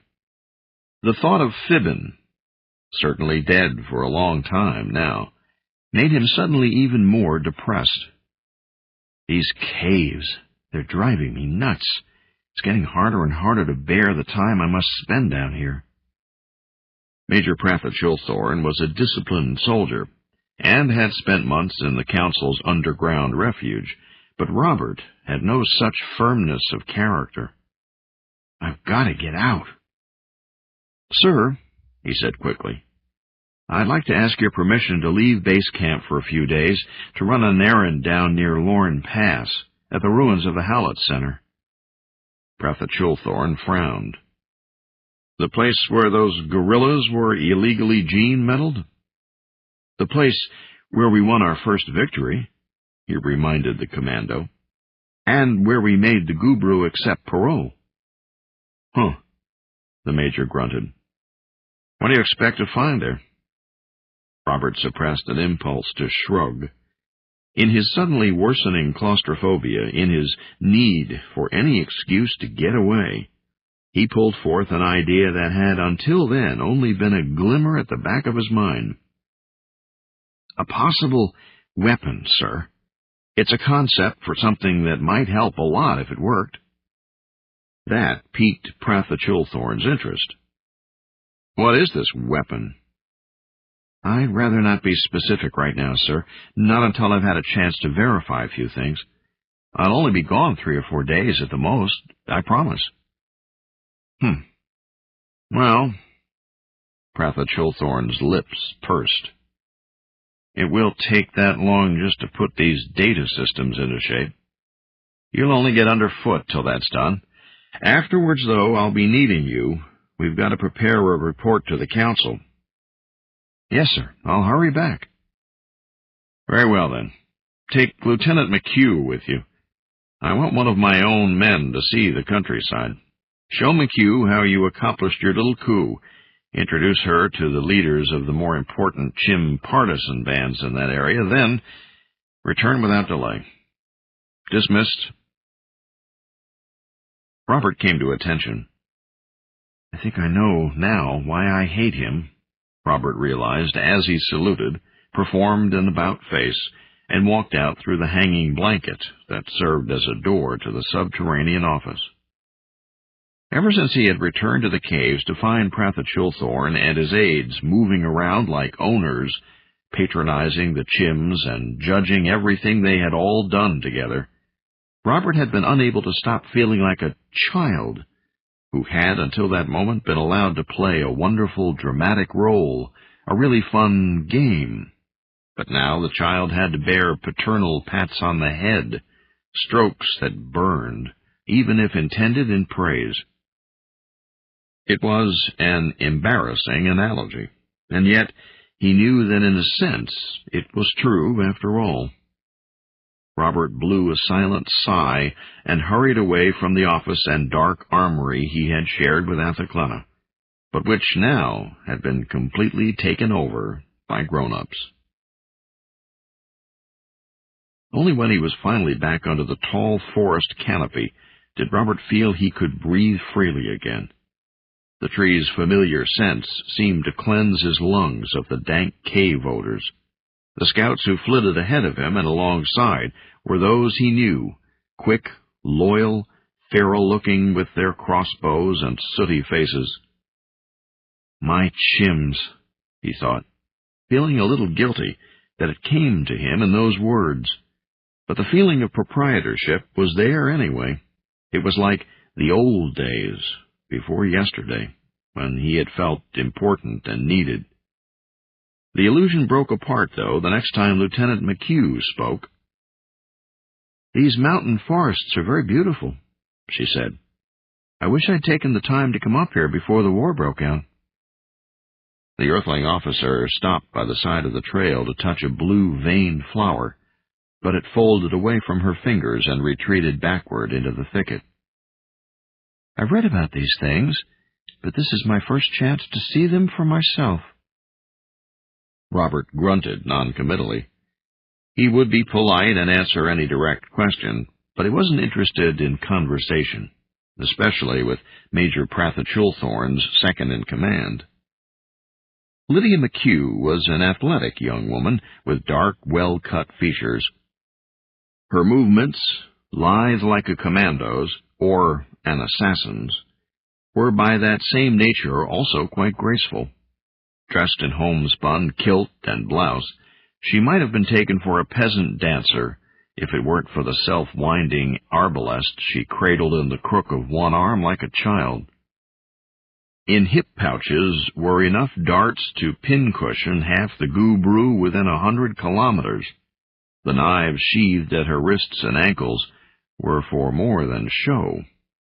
She seemed to have very little trouble keeping up with his rapid pace through the crisscross jungle mesh of vines. That was just as well, for he wasn't about to slow down. At the back of his mind, Robert knew he was being unfair. She was probably a nice enough person in her own way, for a professional soldier. But for some reason, everything likable about her seemed to irritate him all the more. Robert wished Athaclena had consented to come along, but she had insisted on remaining in her glade near the caves, experimenting with tame vines and crafting strange, ornate glyphs that were far too subtle to be kenned by his own weak powers. Robert had felt hurt and stormed off, almost outracing his escorts for the first few kilometers. So much life! The Earthwoman kept pace beside him and inhaled the rich odors. This is a peaceful place. You're wrong on both counts, Robert thought, with a trace of contempt for her dull human insensitivity to the truth about Garth, a truth he could feel all around him. Through Athaclena's tutoring, he now could reach out, albeit tentatively, awkwardly, and trace the life waves that fluxed through the quiet forest. This is an unhappy land, he replied simply. He did not elaborate even when she gave him a puzzled look. His primitive empathy sense withdrew from her confusion. For a while they moved in silence. The morning aged. Once the scouts whistled, and they took cover under thick branches as great cruisers lumbered overhead. When the way was clear, Robert took to the trail again without a word. At last, Lydia McHugh spoke again. "This place we're heading for," she asked. "This Howlett Center. Would you please tell me about it?" It was a simple request. He could not refuse, since Prathachulthorne had sent her along to be shown things, but Robert avoided her black eyes as he spoke. He tried to be matter-of-fact, but emotion kept creeping into his voice. Under her low prompting, Robert told Lydia McHugh about the sad, misguided, but brilliant work of the renegade scientists. His mother had known nothing of the Howlett Center, of course. It was only by accident that he himself had learned of it a year or so before the invasion, and he had decided to keep silent. Of course, the daring experiment was over now. It would take more than a miracle to save the neo-guerrillas from sterilization, now that the secret was known to people like Major Prathachulthorne. Prathachulthorne might hate galactic civilization with a passion that bordered on fanaticism, but he knew how essential it was that Terrans not break their solemn pacts with the great institutes. Right now, Earth's only hope lay in the ancient codes of the progenitors. To keep the protection of those codes, weak clans had to be like Caesar's wife, above reproach. Lydia McHugh listened attentively, She had high cheekbones and eyes that were sultry in their darkness. It pained Robert to look at them, though. Those eyes seemed somehow to be set too close together, too immobile. He kept his attention on the crooked path ahead of him. And yet, with a soft voice, the young Marine officer drew him out. Robert found himself talking about Fib and Bolger, about their narrow escape together from the gas bombing of the Mendoza Freehold, and of his friend's first journey down into the Sind, and the second, from which he never returned. They crested a ridge topped with eerie spine stones and came to an opening overlooking a narrow vale just west of Lorne Pass. He gestured to the tumbled outlines of several burned structures. "The Howlett Center," he said flatly. "This is where you forced the Gubru to acknowledge Chim combatants, isn't it? And made them give parole?" Lydia McHugh asked.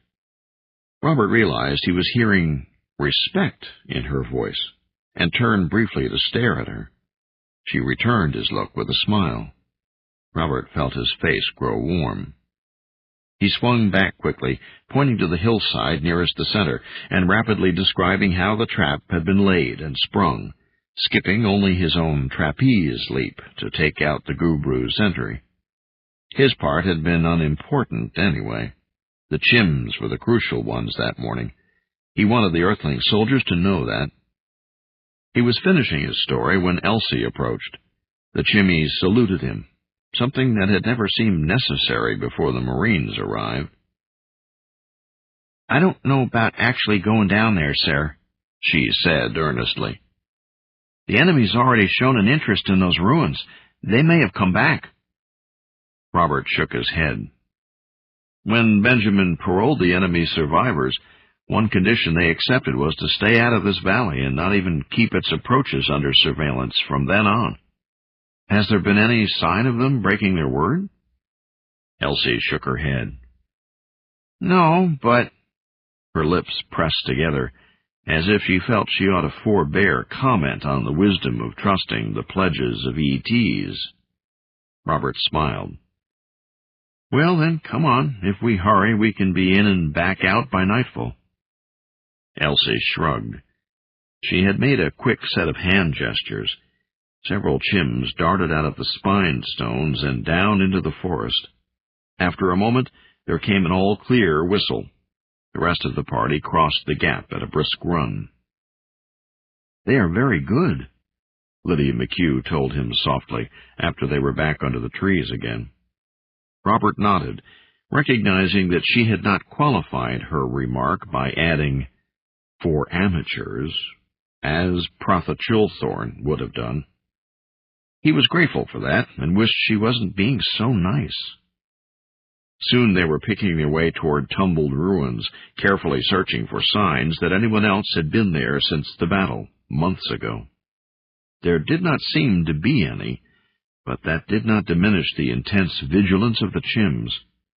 Robert tried to ken, to use the net to probe for intruders, but his own jumbled feelings kept getting in the way. He wished Atha Clenna were here. The wreckage of the Howlett Center was even more complete than had been apparent from the hillside. The fire-blackened buildings had collapsed further under wild jungle vegetation, now growing rampant over former lawns. The Gubru vehicles, long ago stripped of anything useful, lay in tangles of thick grass as tall as his waist. "No, clearly nobody's been here," he thought. Robert kicked through the wreckage. Nothing remained of interest. "Why did I insist on coming?" he wondered.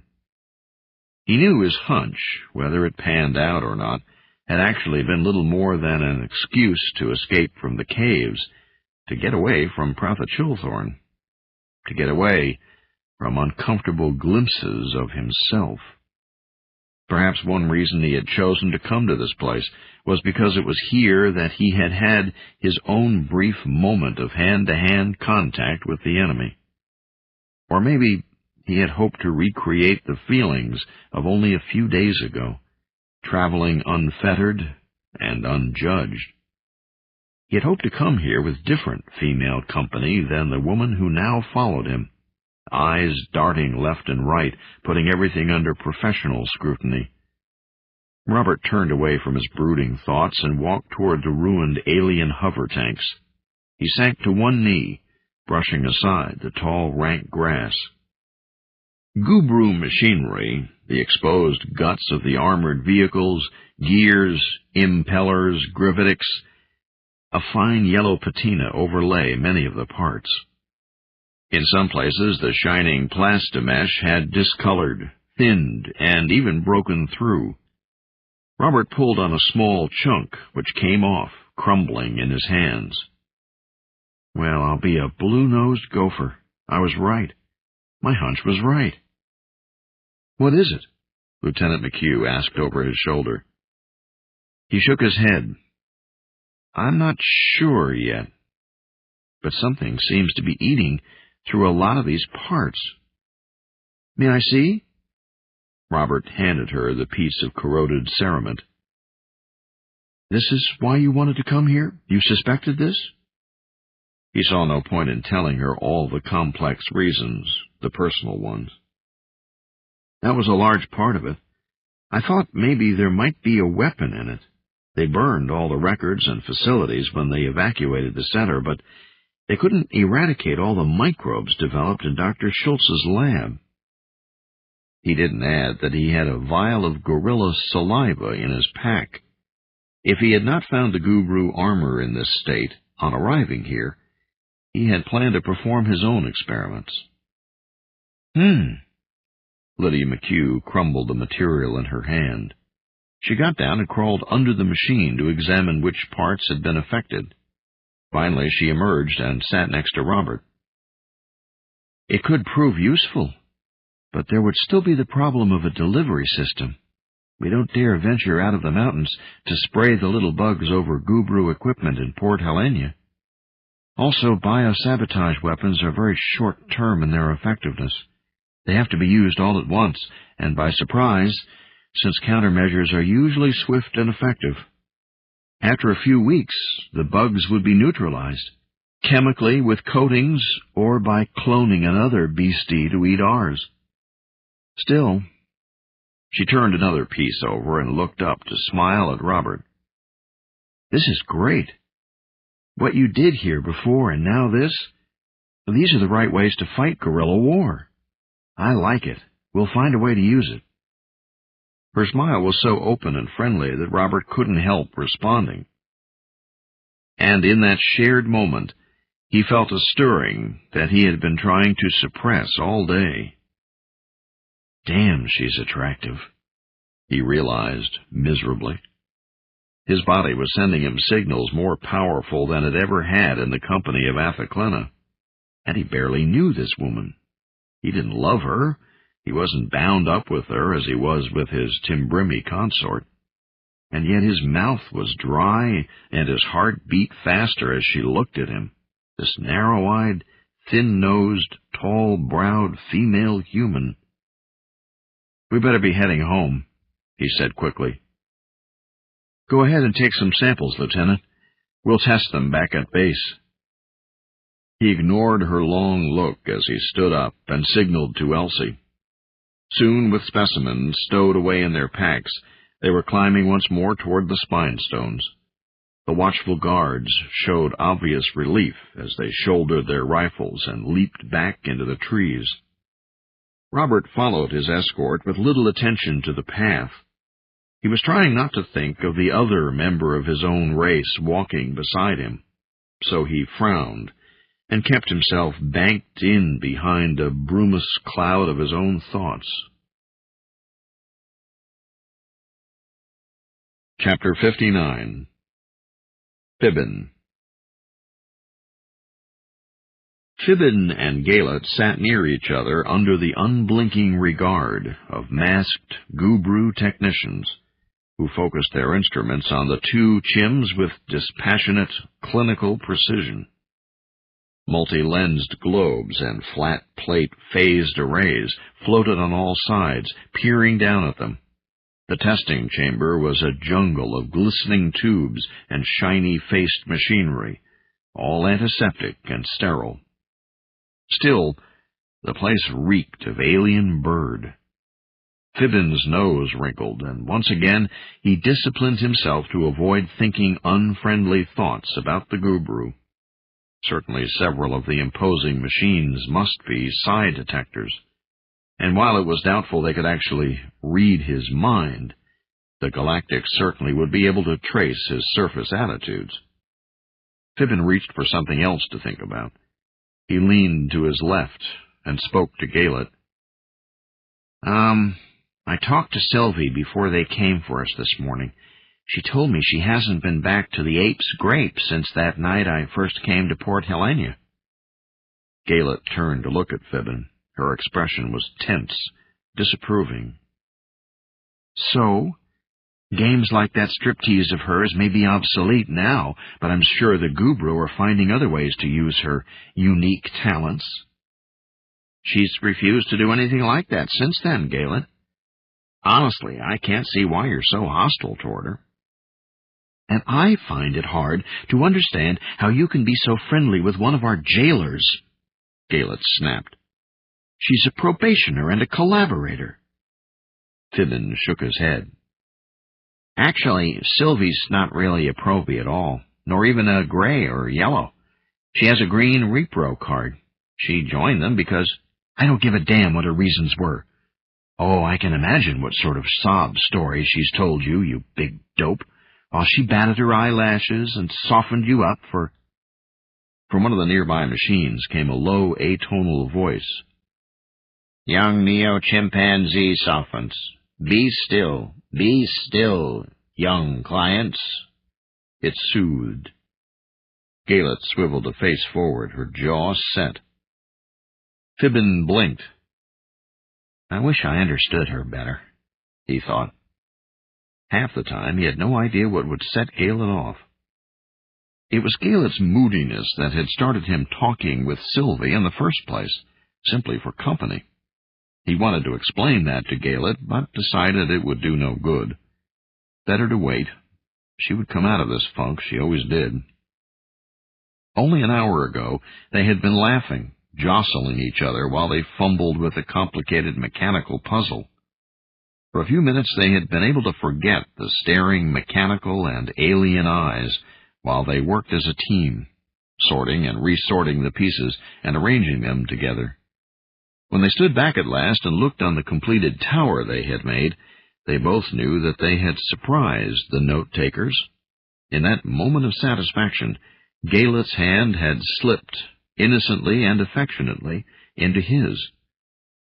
Imprisonment was like that. Part of the time, Fibbin actually felt as if he were profiting from the experience. It was the first time in his life, for instance, that he'd ever really had time to just sit and think.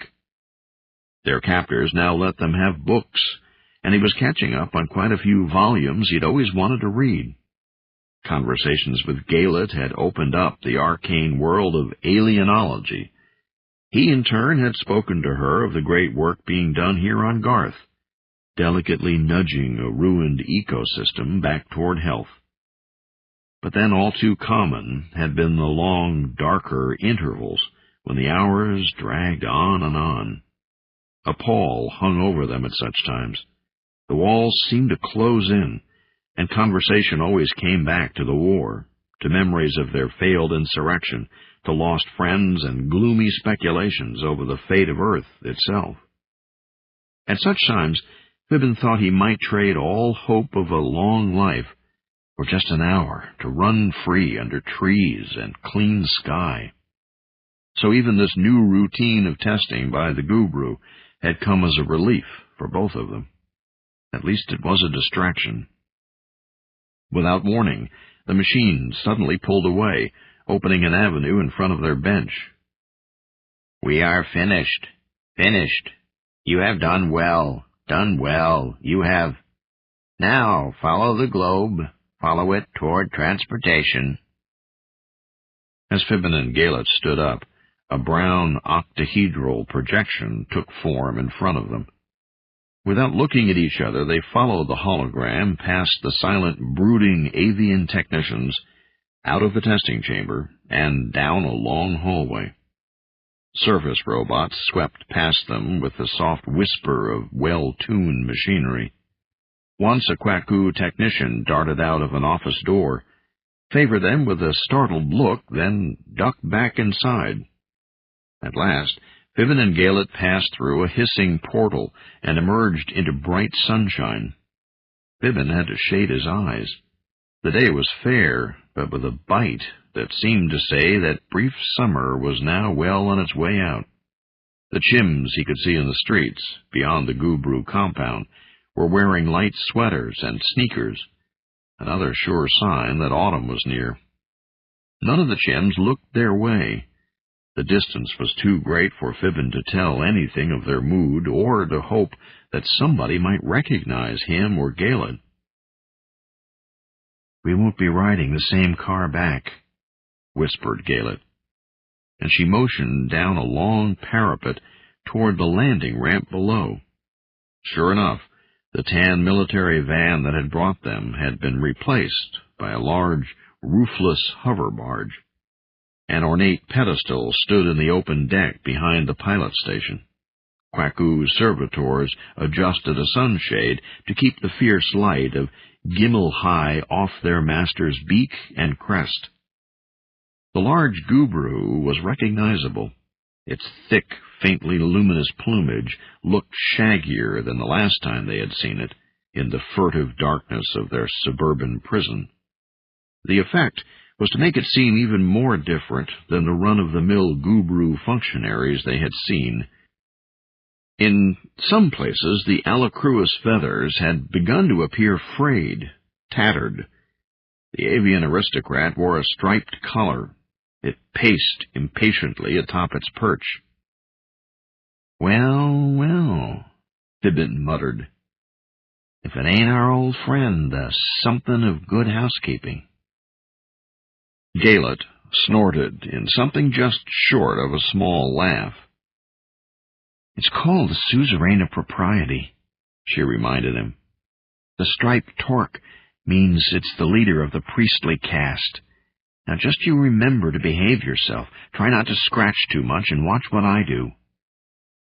"I'll imitate your very steps precisely, mistress." Galet ignored his sarcasm and followed the brown guidance hologram down the long ramp toward the brightly colored barge. Fibbin kept pace just a little behind her. The guide projection vanished as they reached the landing. A Kwaku, with its feathery ruff tinted a garish shade of pink, offered them both a very shallow bow. "You are honored that our patron, noble patron, does deign to show you, you half-formed ones, the favor of your destiny." The Kwaku spoke without the assistance of a Vodor. That in itself was no small miracle, given the creature's highly specialized speech organs. In fact, it spoke the Anglic words fairly clearly, if with a breathless quality which made the alien sound nervous, expectant.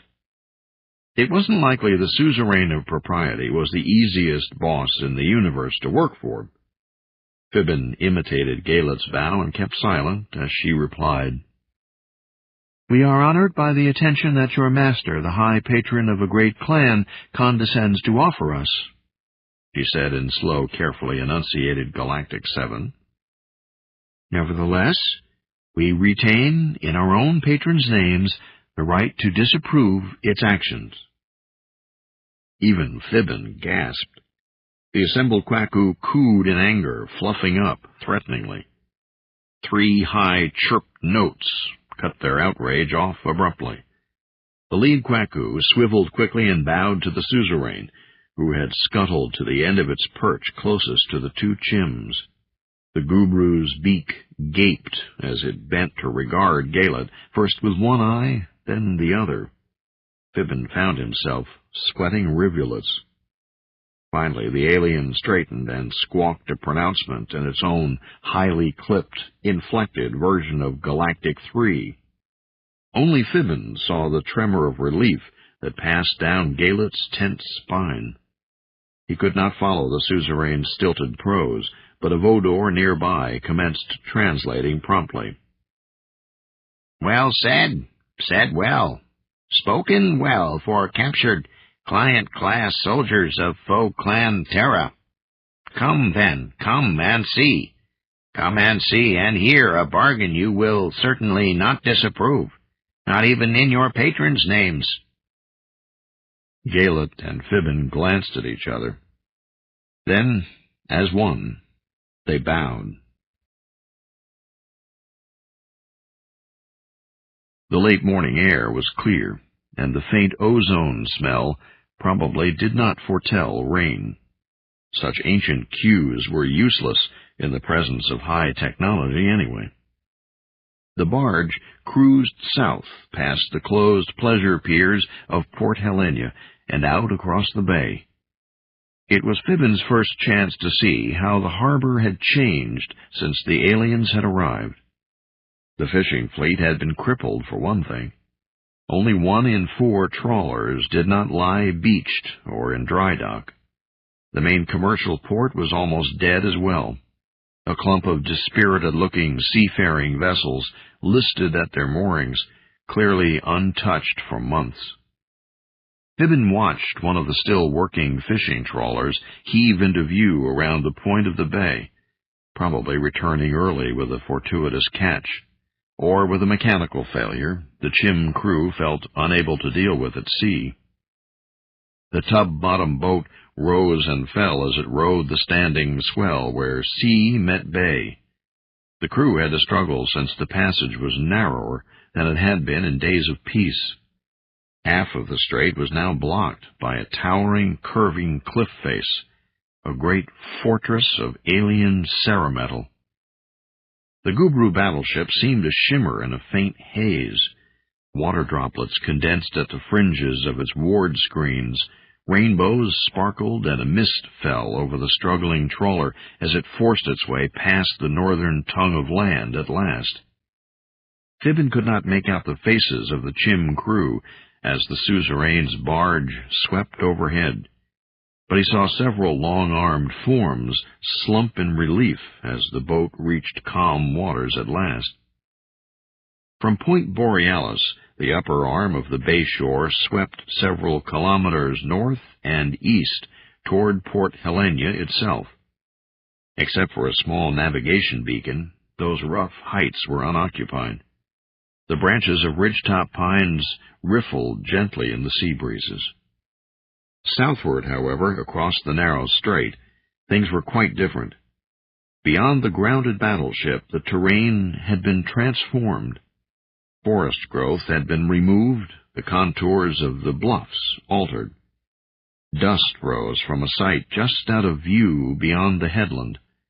A swarm of hovers and heavy lifters could be seen buzzing to and fro in that direction.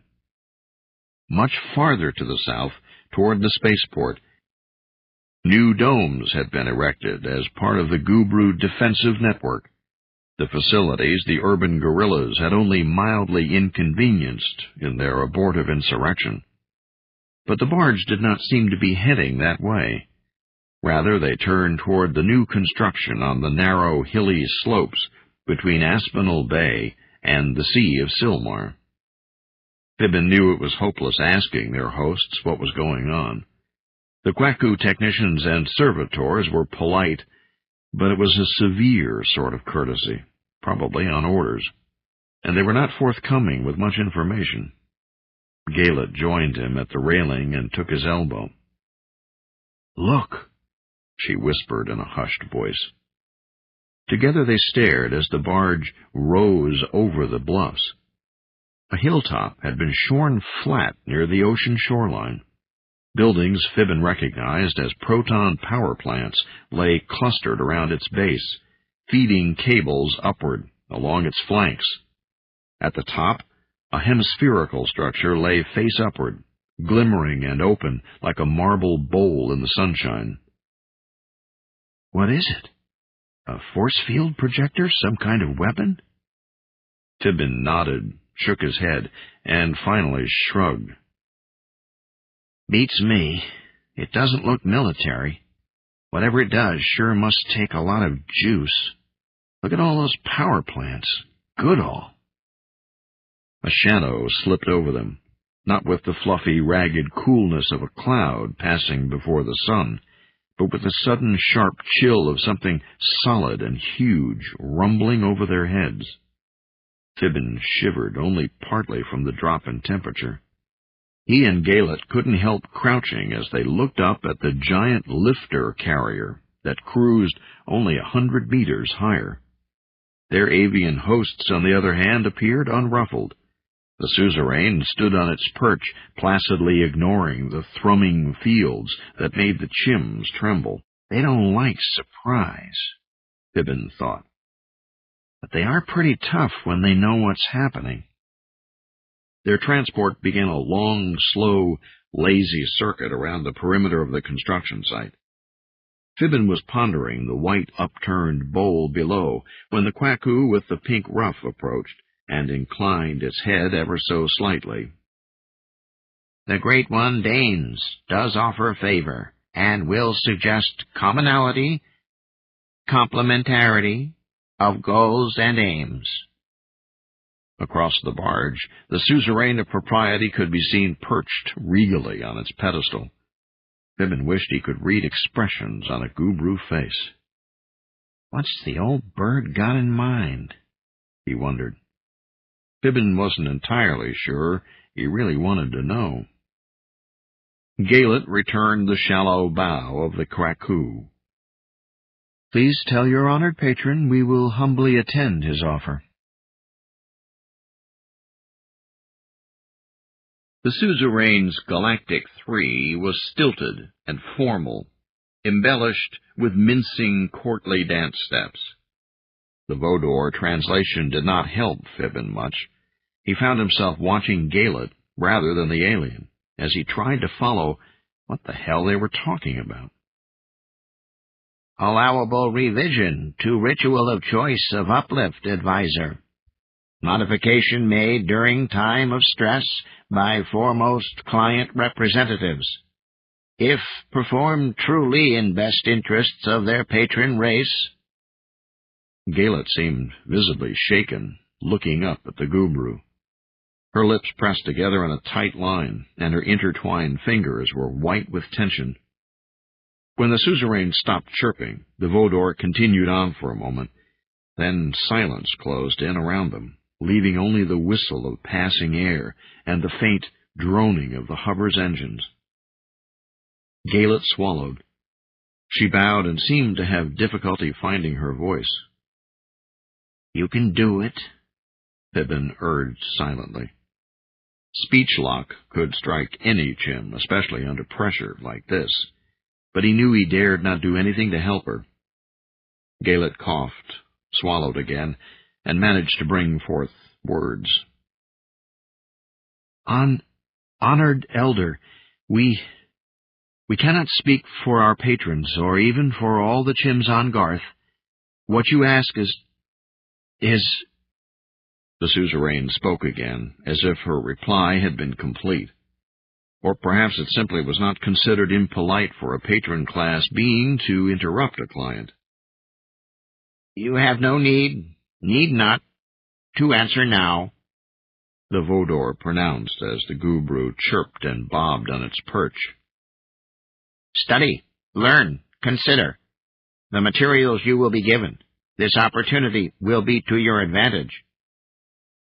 The chirping ceased again, followed by the buzzing Vodor. The suzerain seemed to dismiss them then, simply by closing its eyes. As if at some signal invisible to Fibbin, the pilot of the hover barge banked away from the frenzied activity atop the ravaged hilltop, and sent the craft streaking back across the bay, northward, toward Port Helena.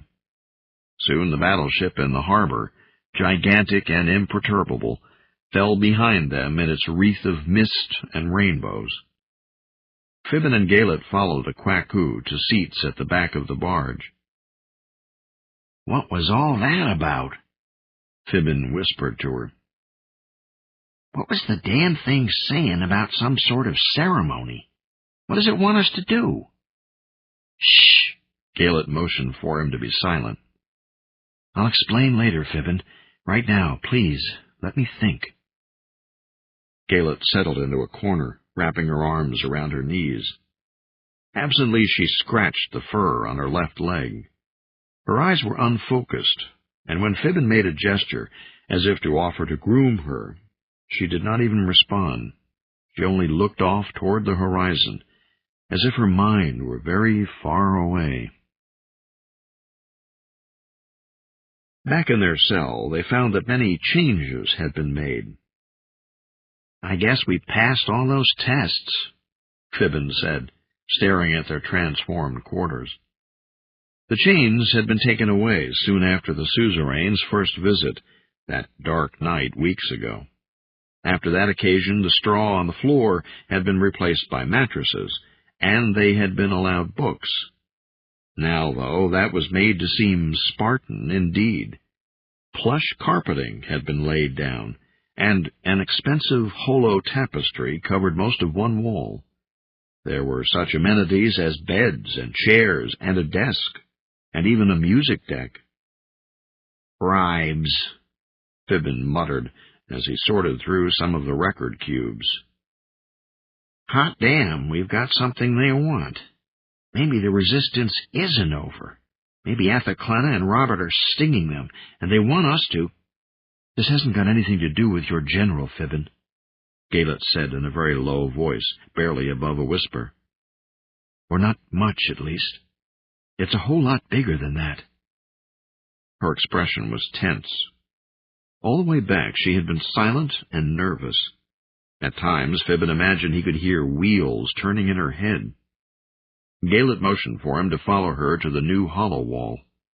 At the moment it was set to depict a three-dimensional scene of abstract shapes and patterns, a seemingly endless vista of glossy cubes, spheres, and pyramids stretching into the infinite distance. She sat cross-legged and twiddled with the controls. "This is an expensive unit," she said, a little louder than necessary. "Let's have some fun and find out what it can do."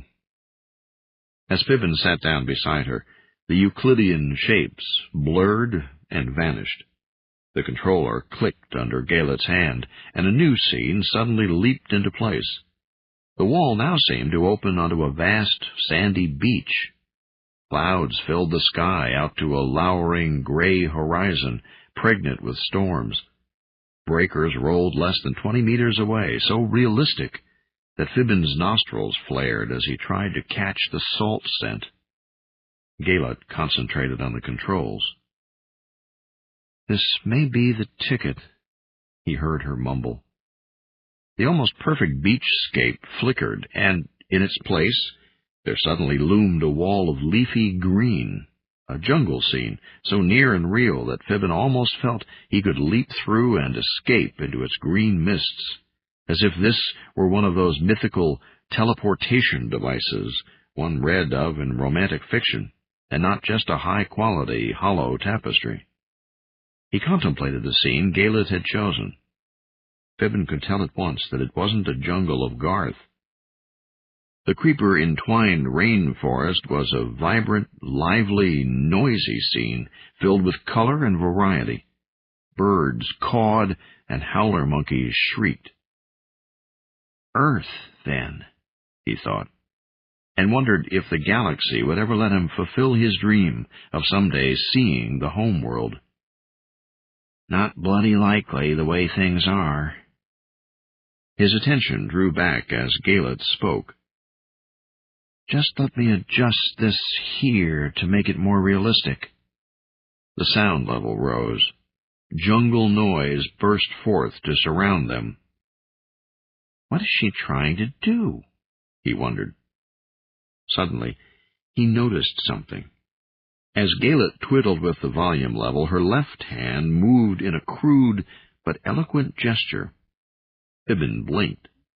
It was a sign in baby talk, the hand language all infant chims used until the age of 4, when speech finally became useful. "Grown-ups listening," she said. Jungle sounds seemed to fill the room, reverberating from the other walls. "There," she said in a low voice. "Now they can't listen in on us. We can talk frankly." "But," Fibbin started to object. Then he saw the gesture again. "Grown-ups listening." Once more his respect for Galet's cleverness grew. Of course. She knew this simple method would not stop snoopers from picking up their every word. But the Gubru and their agents might imagine the Chims foolish enough to think it would. If the two of them acted as if they believed they were safe from eavesdropping. "Such a tangled web we weave," Fibbin thought. This was real spy stuff. Fun in a way. It was also, he knew, dangerous as hell. "The suzerain of propriety has a problem," Galet told him aloud. Her hands lay still on her lap. "It told you that? But if the Gubru are in trouble, why?" "I didn't say the Gubru, although I think that's true as well. I was talking about the suzerain of propriety itself. It's having troubles with its peers. The priest seriously overcommitted itself in a certain matter some time back, and now it seems there's hell to pay over it." Fibbin just sat there, amazed that the lofty alien lord had deigned to tell an earthworm of a Terran client such things. He wasn't comfortable with the idea. Such confidences were likely to be unhealthy. "What were these overcommitments?" he asked. "Well, for one thing," Galet went on, scratching her kneecap, "some months ago it insisted that many parties of Talon soldiers and scientists be sent up into the mountains." "What for?" Galet's face took on an expression of severe control. "They were sent searching for Garthlings." "For what?" Fibbin blinked. He started to laugh, and he cut short when he saw the warning flicker in her eyes. The hand scratching her knee curled and turned in a motion that signified caution. "For Garthlings," she repeated. Of all the superstitious nonsense, Fibbin thought. Ignorant yellow-card Chims use Garthling fables to frighten their children. It was rich to think of the sophisticated Gubru falling for such tall tales. Galet did not seem to find the idea amusing, though. "You can imagine why the suzerain would be excited, Fibbin, once it had reason to believe Garthlings might exist. Imagine what a fantastic coup it would be for any clan who claimed adoption rights on a pre-sentient race that had survived the Bururali Holocaust. Immediate takeover of Earth's tenancy rights here would be the very least of the consequences." Fibbin saw her point. But what in the world made it think, in the first place, that... It seems our Timbrimi ambassador, Uther Calding, was largely responsible for the suzerain's fixation, Fibbin. You remember that day of the Chancery explosion, when you tried to break into the Timbrimi diplomatic cache? Fibbin opened his mouth. He closed it again. He tried to think. What kind of game was Galet playing now? The suzerain of propriety obviously knew that he, Fibbin, was the Chim who had been sighted ducking through the smoke and stench of fried Gubru clerical workers on the day of the explosion at the one-time Timbrimi embassy. It knew Fibbin was the one who had played a frustrated game of tag with the cache guardian, and who later escaped over a cliff face under the very beaks of a squad of Talon soldiers. Did it know because Galet had told it? If so, had she also told the suzerain about the secret message Fibbin had found in the back of the cache and delivered to Athaclena? He could not ask her these things. The warning look in her eyes kept him silent. "I hope she knows what she's doing," he prayed fervently. Fibbin felt clammy under his arms. He brushed a bead of sweat from his eyebrow. Go on, he said in a dry voice. Your visit invalidated diplomatic immunity and gave the Gubru the excuse they were looking for, to break into the cache. Then the Gubru had what they thought was a real stroke of luck. The cache auto-destruct partially failed. There was evidence inside Fibbin, evidence pertaining to private investigations into the Garthling question by the Timbrimi ambassador. By Uther Calving? But... And then it hit Fibbin. He stared at Galet goggle-eyed. Then he doubled over, coughing as he fought not to laugh out loud. Hilarity was like a head of steam in his chest, a force in its own right, barely contained. A sudden, brief spell of speech-lock was actually a blessing, as it kept Galet from having to shush him. He coughed some more and slapped his chest. Excuse me, he said in a small voice. The Gubru now believed that the evidence was contrived, a clever ruse, she went on. No kidding, Fibbin thought silently. In addition to faked data, Uther Calving also arranged to have the planetary library stripped of its Uplift files, making it seem to the suzerain as if something was being hidden. It cost the Gubru a lot to find out that Uther Calving had tricked them. A research-class planetary library was shipped in, for instance, and they lost quite a few scientists and soldiers up in the mountains before they figured it out. Lost them? Fibbin sat forward. Lost how? Chim irregulars, Galet answered tersely. And again there was that warning look. Come on, Galet, he thought. I'm not an idiot. Fibbin knew better than to refer in any way to Robert or Athaklana. He shied away from even thinking about them. Still, he couldn't quite suppress a smile. So that was why the Quack-Hoo had been so polite. If Chims were waging intelligent war, and by the official rules at that, then all Chims had to be treated with some minimal degree of respect. The mountain Chims survived that first day. They must have stung the invaders and kept stinging them. He knew he was free to vent a bit of exultation. It would only be keeping in character. Galet's smile was thin. This news must have given rise to mixed feelings. After all, her own part of the insurrection had gone very much worse. So, Fibbin thought, Uther Calving's elaborate ruse persuaded the Gubru that there was something on the planet at least as important as the colony's value as hostage. Garthlings. Imagine that. They went up into the mountains chasing a myth, and somehow the general found a way to hurt them as soon as they came within reach. Oh, I'm sorry for all those things I thought about her old man. What a great shape, Uther Calving. But now the invaders are wise to it. I wonder if... Fibbin glanced up and saw that Galet was watching him intently, as if gauging his very thoughts.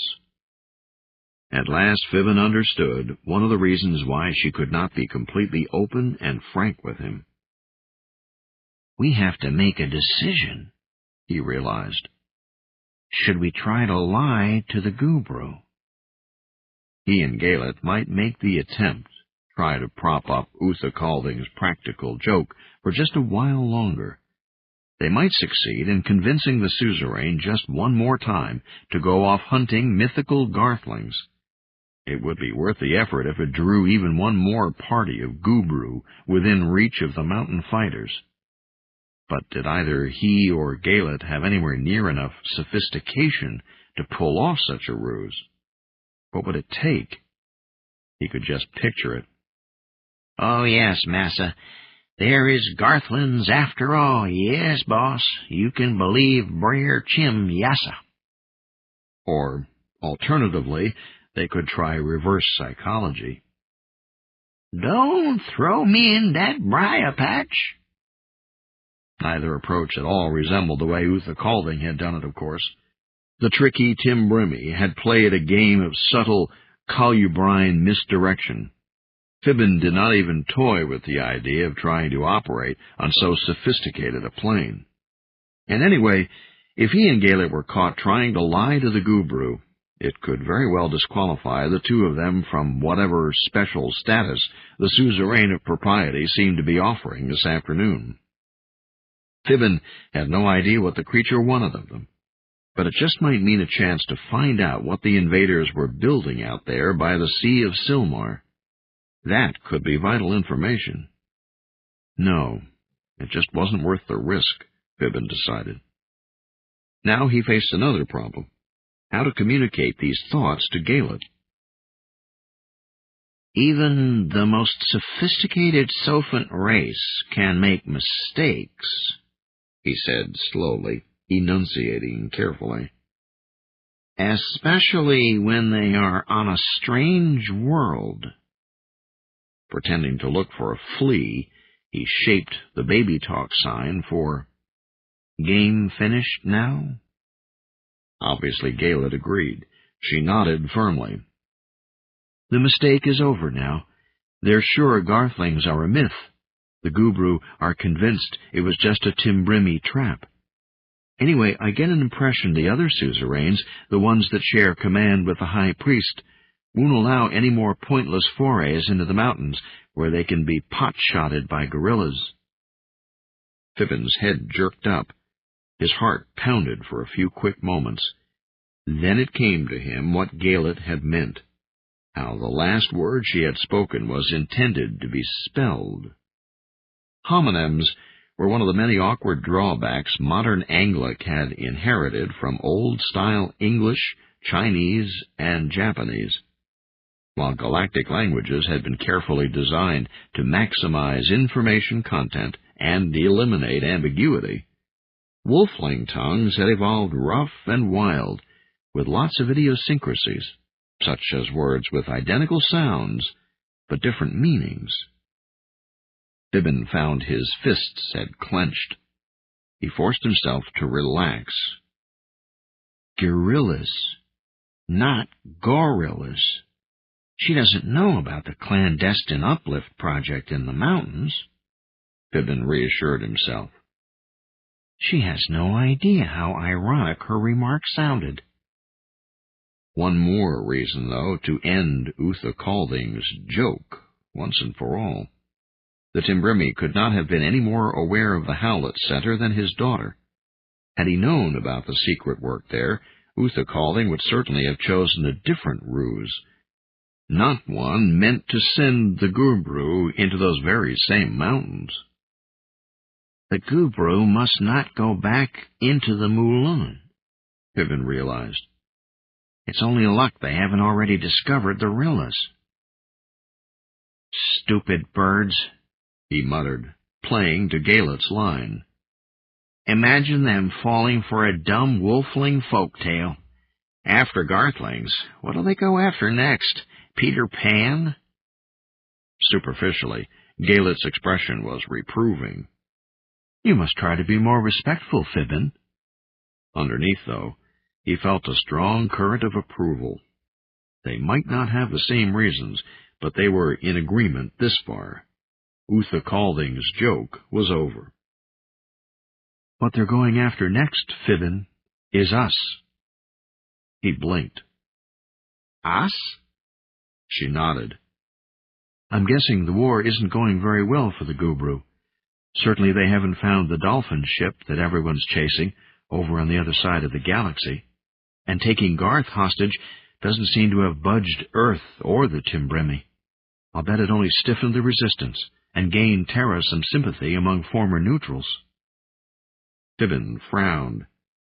It had been so long since he had thought about the larger scope, about the turmoil raging all across the 5 galaxies, about the Streaker, about the siege of Terra. Just how much did Gaelic know, and how much was mere speculation? In the nearby weather wall, a big black bird with a huge gaily colored bill was depicted landing in a rustle very close to the carpet where Fibbin and Galet sat. It stepped forward and seemed to regard Fibbin, first with one eye, then the other. The toucan reminded him of the suzerain of propriety. Fibbin shivered. "Anyway," Galet went on, "the enterprise here on Garth seems to be a drain on their resources that the Gubru can't afford too well, and the Institute for Civilized Warfare makes them give the planet back in only a few decades or so. I figure they're looking real hard for some way to make a profit out of all this." Fibbin had an inspiration. "All that construction by South Point is part of that, right?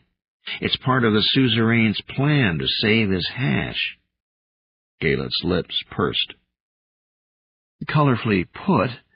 Have you figured out what it is they're building?" The multicolored bird on the branch cawed sharply and seemed to be laughing at Fibbin. But when he glanced sharply that way, it had already returned to the serious business of picking through the imaginary detritus on the forest floor.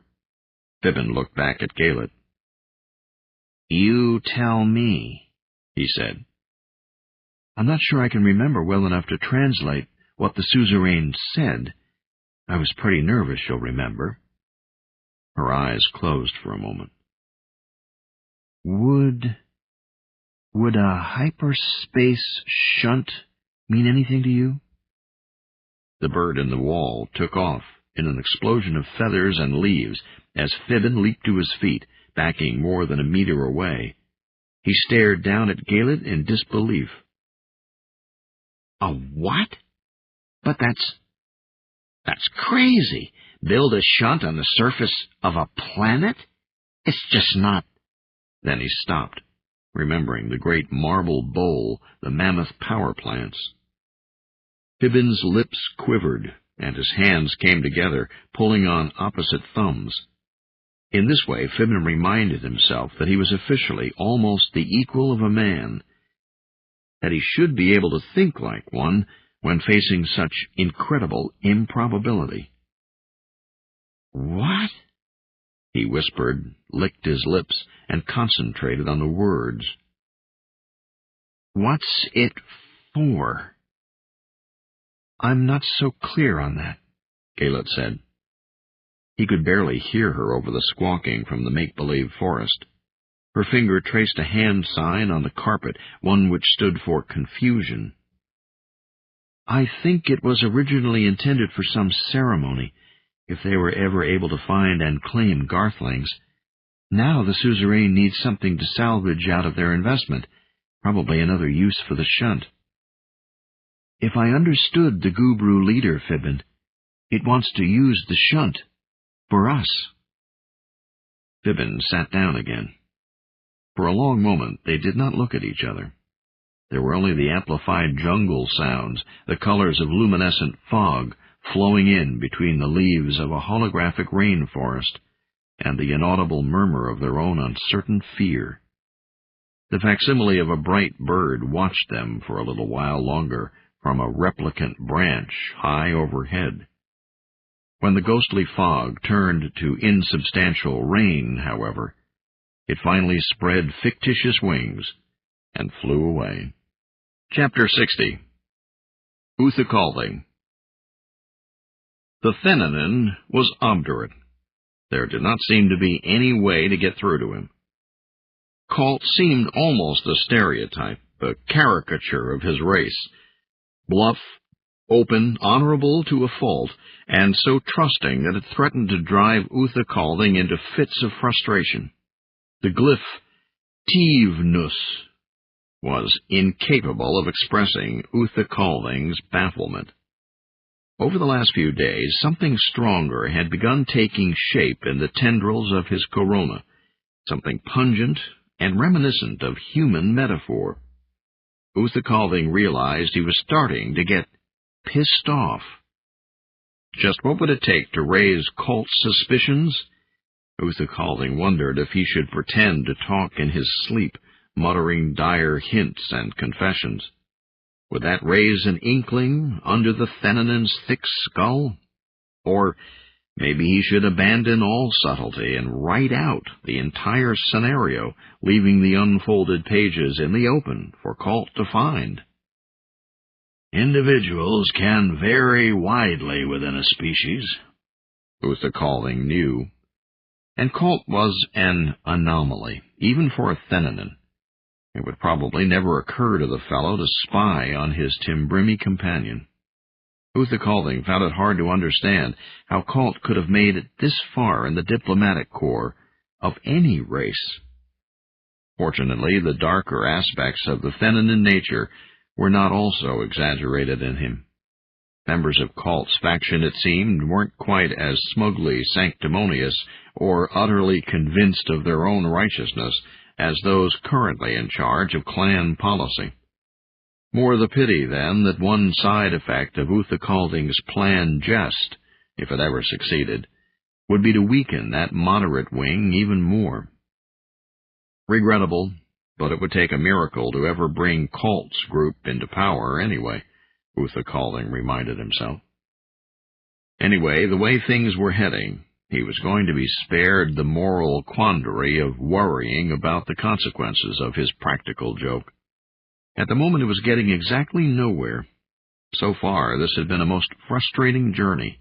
The only compensation was that this was not, after all, a Gubru detention camp. They were in the low, rolling countryside, leading inexorably upward toward the southern slopes of the mountains of Mulun.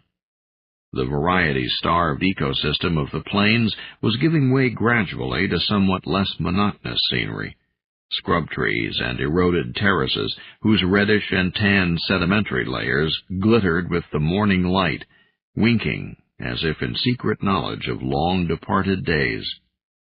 As the wanderers' trek brought them ever closer to the mountains, Uther Calding kept adjusting their path, guided by a certain blue twinkle on the horizon, a glimmer so faint that his eyes could barely make it out at times. He knew for a fact that Colt's visual apparatus could not detect the spark at all. It had been planned that way. Faithfully following the intermittent glow, Uther Calding had led the way and kept a careful watch for the telltale clues.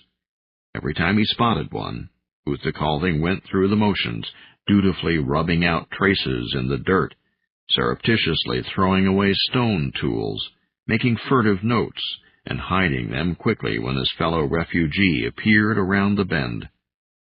By now, anyone else would be positively seething with curiosity. But not Colt. No, not Colt. Just this morning, it had been the Fenninen's turn to lead. Their route took them along the edge of a mudflat, still damp from the recent onset of autumn rains. There, crossing their path in plain sight, had been a trail of footprints no more than a few hours old, obviously laid by something shuffling on two legs and a knuckle. But Colt just strode on past, sniffing the air with those great breathing slits of his, commenting in his booming voice on how fresh the day felt. Uther Calding consoled himself that this part of his scheme had always been a long shot anyway. Maybe his plan just wasn't meant to come about. Perhaps I am simply not clever enough. Perhaps both Colt's race and my own assigned their dullest types to duty on this back-of-the-arm planet. Even among humans, there were those who certainly would have been able to come up with something better. One of those legendary agents of the Terrigan's Council, for instance.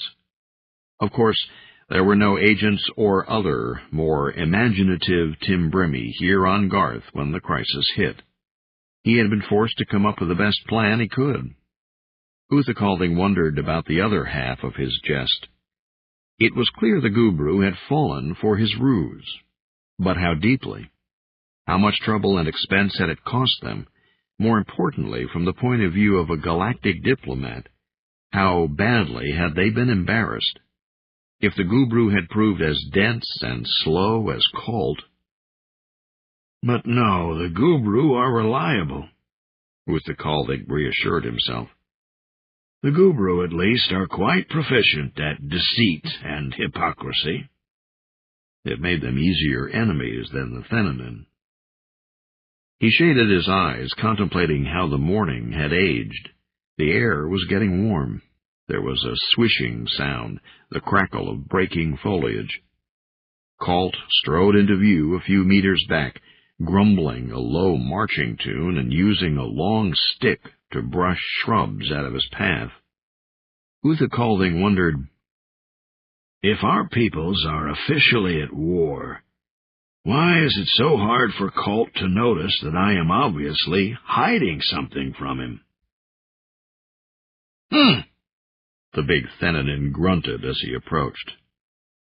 Colleague, why have we stopped? The words were in Anglic. Recently, they had made a game of using a different language every day for practice. Uthakalding gestured skyward. It is almost midday, Colt. Gemmelhai is getting fierce. We had better find a place to get out of the sun. Colt's leathery ridge crest puffed. Get out of the sun? But we are not in. Oh, ha, ha, ha. A wolfling figure of speech, very droll. Yes, Uthakalding. When Gemmelhai reaches zenith, it might indeed feel somewhat as if we were roasting in its outer shell. Let us find shelter. A small stand of brushy trees stood atop a hillock not far away. This time Colt led, swinging his homemade staff to clear a path through the tall, grassy growth. By now they were well practiced at the routine. Colt did the heavy work of delving a comfortable niche down to where the soil was cool. Uthakalding's nimble hands tied the Thenanin's cape into place as a sunshade. They rested against their packs and waited out the hot middle part of the day. While Uthakalding dozed, Colt spent the time entering data in his lap data well. He picked up twigs, berries, bits of dirt, rubbed them between his large, powerful fingers, and held the dust up to his scent slits before examining it with his small collection of instruments salvaged from the crashed yacht. The Thenanin's diligence was all the more frustrating to Uthakalding, since Colt's serious investigations of the local ecosystem had somehow missed every single clue Uthakalding had thrown his way. Perhaps it is because they were thrown at him, Uthakalding pondered. The Thenanin were a systematic folk. Possibly Colt's worldview prevented him from seeing that which did not fit into the pattern that his careful studies revealed. An interesting thought. Uthakalding's corona fashioned a glyph of appreciated surprise, as all at once he saw that the Thenanin approach might not be as cumbersome as he had thought. He had assumed that it was stupidity that made Colt impervious to his fabricated clues. But after all, the clues really are lies. My confederate out in the bush lays out hints for me to find and hide. When Colt ignores them, could it be because his obstinate worldview is actually superior? In reality, he has proven almost impossible to fool. True or not, it was an interesting idea. Seer Tunu riffled and tried to lift off, but Uthakalding's corona lay limp, too lazy to abet the glyph. Instead, his thoughts drifted to Athaclena. He knew his daughter still lived. To try to learn more would invite detection by the enemy's side devices. Still, there was something in those traces, trembling undertones down in the Nahakiri levels of feeling, which told Uthakalding that he would have much new to learn about Athaclena, should they ever meet again in this world. In the end, there is a limit to the guidance of parents, a soft voice seemed to say to him as he drifted in half slumber. Beyond that, a child's destiny is her own. And what of the strangers who enter her life? Uthakalding asked the glimmering figure of his long-dead wife, whose shape seemed to hover before him beyond his closed eyelids. Husband, what of them? They too will shape her, and she them. But our own time ebbs. Her face was so clear. This was a dream such as humans were known to have, but which was rarer among Timbrimi. It was visual, and meaning was conveyed in words rather than glyphs. A flux of emotion made his fingertips tremble. Methacluana's eyes separated, and her smile reminded him of that day in the capital, when their coronae had first touched, stopping him, stunned and still in the middle of a crowded street. Half blinded by a glyph without any name, he had hunted the trace of her down alleyways, across bridges, and past dark cafes, seeking with growing desperation until, at last, he found her waiting for him on a bench, not 12 sistars from where he had first sensed her. You see? She asked in the dream voice of that long-ago girl. We are shaped, we change, but what we once were, that too remains always. Uthakalding stirred.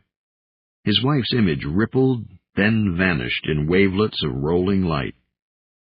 Sealtha was the glyph that hovered in the space where she had been, standing for the joy of a puzzle not yet solved.